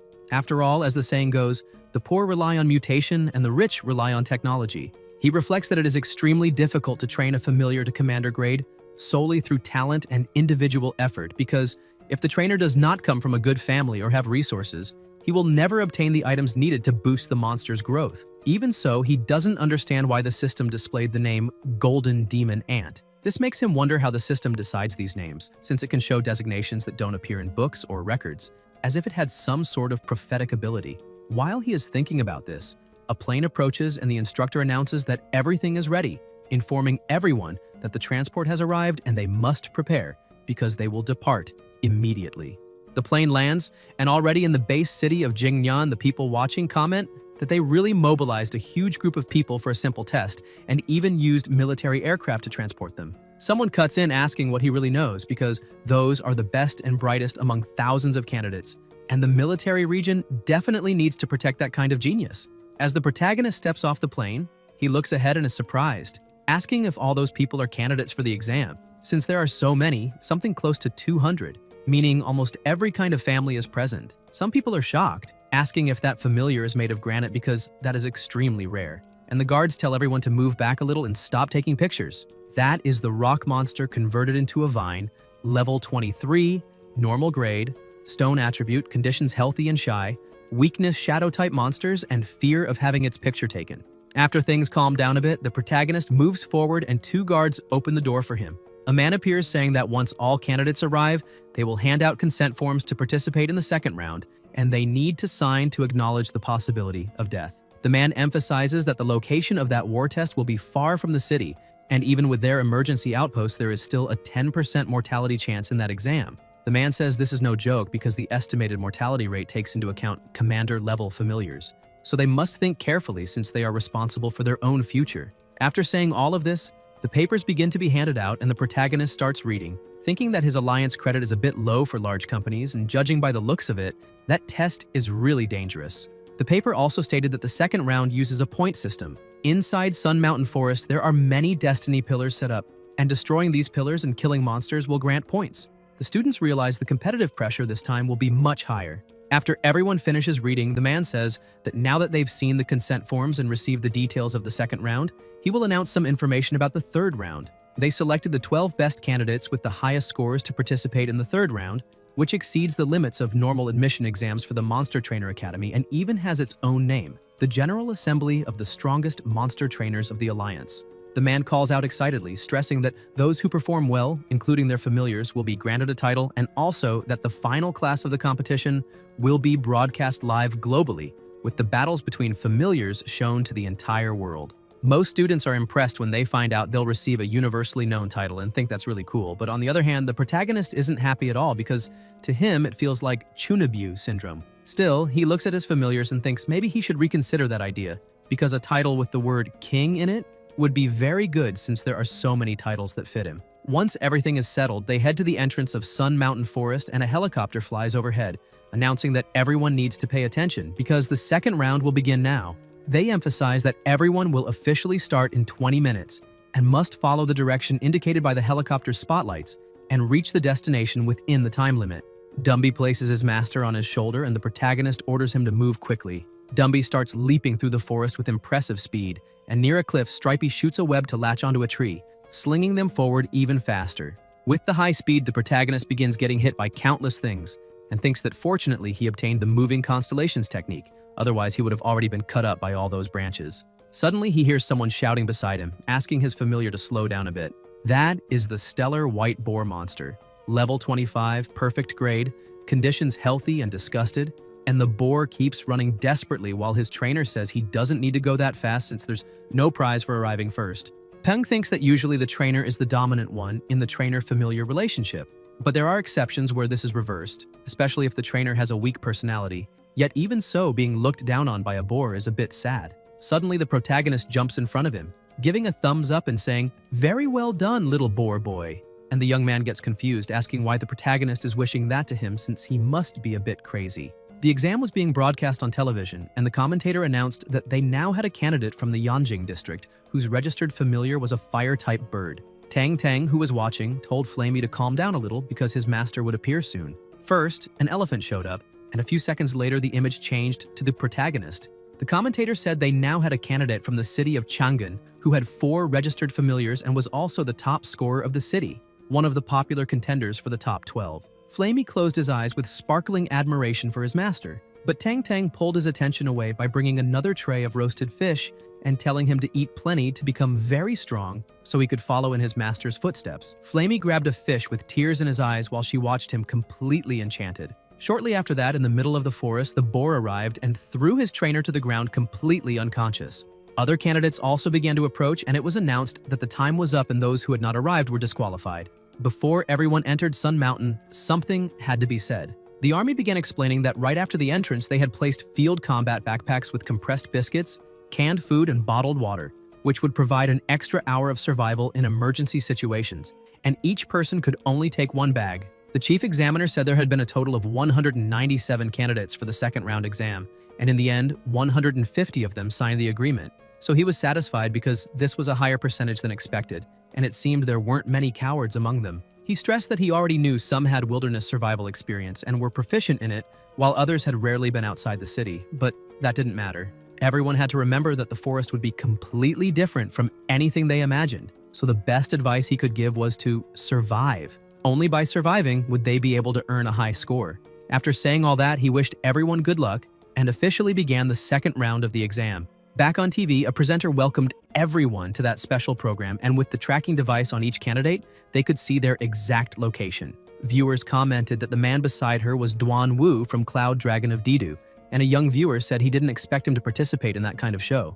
Another asked if he was famous, and the guy replied that the powerhouses in Didu were usually older, but Duan was among the few young powerhouses there and was quite well known. The presenter explained that to earn the highest number of points, they could clearly see that most candidates headed toward the center of the forest, and the point pillars were basically located in its central region. At that moment, the participant with the highest score was Moyi, and the top candidate was a girl, which was definitely unexpected. So she asked her partner what he thought. Duan said that wasn't bad at all because he believed that species of snake was a black anaconda. The scales of the black anaconda were shiny and its body well built, so its grade must be quite high. On top of that, it seemed well raised. And from a battle perspective, that black anaconda must have fought in many battles since it looked very strong in combat. The presenter felt a bit embarrassed because she had been asking about the trainer, not the familiar, since there was nothing to say about a huge snake when the audience wanted to see talk about a cold beauty. Still, she smiled awkwardly and said his analysis was correct as always, a true professional. But she thought to herself that everyone had said Cloud Dragon Duan was known for being hopelessly single, and his performance that day really lived up to his reputation since he seemed to have an innate ability to stay single. She changed the subject, saying that now that they had seen who was in first place, they would switch to the candidate in last place and asked everyone to look at the screen. The image changed to the top of a rock in the middle of the forest, and people were impressed, saying that candidate looked very cautious for choosing high ground, maybe making preparations. The presenter asked the cameraman to zoom in, and as soon as they looked, they saw the protagonist lying down with his familiars without worrying about anything at all. The presenter was shocked, saying that apparently this candidate really didn't care, but Duan said that was just laziness.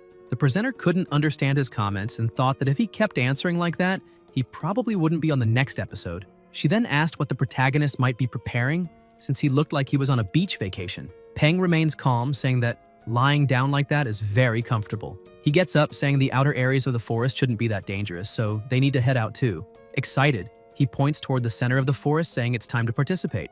Soon after, deep inside the forest, Peng tells Silly to throw away the silver leaves with the red beam they just picked because the flower he is holding, called Blue Light Golden Rain, is worth more than 1 alliance credit, so they need to be cautious and economical. While he is busy gathering some flowers, Dumby notices something and calls his master to look ahead, and he comes across something unusual, asking if that is one of those legendary point pillars. He uses the system to identify it, and the system quickly says, name of the material, white earth sandstone, uses, can be used on earth-type and water-type monsters, can be used in small amounts to improve health or stomach. Other uses, has the ability to attract monsters. Peng says destroying the pillar will give him points, but he doesn't know what to do about that because a monster known as Phantom Woodvine, level 22, normal grade, poison and wood attributes, weakness fire type, is lying there motionless. He says that since he arrived, that vine hasn't moved an inch and wonders if it's pretending to be an ordinary vine because it really looks like one, which is interesting.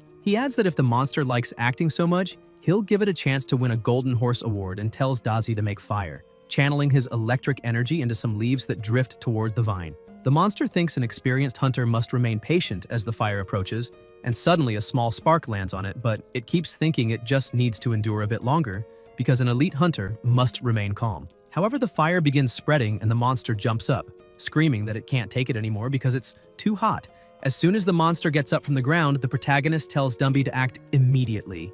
Dumby grabs one of the roots, but is quickly wrapped by others, and some leaves swipe past trying to cut him. Peng smiles, saying that when hunting, the phantom woodvine wraps its prey with its tendrils and uses its sharp leaves like blades to tear the enemy apart, making them bleed to death or crushing their organs and bones with pressure. But this monster had terrible luck meeting Dumby, since every blow that hit him didn't cause any harm and only tickled, because a vine of that level trying to cut Dumby's hard bones was like using a thread to polish an object. He orders Dazi to finish it quickly, and the familiar charges forward, cutting all the vines in its path before releasing its lightning to scorch the monster completely. The protagonist comments that he didn't expect such an easy victory, but even though it was commander level, the monster had only recently been promoted and stood no chance against Dumby and Dazi. While he speaks, Dumby shakes Dazi in annoyance from the scare he got, and Dazi calls him an idiot, saying he was only helping. Peng tells the two to stop and orders Dumby to crush the object, and he destroys the pillar and the sensor hidden inside, which sends an immediate signal. And one of the evaluators congratulates him through the wristband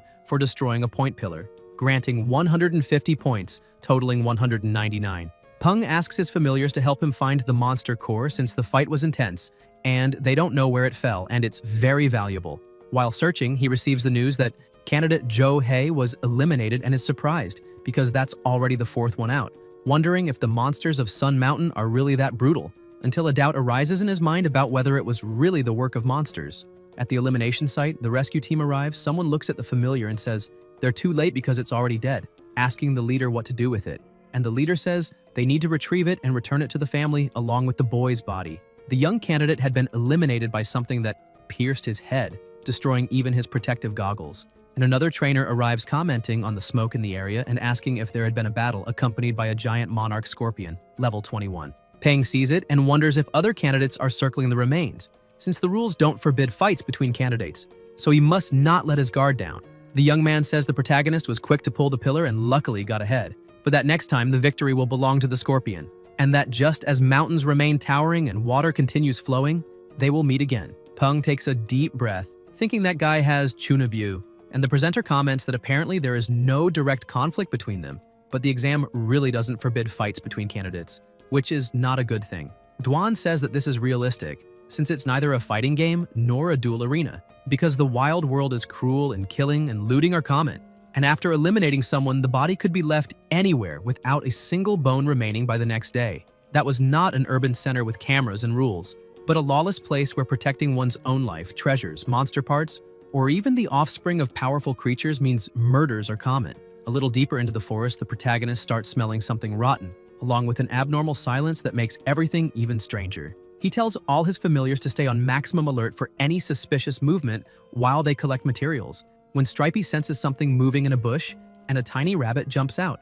Peng says it's just a unicorn rabbit, and that was a false alarm, but another monster appears and attacks the rabbit, killing it instantly. The protagonist is startled and orders his familiars to back away because he cannot see the monster's attribute with just a 1-second glimpse of a single limb. He needs to see much more of its body before judging, and since the enemy is hidden in the dark, he knows it is not time to act. He begins retreating with everyone, thinking they still don't have any long-range offensive attacks. If they did, they could probe the monster and observe its attributes and weaknesses more safely, avoiding such a passive stance. They start running toward the lake, and the protagonist notices the distance is about 40 to 50 meters, so they're almost there. But again, an attack shoots out from the bushes toward them, and he says this isn't good. Dumby throws himself in front to protect his master, but the attack pierces through and hits the protagonist, yet due to the moving constellation skill, the damage transfers to Dazi, who ends up with a hole in his back. The protagonist is shocked to see that he suffered such a heavy strike, even with the elemental barrier. Dumby grabs everyone and keeps running while he tells the spider to use its web to try buying time. After restraining the monster for a moment, they continue fleeing. Meanwhile, at the headquarters of the Special Operations Unit, one of the men says they cannot let that corpse mutation insect continue, since it already eliminated a monster trainer and apparently knows the trainer has weaker defense than the familiars, so it targets the trainer first. Another agent arrives reporting that White Rose is 5 kilometers from the target and should arrive at the moment of rescue. The chief says that's good news because someone has already died at the hands of that monster, and if they have more fatalities, it won't be a problem, as those candidates are crazy and said they were prepared for the possibility of death, treating this as a more realistic experience in training. Now that someone truly died, they're even more eager. The soldier laughs and asks the captain if they've always been like this, since it isn't the first time, but the monitoring staff questions whether that boy isn't acting cowardly. The captain answers that this is not cowardice but strategy, knowing when to advance and when to retreat, when to give and when to take, because these are essential factors for success. Every great general has lost a battle, and if someone thinks they are invincible, they will be defeated by their own arrogance. The evaluator agrees with the captain, but asks how that boy could know whether he can win or not after such a brief encounter. Suddenly, the monitor shouts that this cannot be happening. The protagonist manages to use the system and realizes the monster is called Dreamstick Insect, a corpse-type mutation, level 35, excellent grade, body hardening skill level 2, wood and code attributes, weakness fire and metal. On the center of its abdomen there is a white spot the size of a grain of rice, and hitting that spot can cause fatal damage to the Dreamstick insect. Peng remains worried because locating such a tiny weak point could cost his life, so maybe it is better not to fight and keep fleeing. The monster prepares to attack again and strikes Stripey with precision. Peng turns around shouting for his familiar who lies motionless on the ground, and with a trembling voice, Stripey only asks his master to run and save himself. Seeing that scene repeat before his eyes, the protagonist loses control and shouts that they will no longer act rationally because they will finish this right here and now. He states that on the monster's abdomen, there is a white spot the size of a grain of rice, and that is its weak point. Dumby is also overwhelmed with rage upon seeing his companions and brothers suffer like that, and his master heartbroken.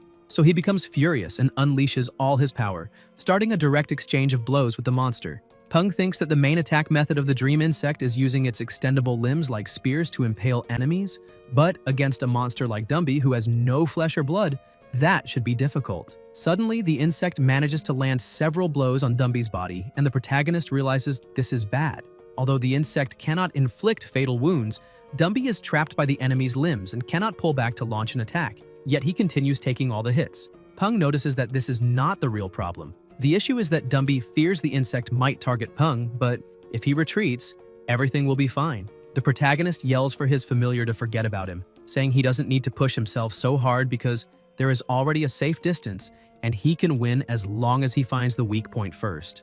Dazi begins getting up, trembling in pain and surprising his master, and says he will not let that monster hurt his friends. Even injured, he rushes forward without hesitation. In the sky above the forest, White Rose flies at maximum speed, praying for that child not to die. Peng keeps fighting the monster and coordinating his familiars, telling Dazi to aim straight for the abdomen. The moment he locates the weak point, the insect strikes and flings him upward, then pierces through Dazi's body with its claw. The protagonist panics at the sight and Dumby refuses to accept that his closest companion is in such a condition. Consumed by fury, he snaps the bones of the insect's limb, tears off a piece, and jams it into the opponent's eye. The insect tries to defend itself and lands a blow that sends Dumby flying backward. The protagonist thinks they must escape from that fight immediately, because even though the dream insect seems loose and bleeding after losing an eye, it has not suffered any real severe injury and its combat power is still far above theirs. Besides that, Dazi, Stripey, and Dumby have all suffered varying levels of wounds, so he questions what to do now. Dazi stands once more, gathering the electricity, even though his body barely responds. The protagonist realizes he is ready to try again and tells him to aim all the gathered electricity at that white spot. Dazi fires his attack but misses by a little.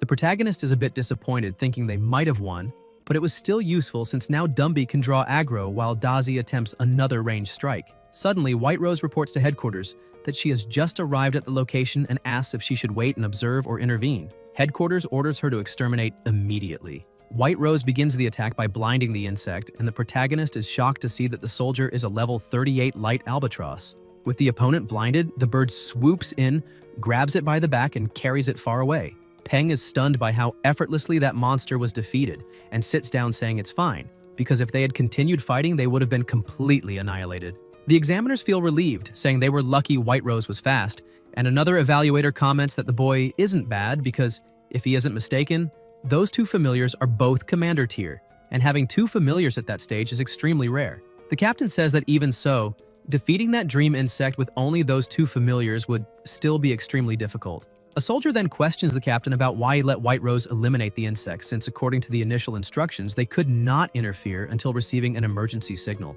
The captain says that one candidate has already died and the higher-ups need to ensure the number of monster trainers does not decline too drastically, saying that was a mistake because having good results in a match does not mean they can actually fight in the forest, as they are still too inexperienced. Back in the forest, Peng is surprised to see that Daci's wounds have already begun healing, showing how great Familiar's vitality is, and he also notices that his flesh is very tender, almost like fish meat. Stripey is sad, staring at the piece of her leg that had been torn off, and Daci looks at it with shining eyes, saying he wants to eat it.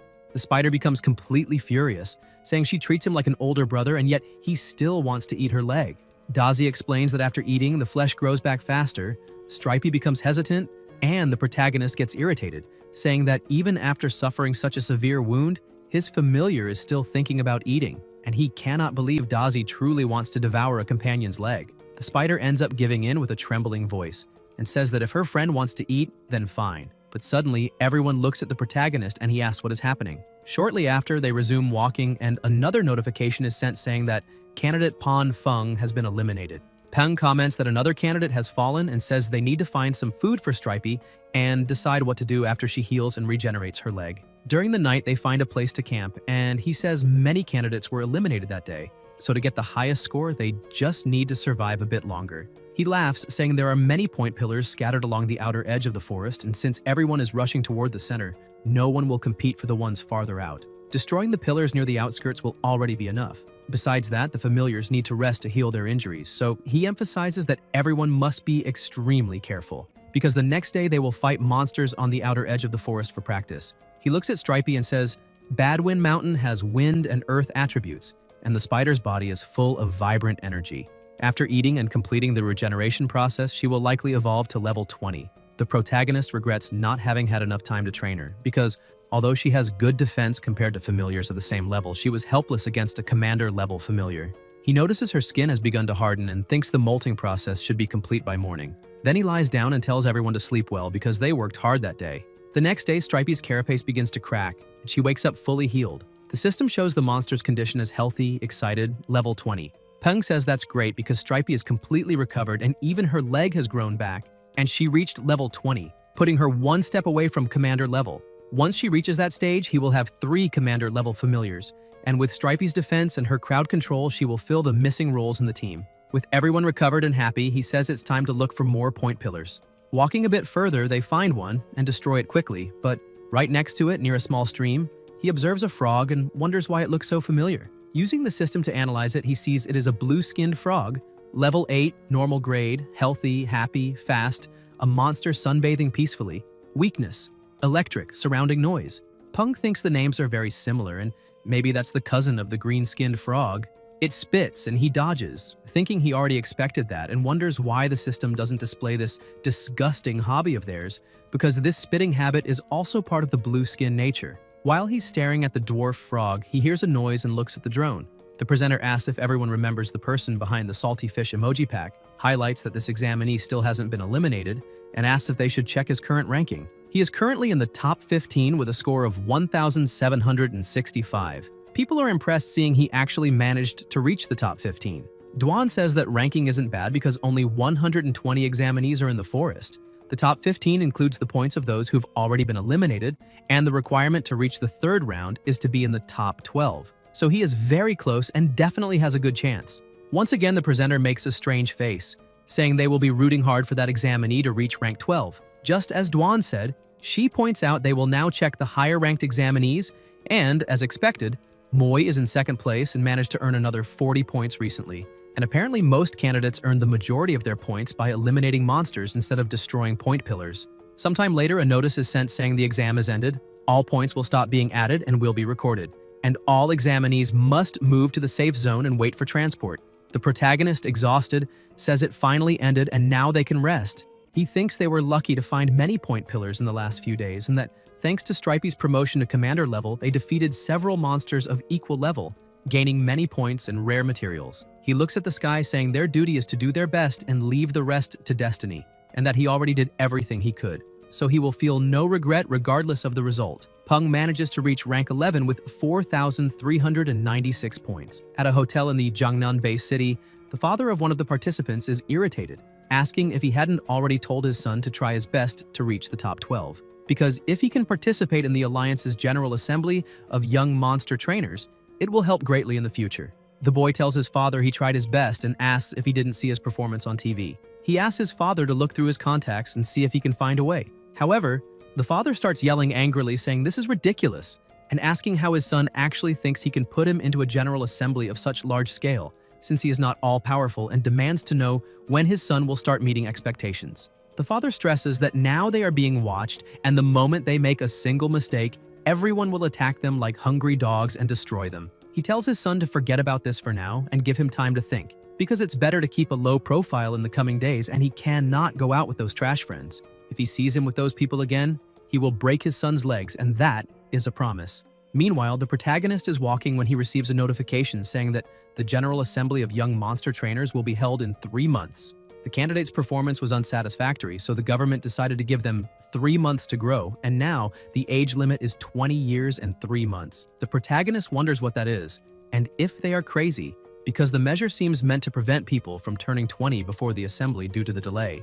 Zhenshun approaches shouting and calling the protagonist, saying he has been looking for him for a long time and asking if he wants to have dinner since they are all from Chang'an City and should have a small gathering. He hugs the protagonist, saying they will have dinner together, and even Moi, who never smiles, agreed, though she was behind him nearly attacking him. Peng feels a bit embarrassed but decides to join. Zhenshun, excited, says it's time to go because he knows a good seafood restaurant nearby. A blonde man approaches, asking if he could talk with the protagonist for a moment, but he walks past him. Surprised, the man hands him a card saying the password is 66, and inside there is about 1 million Alliance credits. and that regardless of how the conversation goes, that is payment for taking the protagonist's time. Peng is surprised, saying he didn't know his time was worth so much. The man says there is a cafe in that direction and invites him to go. Peng smiles and asks him to wait a minute. Suddenly, Dumby shows up outside and the man is shocked. The protagonist explains that this is his familiar, who has always been a bit cowardly since childhood. So he needs to hold the familiar's head every night or he cannot sleep. And now he is there looking for him because he couldn't sleep. The man smiles, saying that is very thoughtful and precious because they always need to be careful no matter what they are doing. Shortly afterward, the two go to the cafe and once seated, the blonde man says the reason he is there is to make a deal with the protagonist. Peng, curious, asks what kind of deal. The man places a card on the table saying someone is willing to give him a huge amount of money in exchange for withdrawing from the competition of the strongest young monster trainers of the Alliance, stressing that the amount is definitely higher than the reward for first place. And to show sincerity, he will reveal some privileged information. The man begins explaining that based on the information received, a monster trainer from the Mei district made a contract with a Lord-level familiar, and he is basically the favorite to win the competition. This means that even if Peng participates, he has no real chance of claiming first place, so he wants the protagonist to think about it carefully. Peng says he is just a poor orphan who lost his parents, and asks what there is to think about carefully, since it seems the man behind this is willing to pay a very high price, which shows how much he loves his own son. The blonde man says that is very good and asks if they can discuss the details, but the protagonist apologizes, saying that instead of the money, he prefers the chance to step onto a higher stage. The blonde guy says that it really is a shame. The MC stands up, telling him to enjoy the coffee because he will pay for everything quickly. The man grabs his phone and calls his boss, who asks what Peng said about the proposal. The blonde man says that he rejected the offer because that kid has a lot of character and money will not work on him. The MC also calls his friends, saying that he is already arriving and they can start eating. The blonde man keeps looking, thinking that he normally solves problems through negotiation, but his client is not someone who solves things through words. That kid is still very young, and only after experiencing more difficulties will he understand the cruelty of the real world. However, that does not concern him because he is nothing but a low messenger. Suddenly, he notices something strange and sees everyone around him disappear. He gets scared and asks what is happening. He hears a chain sound and, looking to the side, sees a man with a huge beast. He asks when they appeared. Looking back, he sees another person with another beast. He thinks he did not imagine he would need to use his trump card so soon, and begins to question who set all that up. The two men stop in front of him, saying they suggest he stop fighting. They call him Mr. Zhang. The two emphasize that they already have his family member in their hands and they did not cause any harm to Zhang, so they kindly ask him to cooperate.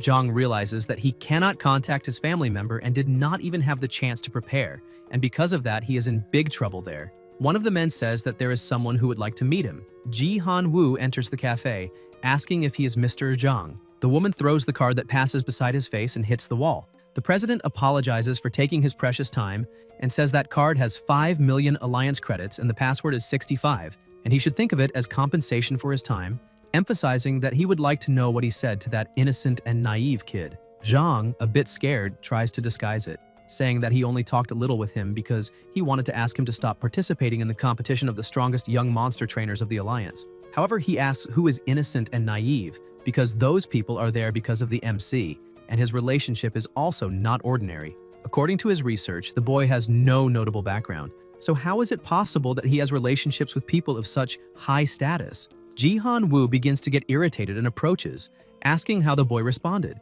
Zhang says that he refused and said that he did not want to miss an opportunity to expand his horizons. However, he wonders who this guy in front of him really is and realizes that maybe he could be. The president asks what the next step the man intends to take is, because he would not like to hear any lies and is sure that his younger sister also would not like to hear that her brother is a liar, because that would be a bad example for children. Through the back door, another man enters with his younger sister. Shocked, he turns, asking why she is there. The girl says that the grandpa told her he could help her see him because he's always busy and never returns home, and it has been a long time since she could see her own brother. Embarrassed about what her brother might think, she blushes and says that the grandpa also asked her to play a game with him to not be discovered, and as long as she could do that, he would buy her 5 ice creams. The girl tells her brother that she would give all the ice cream to him, but begs him not to be angry because she just misses him. Ji Han Wu goes to her and pats her head, saying that the brother will not be angry, calling her a beautiful princess. He emphasizes that he needs to talk a little with her brother and asks her to go ahead to the ice cream shop and have a good ice cream. Zhang calls Xuan, saying that grandpa is right, he will not be angry about it and she needs to be a good girl and go get ice cream. As soon as she leaves, Zhang turns, shouting at the president, saying that his sister is very innocent and knows nothing, and asks what he would like to know because he will tell everything, saying that he just talked with Peng and did nothing much. Ji Han-woo emphasizes that it is exactly because he did nothing much that he is still able to talk. The president sits down asking what Zhang thinks about working for him. Zhang asks if the president will not eliminate him. Ji Han-woo says that it does not matter where they come from, as long as people have value, and killing them is the simplest method. However, it is also the method that causes the most waste, and asks why the man does not continue. After Zhang tells the whole story, Ji Han-woo is surprised that the mayor of Jinling Bay City, the so-called Han Yuanming, is behind this, because when he received the information that someone was investigating the MC, he thought it was something big but did not imagine it would be for such a reason. The woman asks the president if they should eliminate Han Yuanming, but he says no, and asks to leave this man for the MC to deal with himself. This incident happened because of him, so he will be the only one to end it, and this occasion will give Peng a sense of accomplishment. However, there is one thing that he agrees with, because he thinks the MC should not participate in that competition, because it really is a waste of time. Zhang cannot even believe what he heard. Ji Han-woo looks out the window, thinking that it has been 4 years since they met.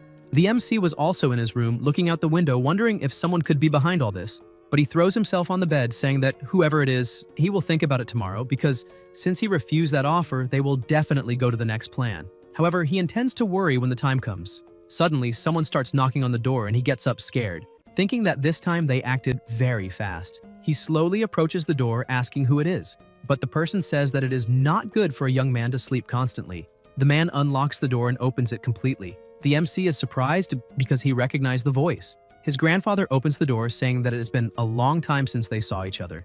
Realizing that it is his grandfather, the two hug, and the old man says that it has been many years since they met and it looks like the MC has grown a lot. He enters and, sitting in the armchair, says that he saw the MC's performance during the competition and that he was great. Besides being smart, he was brave. Peng said that actually he was not strong enough because he only managed to get point pillars on the outskirts. Ji Han-woo emphasizes that being able to preserve himself is the greatest success, and there is no shame in that. He emphasizes that his grandson is just like him, because when the old man started the Southern Sky Group, he also took a step back in certain matters. However, now he is back, and as long as he is there, no one will intimidate his grandson. Peng places his hand on his chest, showing respect, and talks about the group that his grandfather created, asking if there is anything he can help with, emphasizing he has experience in training familiars. His grandfather says that only some minor characters are fighting and cannot cause any harm to the group, and because of that he would like to talk about something else, saying that someone tried to make him withdraw from the competition, and that person is the mayor of Jinling Bay City called Han Yuanming. His grandfather says that he already knows that the MC refused, but he has more than one way to disqualify Peng from the competition, and asking if he would like to leave personally was just courtesy before the war. The MC is surprised to see that the person behind all this is a mayor. He emphasizes that this situation became a bit problematic and asked what kind of war he can face. His grandfather says that first, Han Yuanming will ruin Peng's reputation. Then he will find a girl who will invite him for a meal, and after the two finish the meal, some things will happen, and then she will accuse the MC of trying to abuse her. After that, the rumors will begin to spread, and the good kid that Peng was, with no background, will never be able to defend himself against such rumors. When enough people believe it, the rumors will become the truth, and will stay with him for the rest of his life. Ji Han-woo emphasizes that he would really like his grandson to take revenge, and because of that, he will help him with all his strength. And actually, it is even good to have this kind of motivation to strive. The MC thanks his grandfather for warning him and says that he will remember everything. Ji Han-woo starts laughing, saying that he will remember his grandfather's words or remember that person. The two start laughing together, but suddenly the old man stops laughing and, in a serious tone, says that now it is time for the main topic. He emphasizes that he really hopes the MC is willing to give up the General Assembly of Young Monster Trainers of the Alliance. Peng agrees immediately, saying that he will contact the organization early in the morning. His grandfather is surprised, saying that he is making the MC give up that great opportunity and he will not even try to fight against it. Peng says that he is sure his grandfather has his reasons, and because of that, he will listen to what he has to say. The president stands up, saying that his grandson is really a rascal. He goes to the window, saying that, as everyone knows, it has only been 3 years since the cataclysm, so the difference between individuals is not really that big. Age does not bring advantages to anyone. A person of 30, 40, or 50 years is on the same starting line. He asks his grandson if he really knows why he should pursue the title of strongest youth monster trainer. and emphasizes that perhaps it is better to remove the word youth from that title. Peng is surprised and says that if that word is removed, then the title would be Strongest Monster Trainer. His grandfather says that is exactly it, because this is a different era, an era for the ambitious. Although the alliance controls the general situation now, it is only temporary. One day a conflict will arise. Peng asks if what his grandfather is trying to say is. Ji Han Wu interrupts his grandson, asking if he really thinks that if a person could command familiars to destroy mountains and hills and move rivers and oceans, that person would still be satisfied with normality and accept their current position. He emphasizes that a human's greed is always proportional to their abilities. Peng is surprised, thinking that he really cannot even imagine what the future will be like when that day comes. His grandfather emphasizes that it is exactly for this reason that he must strive to be the strongest among all, and participating in that kind of competition will only make him waste time, because a man must be more ambitious. The MC says that he has a question. He says that when that day arrives, there will be strong people willing to maintain order, but there will also be a group of people who want to destroy order. He asks his grandfather if he wishes to maintain order or destroy it. Ji Han Wu starts laughing, saying that the MC is very silly because of course his grandfather will protect him regardless of which side is right. He emphasizes that he also knows that his grandson, deep in his heart, is not happy about leaving the competition. He suggests that in 3 months, when the competition begins, he will recommend that the MC participate as a judge. Peng is a bit lost but soon speaks again. He says that he can help him fight for that position, but whether he succeeds or not will depend only on the hard work he will do in the next 3 months. Peng begins to smile and, ambitious, thinks that participating in that kind of competition is truly useless. But participating as a judge is interesting, because when the competition begins, the participants will be very happy to see a former competitor as a judge. At the airport reception in Chang'an City, Peng had just arrived. He thinks that he has finally returned home. However, he questions whether a place without family can still be considered home, because after handling some matters there, he will go straight to Yuzhou, as it will be better to enroll in the university there since he has the system. So which university he goes to does not really matter. Although he cannot help his grandfather, it is better to stay close to the elders. Suddenly his phone rings, and as soon as he answers, Feng Shu asks if he has already returned from Jiangnan and if he is free because he has something he needs to ask the MC for help with, and emphasizes that it is something very good. Peng tells director Feng that he agrees to help, because anyway he has some business to attend to at the association. Feng says that he has already left the Monster Breeders Association. The MC asks why he left the association. The director says that the organization has changed a lot and is no longer the Monster Breeders Association he loved to work for. Now the association is a subsidiary of the Monster Trainer League. However, he does not want to talk about that and emphasizes that he is working for the military and that there is a lot to be done. Asking if the MC is interested, even though he cannot pay much for the work, he can still reward him with rare materials. Peng says that the director may feel free to get straight to the point, because if it is within his abilities, he will do his best to assist him. Feng is happy about this and says he will get straight to the point, beginning to explain the situation, saying that the MC has probably already heard about the man-eating red Shatuoman migrating from the Dali Desert. Recently, a monster hunting squad discovered that inside the hill, a Shatuoman Earth-level commander ate humans and is about to evolve to Lord level. Peng asks if the military is really preparing to capture the man-eating Shatuoman worm on the verge of reaching Lord level. The director asks him to stay calm and not worry because they will not participate in a battle between Lord-level monsters. All they will do is prevent other monsters from interfering while the man-eating worm is in the middle of its evolution. The MC smiles upon hearing this. The director continues saying that the Dali Desert already has a Lord-level desert ruler, and although the desert has grown since the cataclysm, it is definitely not big enough to house 2 Lord-level monsters. When the time comes, a huge battle will break out, and it seems that the military is preparing to reap the spoils of that battle. Peng asks why Feng sought him out, questioning whether there are no stronger trainers than him in the military. The director says that this plan was proposed by himself, but the military's superior leader did not like it, and because of that, he can only rely on his own connections. However, he once again asks the MC not to worry, because it should not be dangerous. Besides that, he also has some military trainers by his side, and if the plan works, in the end, the Golden Divinity itself will personally help them. Peng says that apparently he is not doing that well since he enlisted in the military. The director smiles, but Peng agrees and asks when the worm will evolve. Feng is so happy with this news that he begins shouting on the phone, asking if he is really going to agree because the evolution should occur in the next 2 days, and emphasizes that he now owes him one, and the MC can feel free to go after him whenever he needs help. Peng emphasizes that it is obvious he will participate in this fun and will be waiting for the notice. After hanging up the phone, he thinks that a battle of this level is far beyond his abilities, and all he can do is observe to learn, and if he really wants to become stronger, all he can do at the moment is watch a fight between the strong and broaden his horizons of knowledge. Tang Tang went to receive him at the airport. The MC asks her what that fat penguin is, but upon hearing the scream, he realizes it is Flamey. Sometime later on the outskirts of the city, the MC was with his familiars. He says that it is not very far because they have not even entered the depths of the forest, and that part is still considered the outskirts. Saying that a little further, and they will already be in the territory of the Lord of the Black Flames. And the Lord always has an aggressive temperament, so it would be very bad if they provoked him. As they were walking, Peng looks at Tang Tang, surprised to see that she had such a strong familiar. With the system, he can identify the name of the monster. Shadow Japalura, level 39, perfect grade, monster ability, hardened skin level 2, special characteristics Shadow Assassin. It has a passive effect. When silent and still, it can perfectly blend with the environment, matching its fur and body temperature. Second effect, passive effect, its special fur can absorb sound waves and vibrations, allowing it to move silently and remain almost undetectable. He thinks that the attributes of that familiar really are incredible, and now he understood why his grandfather wanted her to go with him. On the other hand, the helpers the director brought are also not bad. The first guy introduced himself as Li King. His familiars are an iron spine boar at level 24 and a green-blooded venomous snake at level 21. The other is Qin Yi with a flame bird familiar at level 27, which shows that they are on a very different level. He realizes that Li King and Qin Yi is a play on words.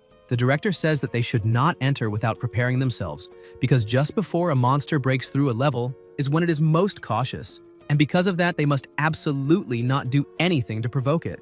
As they observe, the MC is surprised by the quantity. The director says that perhaps they will not need to do anything, because that man-eating worm will probably protect its brood. Peng asks if the Lord of the Black Flames is really called Lord of the Black Flames. Feng says no and explains that they call him that because he frequently occupies the entire Black Flames forest. After all, not all Lord-level monsters have a territory. He gives an example, saying that if that desert ruler were to occupy the Dali Desert for a long enough period, maybe they would start calling him Lord of the Dali Desert. Feng asks everyone to be extremely careful because surely there will be monsters that will use this opportunity to launch a surprise attack. The MC senses that something is coming and warns them, but as soon as he sees it, he realizes it is just a huge chicken. The director starts laughing and explains that chickens eat earthworms, and those man-eating worm hatchlings are irresistible to it. He asks the MC to pay attention, because confident in its natural instincts, the 5-colored golden chicken can easily surpass the worm's defenses. The chicken starts attacking the worms, but they quickly disappear. The MC asks where those plump worms that were there a second ago went. Tang Tang starts laughing. Feng explains that the worms can dig underground and the man-eating worm must be hiding below the surface while it is evolving, so it is normal that they cannot find it. He emphasizes that Peng really has a lot of talent. However, there is still much to learn. The MC thinks that the director is part of the elite of the monster breeding industry, and he would be in a lot of trouble if he appeared to have little experience. The chicken remains still trying to find the worms, but suddenly the ground begins to shake and break. The worms start to join together and grab the chicken's paw. Feng asks the MC to pay attention to that movement, because once the worms work together, the chicken will not be able to escape. It is thrown to the ground and the worms quickly start attacking it. Peng emphasizes that the chicken was horrible at fighting. However, the director asks him to wait a little because this is only the beginning. Tang Tang asks both of them to stay quiet because a big one is coming. The system identifies the monster, saying that it is a horrifically violent female spider, level 40.5, stone attribute, weakness wood type, septic bloodberry, platinum radish tendril, monster abilities, spiderweb hardening level 2,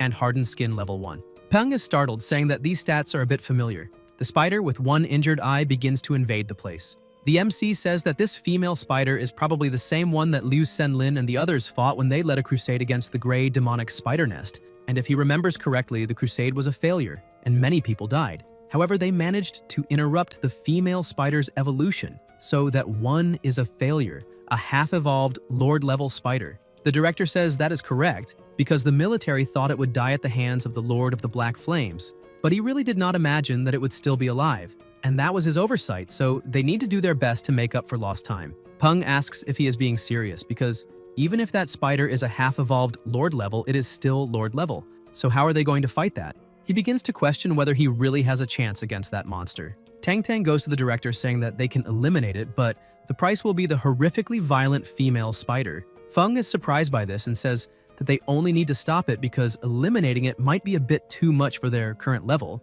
However, she simply ignores him, saying that she and the MC will deal with the spider, while the rest of them only need to stay alert to protect him in case another monster appears. Her familiar begins to appear, and the director is surprised to see that this familiar has one of the rare camouflage abilities, because in the army, anyone lucky enough to obtain such a familiar gets priority in training.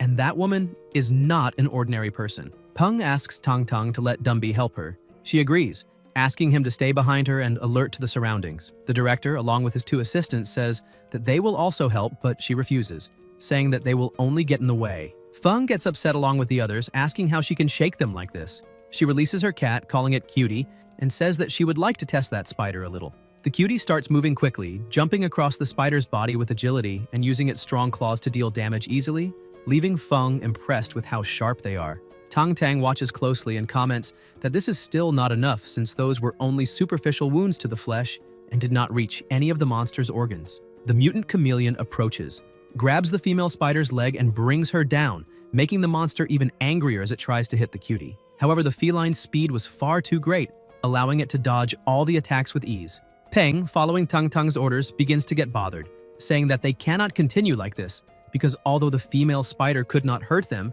they also could not launch any truly effective attack against her. The MC then asks Dumbi to use Bloodline Heart, and his familiar responds quickly, trying to destroy the spider's heart, but it was not enough.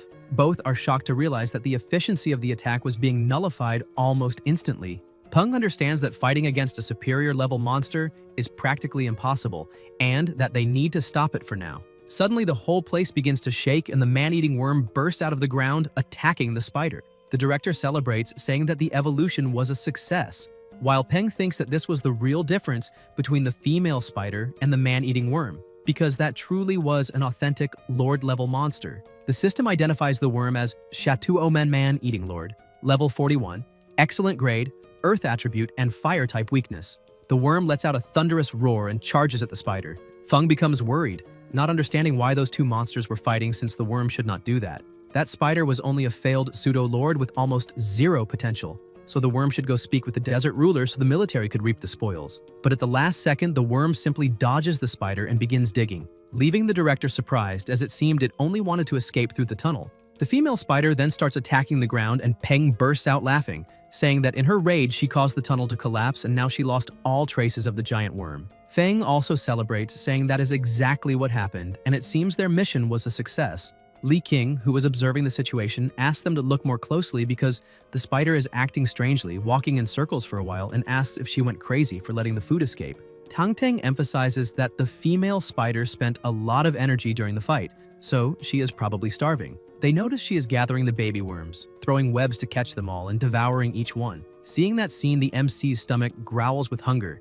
and he asks why it looks like the spider is eating soybean paste noodles. The three stare at him while Peng, confused, tries to understand what happened, and goes to Tang Tang saying that her injuries are not serious, but that they could not capture the spider. She tells him to relax because he has not seen anything yet. The cutie begins to growl and a dark aura rises around it. With a fast and extremely precise attack, it manages to amputate one of the spider's legs. The chameleon, which had been camouflaged in the shadows, appears releasing a poisonous mist and tears off another piece of the spider. She screams in pain and attacks both familiars at the same time, causing only minor injuries to them. The MC becomes worried and tells Tang Tang that the spider is still too strong and they need to retreat. But she tells him not to worry, reminding him that they cannot simply run away. A very loud noise echoes from the sky, and looking upward, he is shocked when a monster lands on the ground. Everyone screams upon recognizing that it is a lord. A halo forms in the air, revealing a bird-type monster. The system identifies level 42, Lord, normal grade, name, blood-eyed bearded vulture, extremely strong, wind attribute, healthy and calm condition, abilities, wind power level 3 and reinforced stomach level 2, weaknesses electric, fire, metal, and dark types, and requirements for promotion to excellent grade, dark, divine, or blood evolution. The director shouts for everyone to be extremely careful, because that lord was probably attracted by the man-eating worm. And now that the spider is completely lost, as long as they do not provoke the monster, there will be no danger. However, the bird lowers its head as if bowing, leaving everyone confused as they ask why, instead of attacking the spider, it is bowing since that goes against the laws of nature. Tang Tang approaches and says that the bird is mourning the monsters that were devoured. The MC becomes completely confused and asks why that mourning, and she begins to explain, saying that maybe it is because it watched many movies and who knows was a priest in another life, but does not remember exactly. Lei King asks if that monster belongs to her. Tang Tang becomes embarrassed and starts laughing, saying that women need to have some methods of self-defense when they are away from home, leaving the MC imagining what kind of self-defense that is, to the point where he would not be surprised if someone said his grandfather's familiar was a giant dragon. The two monsters start staring at each other, but the bird shakes its head, indicating that it does not want to fight. Tang Tang becomes irritated and says, "That idiot is showing his bad habit again." The MC asks what she is talking about while the director and his companions remain alert, thinking that it is a very rare familiar besides being Lord level, so they need to learn everything about its habits. Tang Tang explains that the vulture thinks it is a scavenger, so it prefers to eat carrion instead of hunting live prey and is adjusting its own mindset at that moment. Feng, Li King, and Qin Yi are surprised, asking themselves if it is really possible to adjust a mindset. Tang Tang shouts to her familiar, telling it not to eat the spider because it only needs to injure her badly and bring her to them. The bird asks if it really should not eat, and realizing everything is fine, gets ready, then charges forward with lightning speed. The spider begins to tremble with fear and can barely move, and with just one attack, the bird manages to completely neutralize it. Feng asks if that pseudo-lord would really be defeated that easily since it seemed far too simple. Tang Tang then asks the bird to tear the spider's leg tendons. It imbues energy into the tips of its claws and, with swift movements, cuts all the tendons. She smiles, saying that now the spider can no longer escape. The director comments that her familiar is extremely strong. Peng states that everything is settled and that they will take the female spider with them, and the director agrees. As soon as the two leave, Li King and Qin Yi ask Feng if the mission was completed, and he confirms that it was. Later that night, in the MC's backyard, the spider is lying down while the system warns that it is severely injured and has impaired mobility. He can identify the entire promotion path of the spider to Lord level, and the necessary ingredients would be 500 grams of perfect stone, earth core, and earth flow marrow serum. He realizes that there is only one evolution option available for her, which indicates there is only a single promotion path, and that, perhaps because she lost most of her potential, the other possibilities disappeared. Furthermore, he has never heard of those ingredients, and apparently that spider will not be very useful to him. The MC asks if Tang Tang wants to keep the spider, but she responds by asking why she would want something so ugly, and if he really does not want it, he can give it to her grandfather as a test subject. Stripey hears that and starts trembling, almost crying, but Tang Tang goes to her, pets her head, and says she was not talking about her because Stripey is truly the best. Peng says that it is getting late and asks why Tang Tang does not stay for dinner, but she says that maybe next time she will because now she still needs to find someone to release that spider. As soon as the MC opens the door, Dazi comes running and jumps on him. The MC asks what happened, and his familiar begins running around, lying beside him, showing that it wants to eat pork ribs. Peng says there are no pork ribs there, and asks if the familiar thinks he can simply snap his fingers and make them appear. Dazi gets an idea and points at Dumby. The two start smiling, and the MC finds it interesting. Sometime later, a huge pot of food is ready. The MC calls his familiar to eat, saying that if he has finished washing up, he can sit down. Dumby asks if that delicious-looking food was prepared for him, and, even remembering that he is only a skeleton and cannot eat anything, finds it charming that his master still thinks of him. Peng puts Dumby inside the pot and tastes the soup, saying that the flavor is not bad, and that apparently temperature means nothing to Dumby. Perhaps they will not even need to buy ingredients to cook pork rib soup anymore. After cooking for a while longer, the soup is ready, and he calls everyone to taste it. While his familiars eat, the MC looks at the moon, thinking that a new journey will begin in Yuzhou.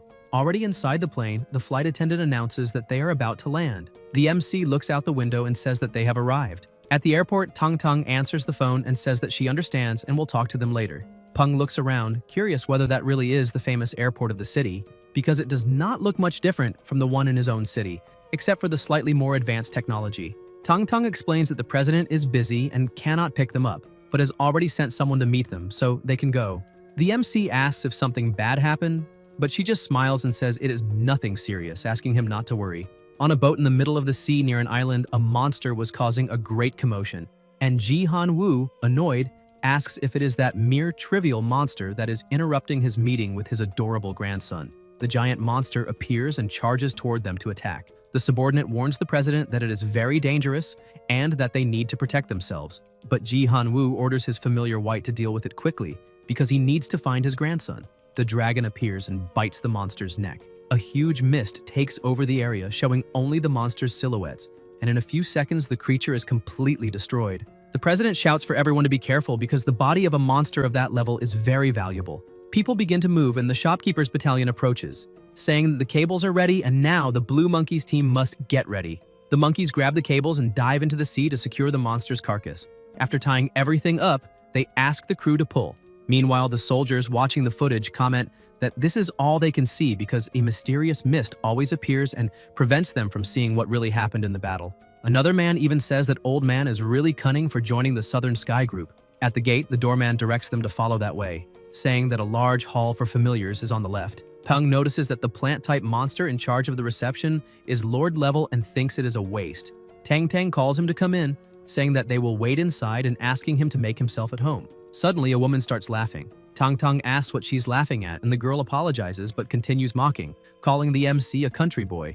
The man with her asks why she's talking to them since they do not even know from which hole those people crawled out, and tells her to hurry up because he has an important meeting. Peng starts mocking, saying that apparently they did not recognize Tang Tang, so she will have to work very hard. She explains that she stayed in that backwater city for 2 years. Suddenly she calls Old Han, who is surprised to see Tang Tang. The man who had mocked them before is impressed when he realizes that Secretary Han knows those people. The secretary goes up to the MC, saying that he must be Gao Peng and informing him that President Ji has already returned and is waiting for them in the penthouse, offering to guide them. The man beside him is stunned, thinking that there is only one President Ji in the Southern Sky Group. Peng walks past the woman, laughing and mocking, and she starts shouting that the brat is very rude. Peng replies that his strong point is not holding grudges, since he always gets revenge on the spot. The secretary laughs, saying that this strong temper is not bad at all. Later, already in the president's office, the two meet and the secretary says he will prepare Tang Tang's accommodations. As soon as he leaves, the MC asks his grandfather if there is anything he wants to say.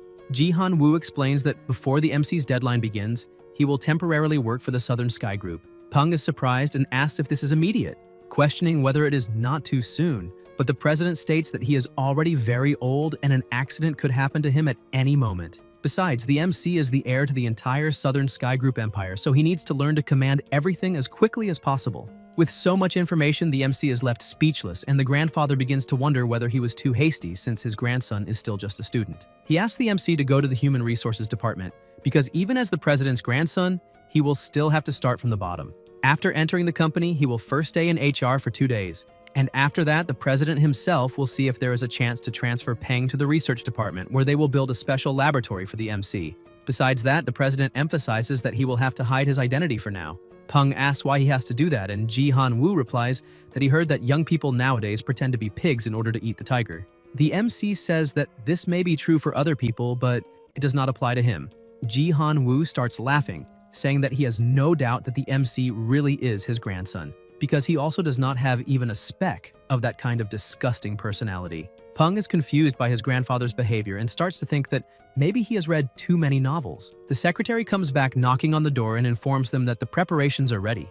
Ji Han Woo asks his grandson to follow the secretary because he will show him another kind of battle. Han begins to introduce the place, saying that this is the Human Resources Department. Peng reacts strangely and the secretary asks if something is wrong, but he replies that it is nothing. He just found some familiar faces, since both the man and the woman who had looked down on him earlier were standing right in front of him. The secretary introduces the MC to the head of the marketing department named Cao Xiang, who bows respectfully, calls the MC young master, and says that they were presumptuous that morning. The MC says that he must be joking because it was all just a misunderstanding. Peng thinks that seeing a department head bowing and apologizing to a newcomer is definitely unusual and must be some tactic of sacrificing a bit of his own ego to put the MC in an awkward situation, which shows how much of a genius that man is. The system indicates that he is healthy and calm. Cao emphasizes that he is sure the young master has many things to do that day, so he will not take up more of their time, and says they should have lunch together at the next opportunity. Han asks if there was any problem. The MC says it was just a small incident, but department head Cao made a storm in a teacup. However, someone who bows in public to a brat like him without any reluctance either is very good at controlling his emotions or was truly calm. The secretary says that this is something the MC will have to find out on his own, but emphasizes that with that department head around, it will be tiring to keep working there, so maybe it is better to go to the Baya district to do the recruiting. The MC asks what district that is. They get in the car and head there. The secretary explains that Baya is one of Yuzhou's districts that suffers from a lack of economic development. He continues, saying that many people died there during the cataclysm, drastically changing the whole social structure, and the residents who still live in the area are those who could not adapt to the changes. Peng asks the reason for the name Baiye, and the secretary explains that before the cataclysm, that was where people looked for jobs of all types and industries. Some residents were dissatisfied with the current situation, so they worked hard and left the district behind. Shortly after, they arrive at their destination, and Han comments that this is the branch for that district and that they are responsible for human resources.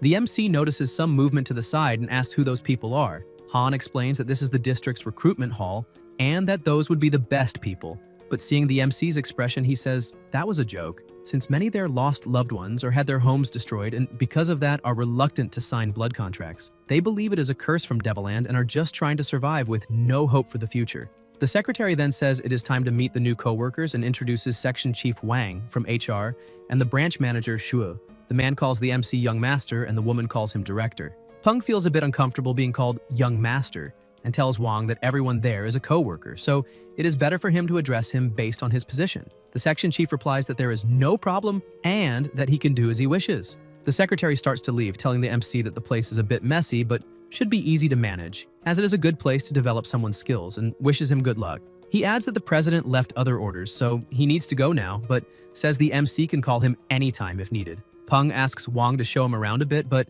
he calls him Young Master again. They go inside and Wang explains that they just arrived from the branch's warehouse and that this is the training center for familiars. Peng, still annoyed, warns that from now on the section chief must call him Leader Gao or Director Gao because he will cut his salary every time he is called Young Master. Peng observes the place and asks if all branches have that kind of equipment. Wang says yes, but basically no one uses it.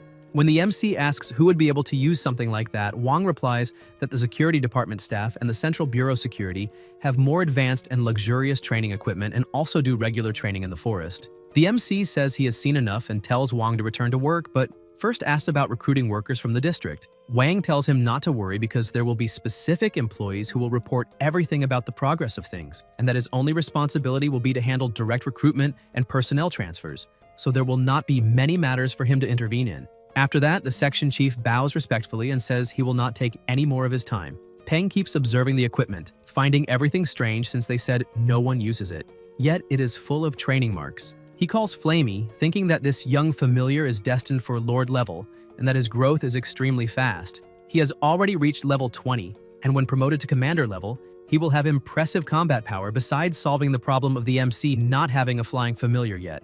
Peng asks Flamey if he can still fly, and even though the familiar is a bit hesitant, the MC asks him to try flying through the rings because he wants to test his agility. Flamey obeys his master and quickly begins to fly. Peng is impressed and says that it is not bad at all because his acceleration must be the best among flying familiars of that level. But Flamey misses the target and hits the trunk, falling to the ground with a loud sound. The MC starts laughing but soon goes to comfort the familiar, saying that they should try something simpler, that it is okay, and that he does not need to feel embarrassed, reinforcing that he needs to believe more in himself because he will make it. They keep practicing, and the improvement is significant. Peng shouts that Flamey already has much better control than before, so they continue testing until, in a short time, Flamey completes the entire course perfectly at an impressive speed. The MC shouts that he is the best.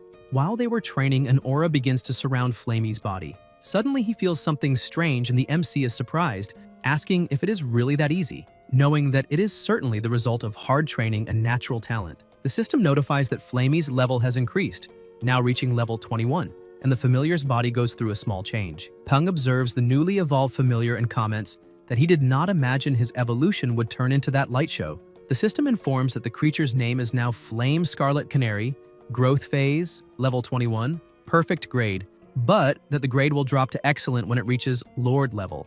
The attributes are fire and he gained pyrokinesis level 1, along with special feathers that carry intense heat. The passive ability increases fire resistance absurdly, while the active ability allows feathers to detach, fly to the target, and ignite when combined with elements in the air, creating an explosion. The MC comments that the passive is easy to understand but admits to being confused by the active one, realizing that the spark does not come from the feather itself, but from the reaction it causes in the air. He imagines the explosion must be strong, but remembers that for that to happen, little Flamey needs to pluck his own feathers, leaving his body looking like a plucked chicken. Peng then pretends to get annoyed and asks the familiar if that form is permanent, leaving the creature frozen until he falls into laughter and calls Dumby to continue their journey. During the night, another boy sneaks into the place with his small familiar and prepares to train, but a shadow appears, asking how long he has been showing up there. Peng and Dumby watch him as the boy admits it has been half a year, apologizing because he knows it was wrong. Before he finishes, Peng tells him to forget about it and explains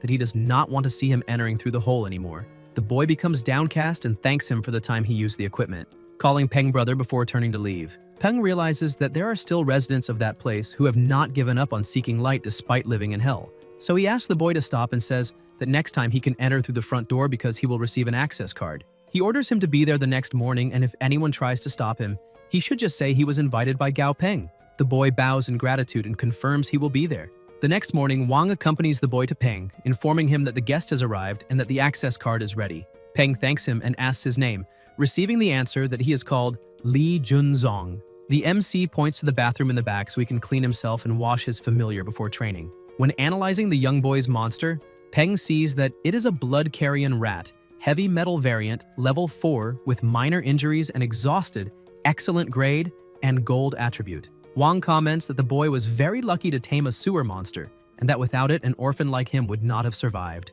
Peng asks why creatures exist in the sewers, and the chief replies that it might be better if he did not know, but that this district has many monsters that live off the garbage. The MC then asks if people simply let them multiply uncontrollably there, and Wang explains that at first, they used to come up to the surface, but after losing some members to monster trainers, they began to hide and never came out again. The MC begins to imagine the chaos a monstrous rat infestation could cause, while Wang comments that he has no idea how other cities dealt with it, but guarantees that in Yuzhou nothing gets out of control because President Ji has a familiar that lives in the sewers and feeds precisely on the creatures that inhabit the underground. Peng finds it curious to notice that humans dominate the surface during the day while monsters occupy the shadows, surviving on trash and what is discarded, creating a completely different balance than in the city where he lived before. After the bath, Junzong returns and joins the conversation, saying that there are many monsters down there and that people are afraid to go down, remembering that the last time, he only dared to go because he was starving when he found the injured blood rat.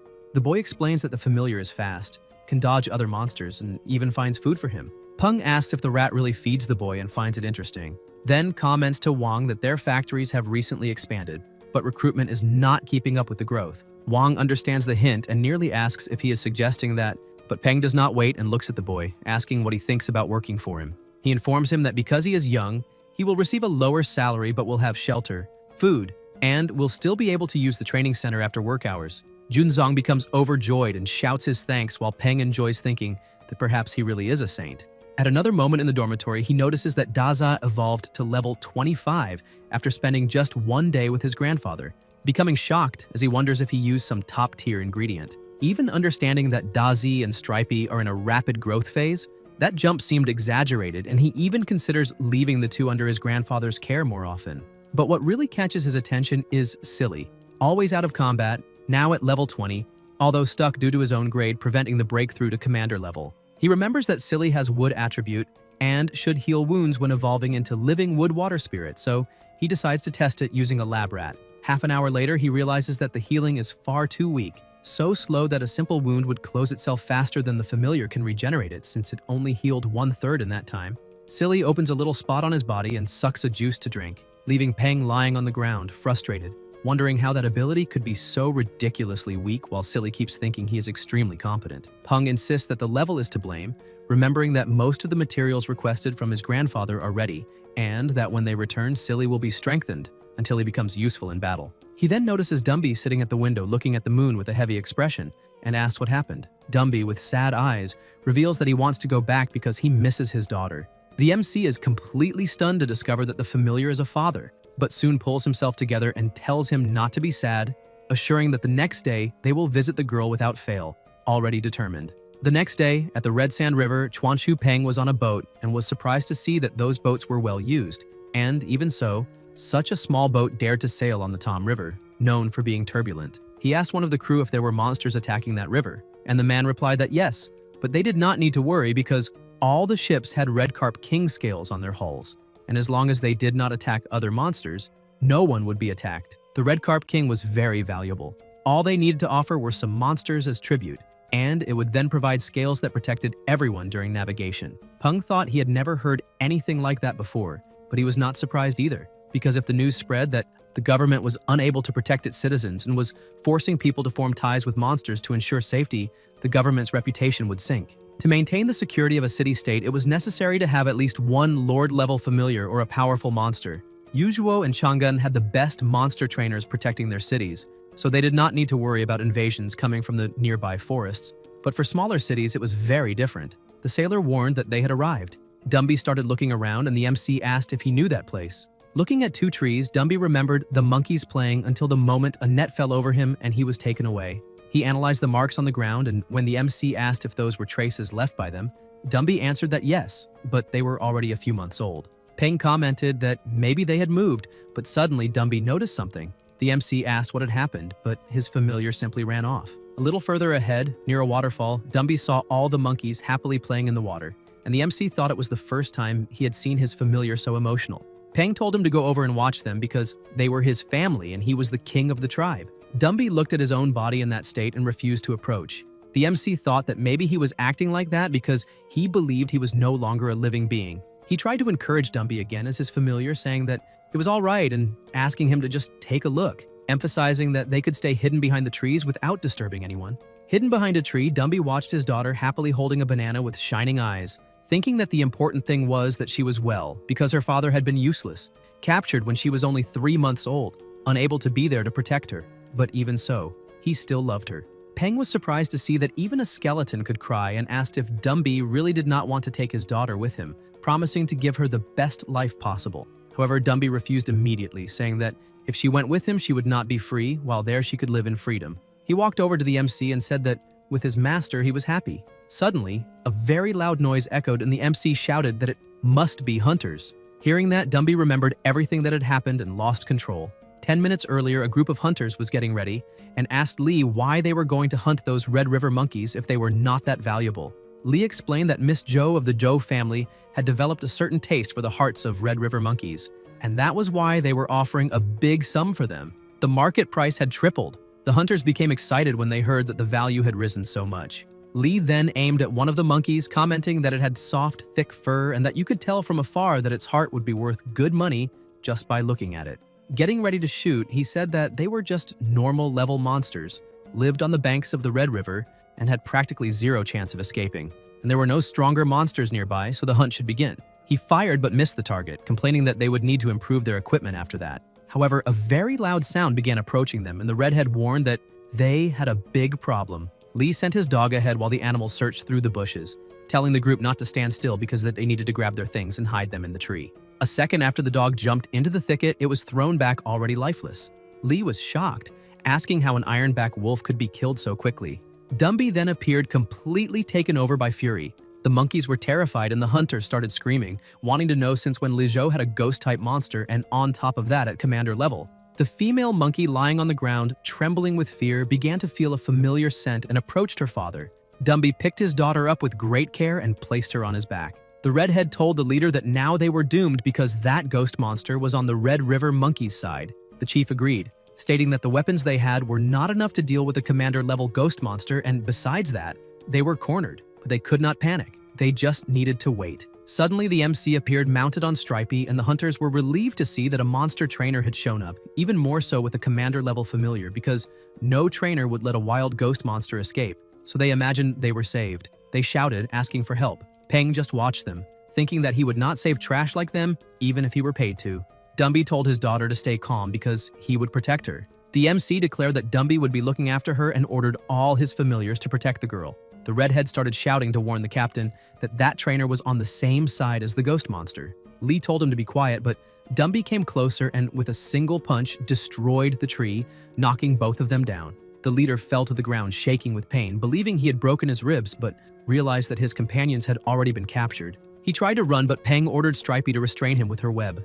The captain then begged for his life, telling the MC to spare him because his mother was 70 and his father 72, and both his younger and older brothers had died during the cataclysm, leaving only him to care for his parents, who would starve without him. The hunter said that the MC could keep all the Red River monkeys they had killed and emphasized that they were human and willing to give anything. Peng asked if he had heard correctly the word killed, and questioned whether they were not just capturing those monkeys to turn them into familiars. Lee answered by asking why he would do that, saying that if it were not for the Zhou family's second daughter having a familiar that liked to eat the hearts of those monkeys, no one would hunt them since they had no value. Peng lost control and shouted, asking how those monkeys had no value and if they were killing them all just to satisfy that woman. the Zhou family's second daughter. The hunter confirmed that yes, because the Zhou family was among the most influential in Yuzhou. The other two already captured said that it had all been the captain's idea and begged the MC to let them go, explaining that the Red River monkeys were all gentle and did not attack people and that it was the captain who gave permission, saying that they could make a lot of money by killing them before other groups arrived. Understanding the situation, the MC started to walk away, telling Dumby that he could handle it however he wanted, while he would wait by the Red River. The captain shouted, asking the MC to come back, warning that nothing good would come from opposing the Zhou family and threatening that if the hunters were left there, they themselves would deal with the family. Dumby, however, acted like a king, calling everyone from the old tribe and declaring that it would be an eye for an eye, a tooth for a tooth. The monkeys understood the message and advanced against the hunters. By the river, Dumby carried his daughter on his back while the MC, already in the boat, contacted his grandfather saying that he did not believe he had done anything wrong but was still feeling down. Ji Han-woo asked if he was regretful. Peng answered that, to be honest, he did not know how to answer that question. His grandfather said he would make things simpler by changing the question and asked if given another chance, the MC would have stopped his familiar. After thinking for a few seconds, he answered that he would not. Ji Han-woo said that the answer was right there and told his grandson to stop being fake with himself because accepting his own truth and doing what he wants in the outside world is fundamental. He cannot lose just because he was a little more ruthless. The grandfather added that he would rather see others lose than see his own grandson defeated. As for the remaining Red River monkeys, he would send someone to bring them back to Yuzhou and give them land to live on, because due to the Zhou family's demand, there would still be many illegal hunters. Ji Han-woo ended the call saying that he was busy and that his grandson would have to manage on his own for now. Peng then asked the captain that he wanted to go down to take a look at the red carp. The captain corrected him, saying that the name was Red Carp King because it could also understand human language, so it was better not to say it wrong next time. Going a bit further down the river, the man pointed to a place and said that was where the sacrifice ceremony took place, emphasizing that the level and grade of the sacrificed monsters determined personal contribution and that the scales were distributed according to that contribution level. Peng asked how the Red Carp King delivered the scales, but before the fisherman could answer, a whirlpool began to form in the lake and he said that the answer was right there. The system identified the creature, Blood Dragon Carp of the Red Sand, Lord of the Red Sand River, level 44, Perfect Grade Lord, Water Attribute Abilities, Water Master level 3, and Hardened Scales level 2. The MC was impressed to see a Lord level monster and on top of that one of perfect grade. The men on the riverbank shouted that the Red Carp King had appeared and that they needed to deliver the sacrifices immediately. They placed the entire banquet on plates in the river and the carp pulled everything into its mouth. After eating, it spat out a sphere full of scales. As soon as the sphere hit the ground, it opened, revealing the contents. The organizers warned that everyone should take the scales according to the order of the sacrifices, otherwise they would irritate the carp. Peng observed, saying that it was the first time he had seen a veteran lord use that ability. Its hydrokinesis looked like something out of a fairy tale and he wanted to observe more closely. Seeing how things really were, a curiosity arose in him. After all, what kind of lore did his grandfather have as a familiar? Because such wild creatures could not be observed so closely, and yet he could touch one since it was part of the family. In South Africa, in Lusaka, something appeared in the middle of the city. Alarms went off and people shouted asking in which area it was happening because there was a strong reaction of spatial energy, and the white-bellied space worm became agitated as if it had created a spatial rift. They ordered the Red Falcon to be sent immediately along with another white-bellied space worm to locate the target. The Red Falcon looked at it and asked the familiar to fly higher because it had a bad feeling, but it was too late. Other monsters began to emerge from the portal and invade the city. In the outskirts of Yuzhou, at Ji Han-woo's house, the news was on television, saying that Lusaka had experienced a great concentration of energy. A new spatial rift had appeared, and now the city was attracting monster trainers from all over the world. Peng asked his grandfather if the emergence of a spatial rift should not be treated as something extremely serious, and questioned why they were acting as if it were something good. Ji Han-woo replied that it was indeed dangerous, but asked what place was not dangerous nowadays. Until now, only 3 spatial rifts had been discovered, and temporary rifts had only appeared during the period close to the cataclysm, with none arising in the past 2 years. So those who believe they are strong see the appearance of these spatial rifts as a good opportunity rather than something dangerous. Spatial rifts mean new familiars, and mainly, otherworld familiars. New things always become popular. The old man emphasized that Peng should understand this because that is the logic, and it will remain so no matter where he goes. Ji Han-woo then showed a card to the MC saying that it was the laboratory card of that house, and that the requested materials were almost all gathered, asking his grandson to check if he could use them. He reinforced that if Peng truly wished to evolve his familiars, he should seek advanced monster breeders working in the company because consulting them would be more sensible than continuing to test everything on his own. Peng smiled, thanking him, and thought that his grandfather had no idea that he had the system, and the system was infinitely better than any monster breeder. Ji Han-woo got up saying that everything was fine, and advised his grandson to rest for the next 2 days since he had just arrived. Peng asked if he could see his grandfather's familiars, and the old man smiled, saying that White was around but that the grandson should find him on his own. Peng went to the back lake thinking about what his grandfather had said.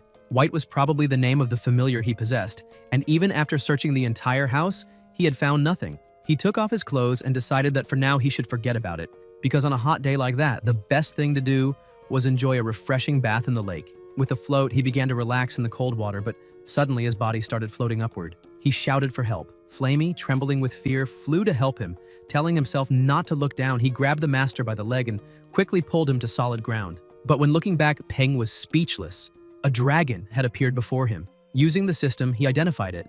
Aquatic white dragon, level 50, perfect grade lord, cloud and water attributes, healthy condition, cute personality, abilities, hydrokinesis level 4, cloud control level 4, and hardened scales level 3. Special traits, cloudwalker and rain armor. Effect 1, passive ability. When in clouds, mist, or any type of cloud, the aquatic dragon's agility and speed increase enormously. Effect 2, passive ability. When in lakes, oceans, storms, or other water-type environments, the aquatic dragon's scales and claws become much harder and more powerful. Both effects are cumulative. Requirements for evolution to epic grade. Option 1, pure blood evolution. Option 2, calamity evolution. Option 3, water-type evolution. Peng was amazed, saying that although the red carp king and the aquatic white dragon shared dragon blood, the white dragon was clearly much stronger both in level and abilities. Its special traits were all passive. One increased agility and speed, and the other strengthened claws and scales, which made it clear how terrifying its physical capabilities were. He approached to touch it, thinking that it was the highest level familiar he had ever encountered. But perhaps because it was an ally, its aura was completely suppressed, as the MC did not feel any pressure coming from it. Still, when he tried to touch the dragon, just the monster looking at him made his whole body start shaking. He rubbed his eyes, saying that a sudden sleepiness had hit him, but in truth, he thought that the dragon had been a bit stingy, as if it did not even want to accept a pat. He turned, saying that he was going inside already, but the dragon placed its paw on him. Peng looked back and saw the white dragon acting hard to get. The MC wondered what was going on with that guy and if he was the tsundere type, but emphasized that he needed to go inside soon to evolve Silly since Dazi's and Stripey's grades had also dropped 1 level due to their evolutions, and he needed to restore them back to perfect grade. Inside the house laboratory, the MC began the preparations, saying that last time the green serum made Silly evolve into a jade green color, something he even preferred because he could. Before he could finish the sentence, his familiar smelled it and dove into the serum without hesitation. Peng was happy to see that the serum was working.